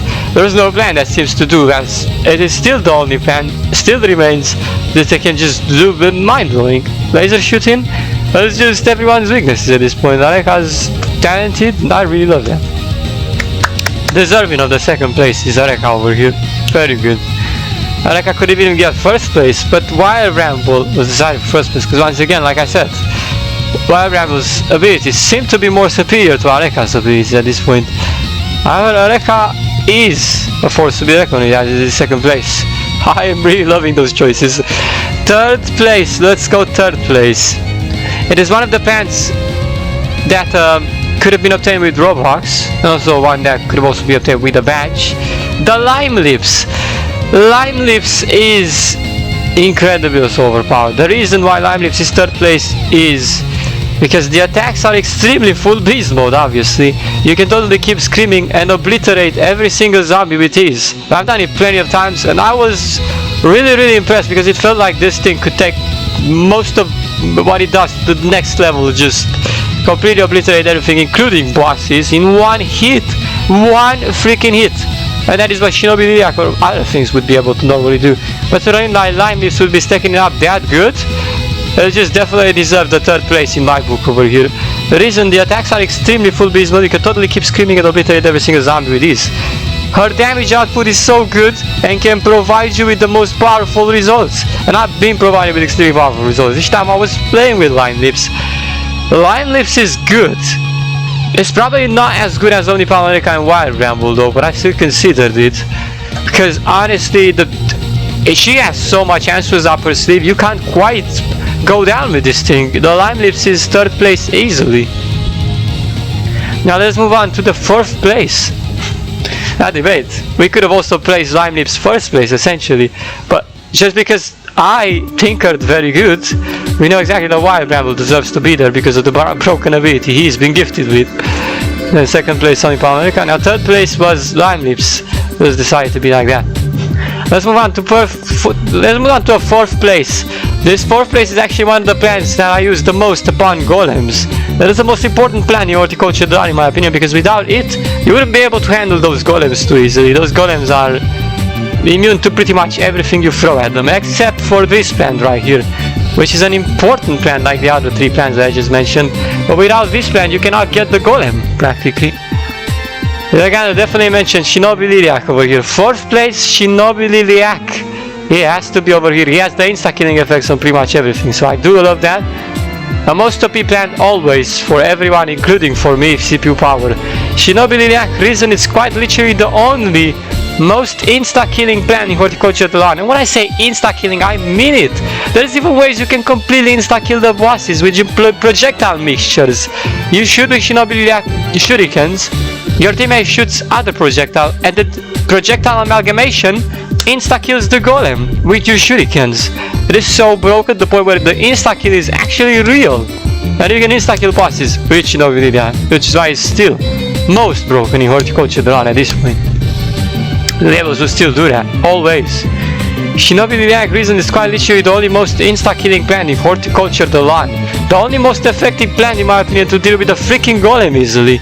But it cannot be placed any higher than this because it has issues when handling multiple zombies. Cause the shurikens aren't that reliable there. You all know that you can't actually use Shinobi Liliac to deal with multiple zombies at the same time. That it would be really lovely if Shinobi Liliac could actually do that. This thing would literally easily get first place. It has the most kick-ass, most overpowered gameplay in the whole galaxy, and honestly could easily be getting first place if you were only able to have more HP, to maybe even splash damage to just get all of the minions done with as well as the bosses. But the thing that, because it just struggles as dealing with the minions, it is just not as good there. I couldn't rate it any higher than this. So my opinion is like, but there's so many minions. If Shinobi Liliac just doesn't pull off and doesn't able to do with all of them, same way like Wild Bramble, Omnipalm America or Lime Leaves, maybe I should play Shinobi Liliac on 4th place. But Shinobi Liliac is really the only plan at this point that just empties the HP of the boss the quickest at this point, I gotta say. It is really a miraculous plant. But if it ever is made even more overpowered than this, I would love to put Shinobi Liliac on 1st place. Though that is not the case right now, it still has the issues with dealing multiple zombies at the same time. The shurikens aren't that reliable, they're most deadly against the bosses. It is worth it. Honestly, I'm perfectly happy to have Shinobi Liliac on 4th place at this point. Really, it is placed super high and is stupidly overpowered. This is great. Alright. Let's move on to 5th place. On 5th place we got Night Raven. I know Night Raven has had a bit of a downfall ever since the fly tool in Horticulture Dawn was reworked to be more balanced. I never liked the fly tool that way, and this made me rate Night Raven pretty low right here. He's like situated a bit in the middle of the rankings over here. I don't feel that well about Night Raven anymore ever since the fly tool got nerfed. I was using that fly tool the most, and I miss it on Night Raven. Night Raven literally used to be first place before. Now he went from first to 5th place, but that's how it goes. The reason I felt a bit heartbroken after the fly tool got nerfed, and I genuinely had this pen on first place before, as the fly tool was actually OP, and combined with overpowered fiery rebirth tool, just to make short work of everything on the line. This plant was just so amazing. The flies, the everything is just on point, but especially that fly that I used to be spamming the most. It was super hot. I shall consider Night Raven aka Phoenix Flower to be overpowering Horticulture Dawn, and that flaming ability easily gets the zombies done and grants your HP back repeatedly, but no need to mention this since the most OP plants can usually also heal themselves and do a lot of damage while attacking. It is true that most OP plants can heal themselves. Omnipalm, Mareka, Livelives both can heal themselves and attack at the same time. Wildram, however, cannot be healing himself. But no, I'm joking. Wait, he can with the shield. He actually can. I was just joking. But he was placed first because I told you the broken wire traps that influence the game 100% in your favor, which is the reason why he's first.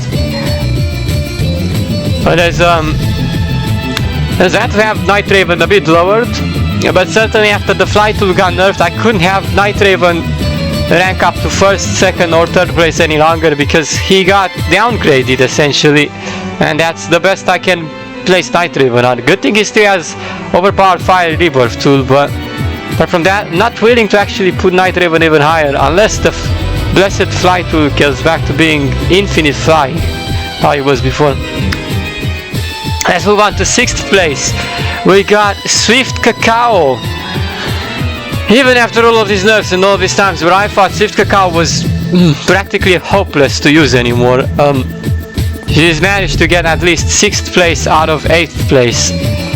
I don't know, she could have essentially been moved even lower than this, but I've decided to settle her down on 6th place. She still has the Cacao Blade, which still essentially can heal you, Pistolet, but you can still slash through them. Swift Cacao was placed really low this time around, and no more excuse because here's the reason why Swift Cacao got 6th place.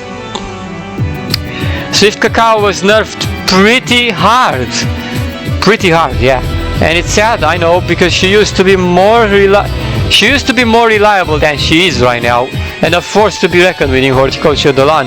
The damage is now lowered and the healing amount is also lowered, which means that you're exposed to dying more often right now, and she's just not getting the job done as well as she used to anymore. Yeah, Swift Cacao doesn't really get the job done as well as she used to anymore, although it can still be used in quite an overpowered way with the attacks, which is still good. I really appreciate Swift Cacao, man. The nerfs that he has, the nerf that Swift Cacao has been placed through really dragged her down really hard on these rankings. I didn't even know if I should consider her being most OP plant anymore, but I really hope she still is because I could see she has the blade. But 6th place, and I think she used to be nearly 1st place in my books before. If she wasn't really, she might have been, no, I think she was 1st place in my books before. The nerf made Swift Cacao go from 1st place, 2nd to 6th place. It is a really good about it because now makes Swift Cacao essentially less overpowered than many other things that have ranked higher than Swift Cacao right now. Sad. Let's see Swift Cacao go like this. If she would have stayed like that, like some more other things that got nerfed, the 1st place could have easily been obtained by her. And she might have even suppressed Wire Bramble. And let alone, it looks like that was not a B anymore. As soon as the nerf came, the Swift Cacao has been downgraded to the 6th place. But he still remains to be quite a formidable plant, which is why it still managed to rank among the most OP plants, so that is good. Let's move on to 7th place. This is Well, I don't know exactly why I had to do it like this, but I just did it regardless. Electros and the melon grape launchers, meaning as of grapefruit launcher and melon launcher, I had to count both of them. I'm counting the electros and melon launchers on the same place. Well, actually, to let you know though that electros would actually normally be 4th place and not 7th place. But because the melon grape launchers are slow, I decided to put both of them on 7th place. Just to keep in mind, Electros deserves to be even higher practically, essentially because it is busted. Electros essentially even more broken than the melon launchers. Yup. Electros and melon grape launcher. Reason I will have them both on 7th place, which is pretty low, but I don't really think due to the speed being so low that the melon launcher and grape launchers are stepping it up too good anymore. Which is why if they're 7th place, the Electros are also 7th place. Well, not really, but just because, okay, yeah, forget it. you could have the Electros higher if you want, but the damage, they're still on the overpowered pandas, so who cares? Most OP anyways. I'll have them both on 7th place, and I feel like Electros is definitely super overpowered. Same thing with Melon Launcher. The only problem is, here it is, Electros is not good in the Sewers map. Really disappointing there, and it's also completely unusable in Casino Chaos map. Completely unusable, and it's been left like that. You just cannot use Electros in the particular map whatsoever. Casino Chaos, you try to play as Electros, she just doesn't go in the casino. It's impossible. Therefore I couldn't have rated them, I had to rate them both 7th place just because of that. If Angry Sam fixes that and she makes them somehow usable in the in the Casino Chaos map, that would be great. Including the sewers map, maybe she could do something so that Electros could actually penetrate through in the sewers with the electric attacks. Because he just cannot do that properly over the way. Trying to do the Thunder Rain, he hits the ceiling and it gets cancelled. That is when Electros and Melon Grape Launcher become practically quite useless. Electros is useless in the maps that have ceiling, while Melon Launcher is good in those two maps, in Casino Chaos and Sewers. Which is why I had to combine both of them, you see what I mean? Some things here have to be fixed, and Electros and Melon Grape Launcher could potentially be rated higher. Now I had to have them on the 7th place, even though it is quite low. Yeah. What else did I say? I've never been able to use Electros there, as it immediately dies when he tries to enter into the casino. Grateful Launcher and Melon Launcher will forever on be extremely slow on the walk speed, and I'm always begging for more speed when I'm playing with them, pretty much. You know exactly what I'm talking about. The Melon Launcher and the Grape Launcher being so slow on the walk speed. Now I've been insisting about this in the past, that they get more speed, for God's sake. I understand they're heavy plants, they're supposed to be that slow, but I never liked the idea of them ever being that slow. It makes gameplay really sluggish. It's just not how I want the gameplay to be. I can't place it higher than a 7th place, because without mobility, the plant itself is not considered the best. So it goes all the way down to 7th place because of its sluggishness, pretty much. Whereas the Melon Launchers, my God, because I really feel like I want speed and high jump with them all the time to feel like they're the most overpowered. If you gave them that, then yes, Melon Fruit Launcher and Melon Grape Launcher, the best. Couple off at this point. Now that is not the only reason why they are 7th. I feel like the Melon Grape Launcher can be easily overwhelmed as well, because of the stockiness, obviously. The teleport attacks on Electros are super good, okay? We learn how to use Electros really good with those teleportation attacks, which is why it makes Electros be able to handle everything, pretty much. The damage output for both of these plants is also really good. Yeah, really happy about the damage output. So I can destroy the zombies very quickly with them. Yup. The problem with the melons, very funny. The problem with the melons is that the ammo was lowered for absolutely no reason. I had a discussion before. Angry Sun stepped down the ammo for the Melon Launcher's Grateful Launcher. Not sure why the decision was like that. I really didn't need the ammo to be stepped down whatsoever. You were always forced to reload every time you shoot 4 times or 8 times. But then it got lowered to 2 times? Like, I can barely shoot just 2 or 4 melons before I just need to reload instantly. don't really like that decision. I feel like that further ruins the melon launcher a bit, because now it essentially fires less and has to reload even more often. That doesn't really bode well in many scenarios where you would be getting overwhelmed. You're gonna be able to shoot at least 4 times. And melon launcher just has less ammo right now, which is really sad. The problem with the melons is that the ammo was lowered for absolutely no reason, and you may have to reload more often while firing. But other than that, this duo is quite strong. Yup. I actually do prefer spamming electros even better than the melon launcher right now. I do actually, because although you could match their speed identical, the electros has the teleportation when you combine properly with the attacks. It out-survives the melon launchers and the grape launchers, though are better with this in mind.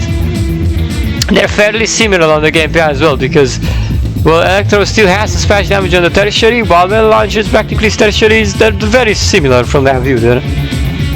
So yeah, they both go on 7th place over here.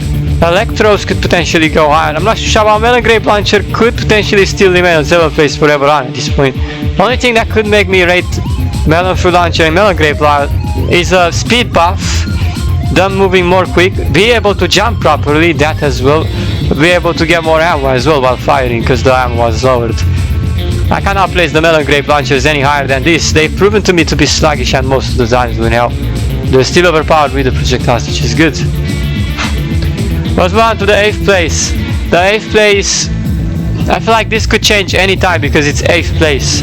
The plan doesn't count as being the most overpowered, but it is overpowered enough to still classify on the most OP list. It could essentially be knocked down by another plant, maybe in future updates, who knows. If a plant could end up being more to my overpowered gameplay liking and stuff like that, then they will probably be reaching 8th place over here. To topple 1st place, 2nd place, 3rd place, 4th place, that's gonna be a lot more harder, because you're gonna have to have plans that are with the gameplay most on point to handle zombies, even on the most elite of all difficulties. Because just to keep in mind, the plans that I all have here are able to handle elite difficulties, the most OP plans. If they can't handle elite difficulties very well, they cannot classify on the most OP plans list. So yeah, essentially only the ones that topple elite difficulties can classify over here in my book.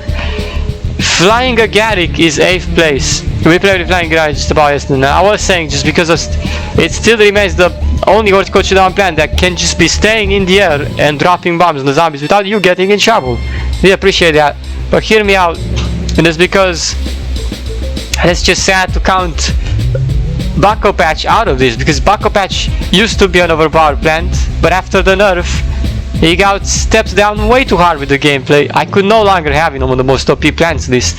He would have otherwise be over here with us. The Bucko Patch would have still be most OP at the end of the day. Decided to put Flying a Garrick instead of Bucko Patch. But even if Bucko Patch was still overpowered, he would have obviously get higher than 8th place. However, I place Flying a Garrick on 8th place. Here's the reason. I can enjoy dropping bombs at zombies from a safe distance while flying above their heads at the same time. It has been given a lot of freedom, and I feel like it has really great potential of becoming quite an unstoppable plant. Seeing as the zombies can't reach you at all when you're flying, when you're always flying. Damage output should allow for some full Bismo gameplay at least. When I say like this, I wasn't sure with its damage. It seems like it's hitting quite a lot of damage. It will not necessarily be able to handle everything by its own, but I feel like the damage itself and the ability to stay at the top of all zombies without ever getting in trouble there, that's put it to be quite most OP, even though it is 8th place over here. Damage output should allow for some full Bismo gameplay at least, but it's a big shame that Bucko Patch, who was my favorite flying plant, obviously, is no longer able to handle everything with ease anymore. And just because of that, I was disappointed not to have Bucko Patch on this list anymore. Can't have him, I tried him. He just doesn't pull out that many things. His coconuts are way too balanced right now. You can't pull out that much damage anymore. While he can still fly at the top of the zombies, he's not that reliable anymore. His HP got stepped down from 600 to 200 as well. It really has. A lot of things have changed badly for the Bucko Patch. That's such sadness. He used to be really overpowered, dude. I guess I have no choice but to place Flying Agaric in last place on the OP list right now, as it can be quite overpowered indeed. I know what you're thinking about. I know what you're thinking about. Devilish, Valerian, and Jasmine. Why they are not over here? It's all related to their cooldown, and to why I think their gameplay is not as overpowered as you may actually think. Because that cooldown is what prevents them from being the most overpowered plants. They still have some overpowered abilities, but to me it's just not enough. They can't suppress the other plants that I placed over here. So Devilish Valerian is not on this list anymore, because I didn't like the fact that I can't spam the sacrifice tool anymore without having to wait a while. You all know I like to spam the sacrifice tool. I did it like endlessly before. It was so good on boss, it was good on everything. It was the most superior thing I've ever seen in Horticulture Down. When he was doing it like that, you could even survive and spam it repeatedly. The sacrifice tool was on point of Valerian.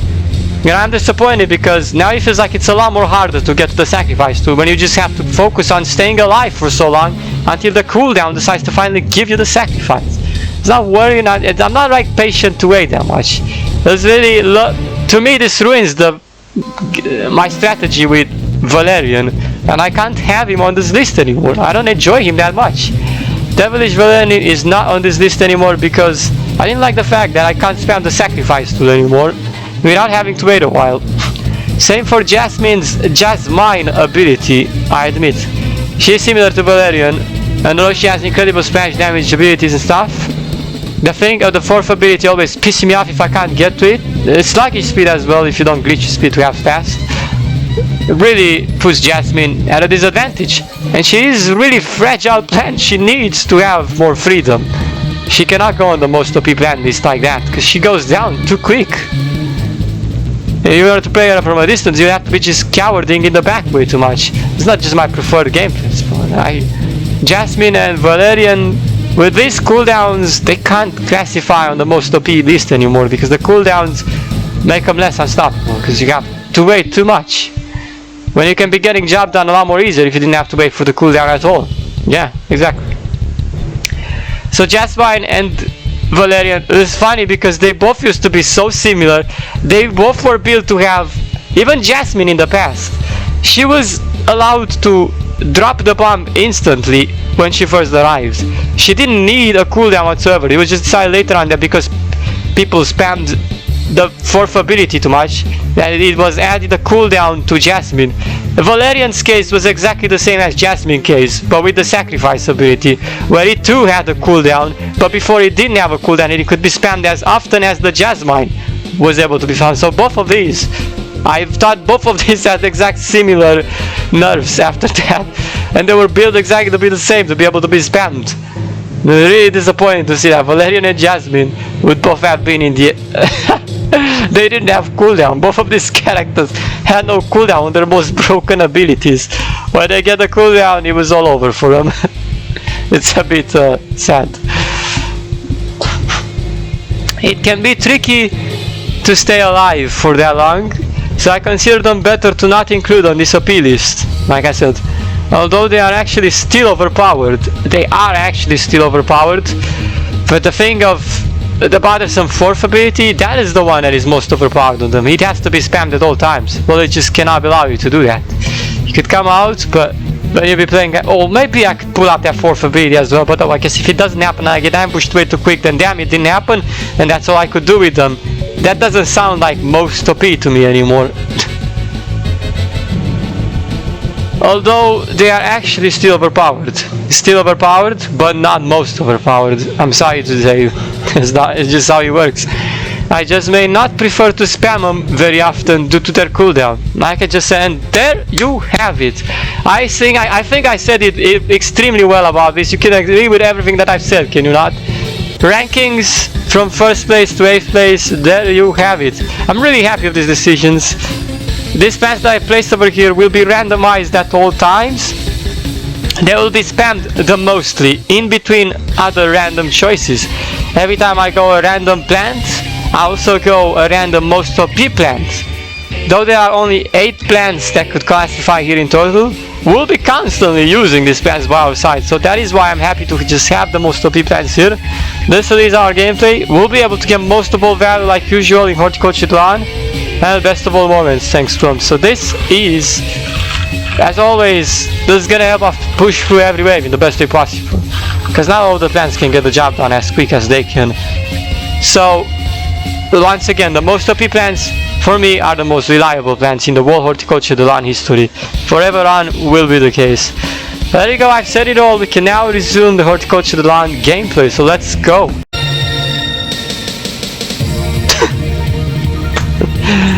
Yep.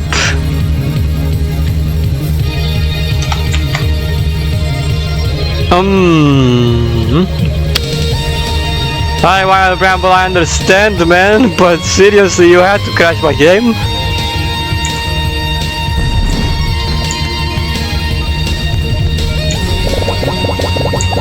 Oh, the server is now dying.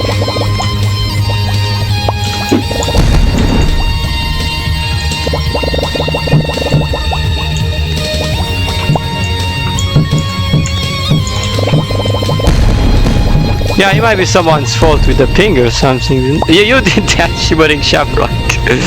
You caused me to glitch out of the game. Are you sure? Well, I was walking where he was, then my game crashed. So that looked like it.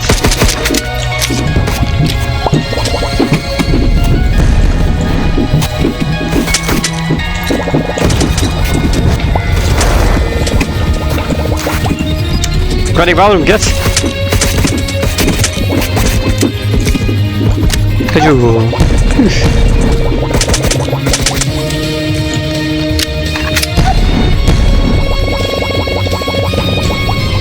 Please.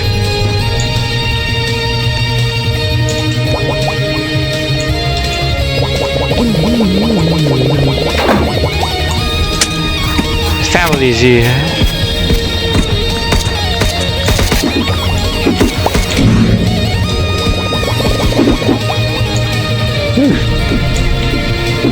The gentleman just breaks too quick on that attack. Oh my gishi.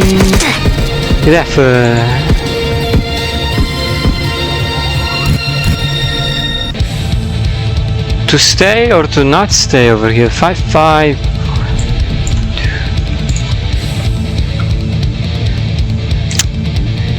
It doesn't look like it's stayable, but let's still stay. Anyway, we stay. Yeah, we stay. Swift Cacao. Right, we did play Swift Cacao, but let's not forget about her skin. Chocolate box. Just.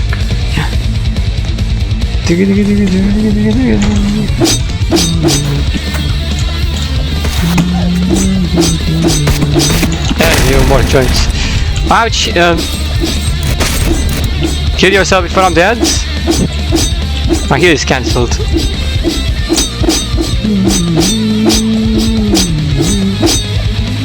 There you go.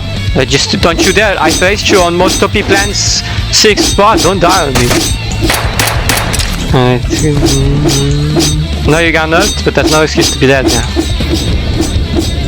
Oh, there you go.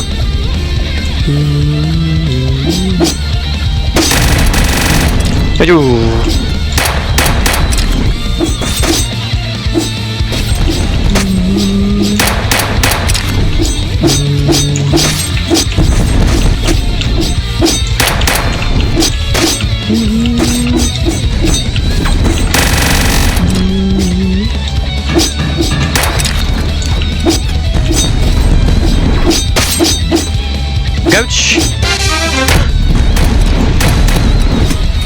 I need a blade into the bridge. Well, let's shoot ourselves to death now. This side of the bridge, that's...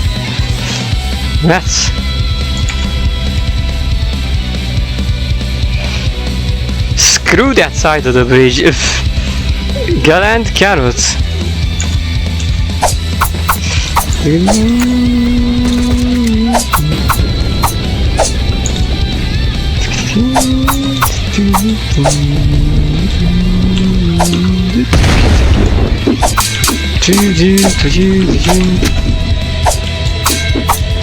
Oh no, not before I do the fourth ability.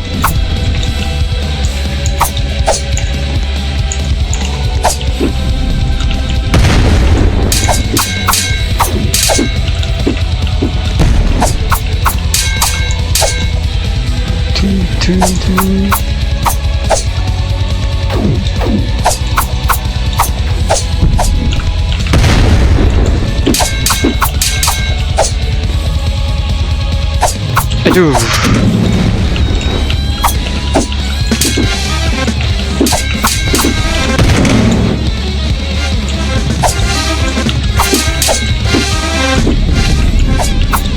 That.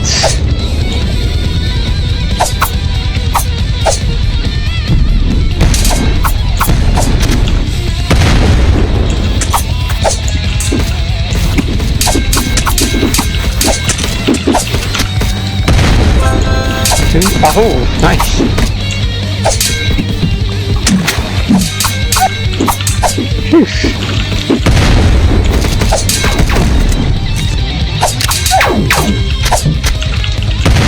Did you?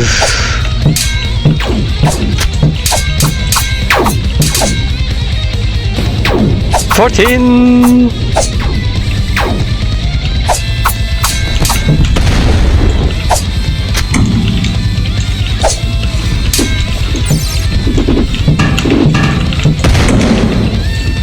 Oh, I'm handcuffed. Dead. Let's go, Shinobi Liliac. The flying Yak.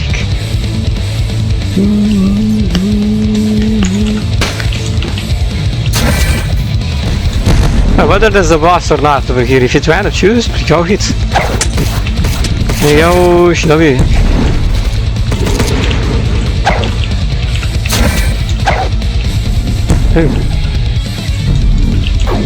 Nice! So nice.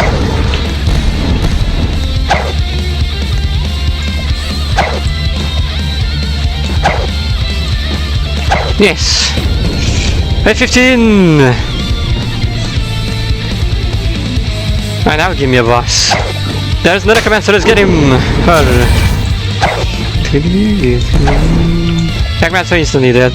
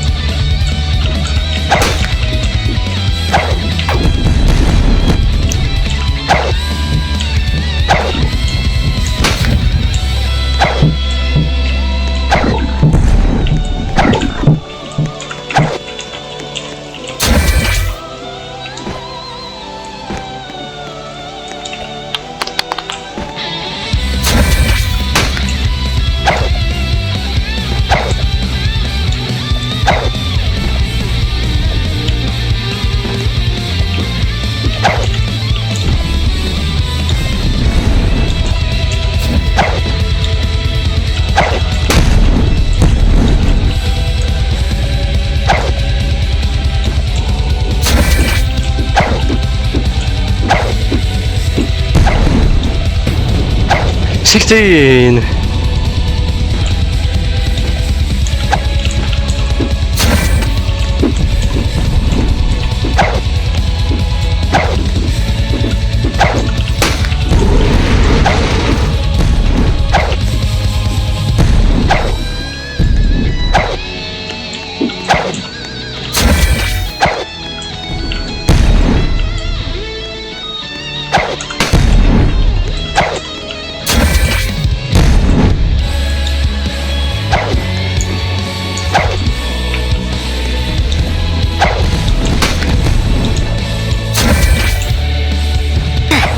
Whoopsie!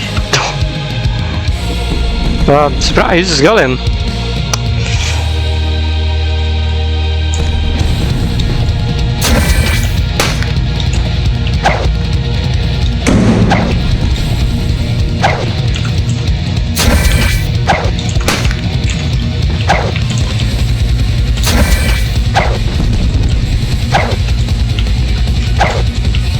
For staying still as if I came with a wild bramble into him.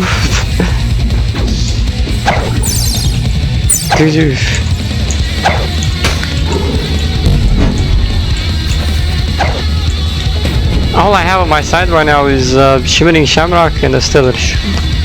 Nobody else? It's time to be a bit lame. Get the Necromancer!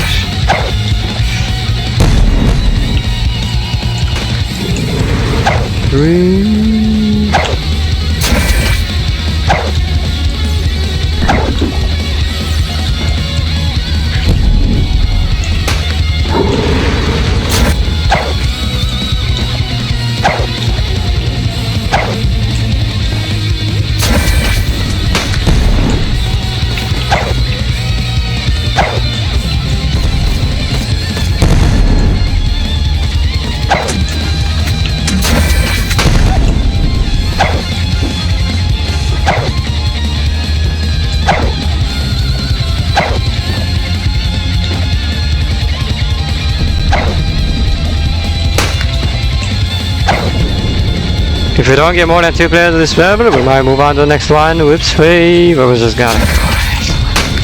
Let's just stay a bit more. Yep. Agreed. Get the farmer.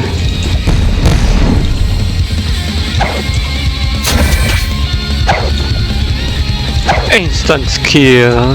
Great. Keep pulling out those instant kills, you wanna be the lag. That's the best.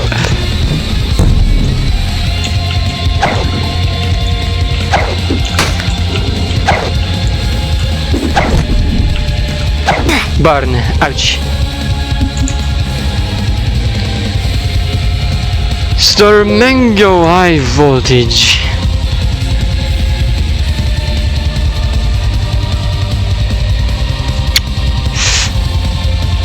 Yep.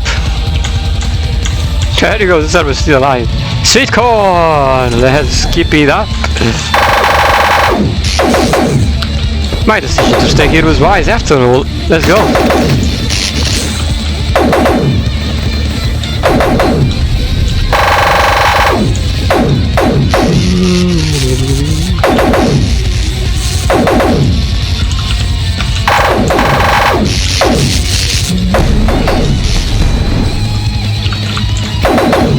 Take it easy.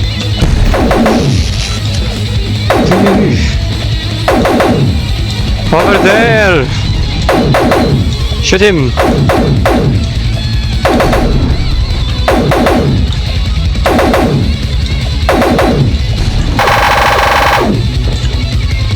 I guess we needed the burst.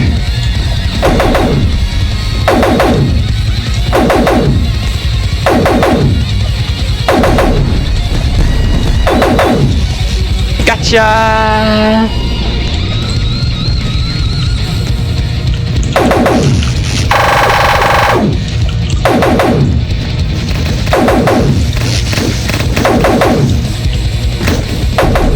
Fine, Necromancer, you're up. I'm pretty sure this is actually a bit beast mode. This might... yeah, this actually can drain Necromancer's HP pretty good. Let's do it.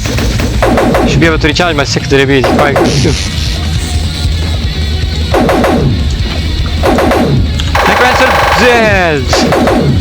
She dead! Alright, Stormango! Stormango can definitely handle that Necromancer.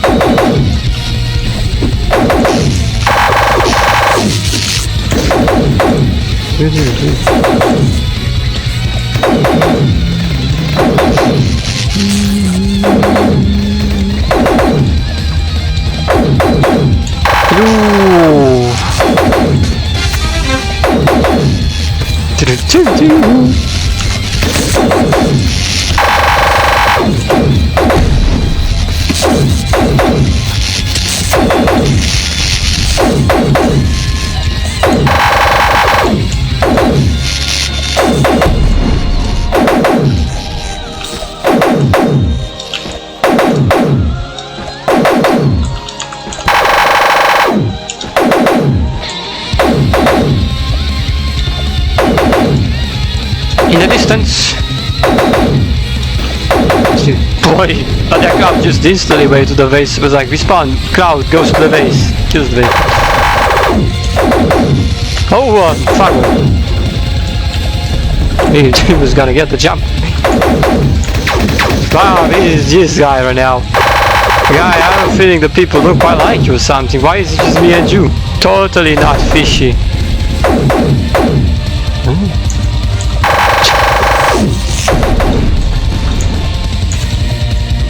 Man, you're making me feel a bit suspicious right now about you. I might leave the set.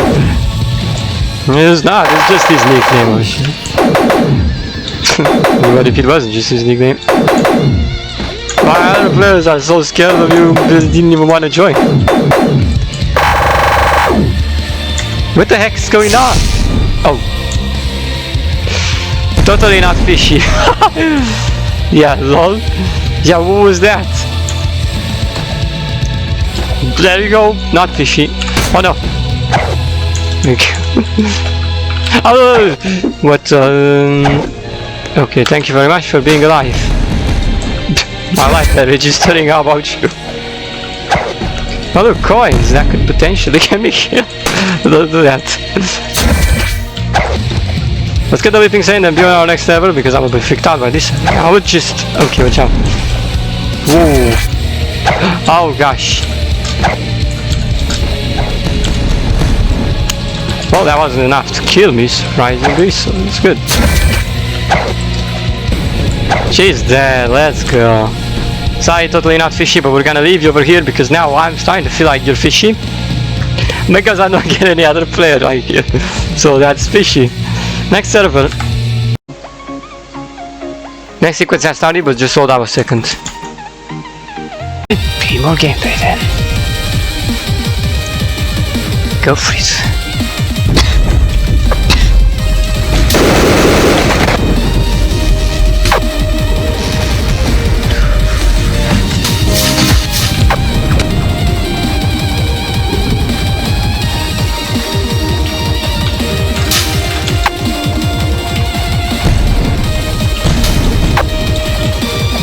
Little newbie difficulty again.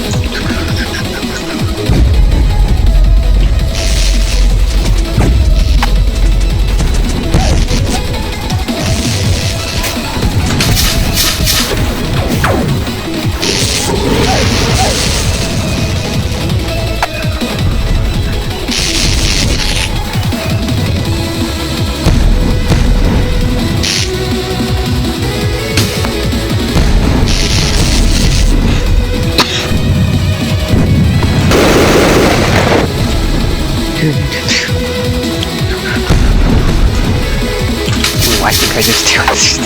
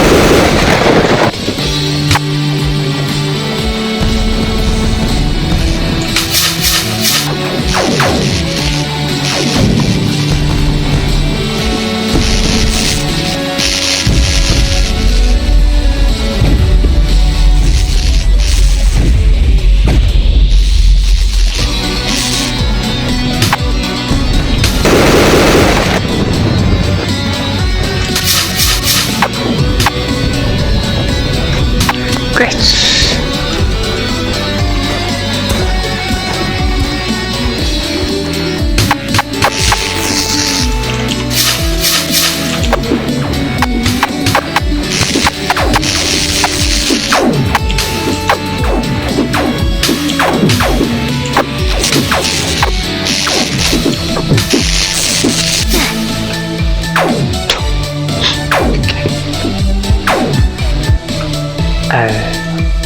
Yeah.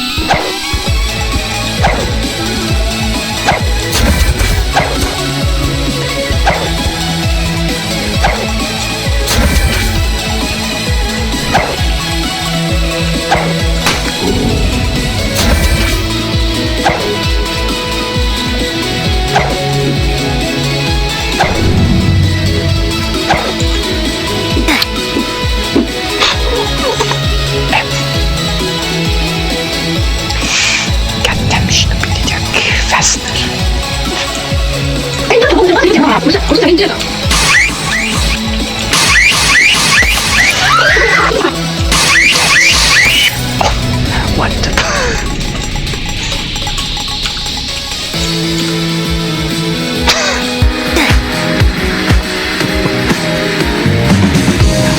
What the fuck?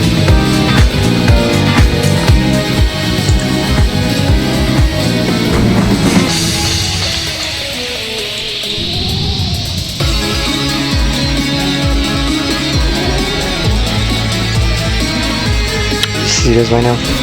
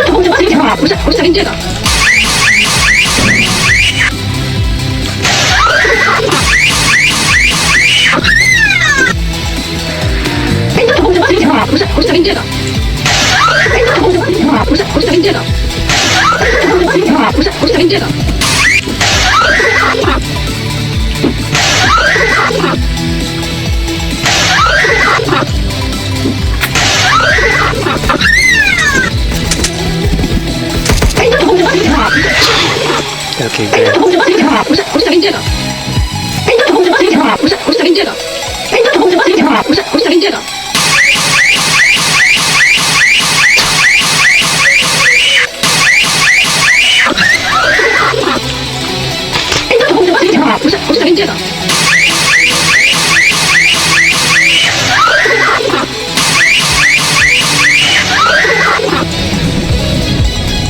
I'm out.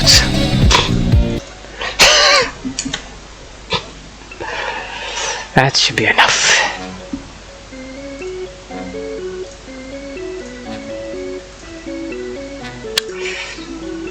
There you have it. Bestest of all hours of gameplays over here. I think we'd have hated that.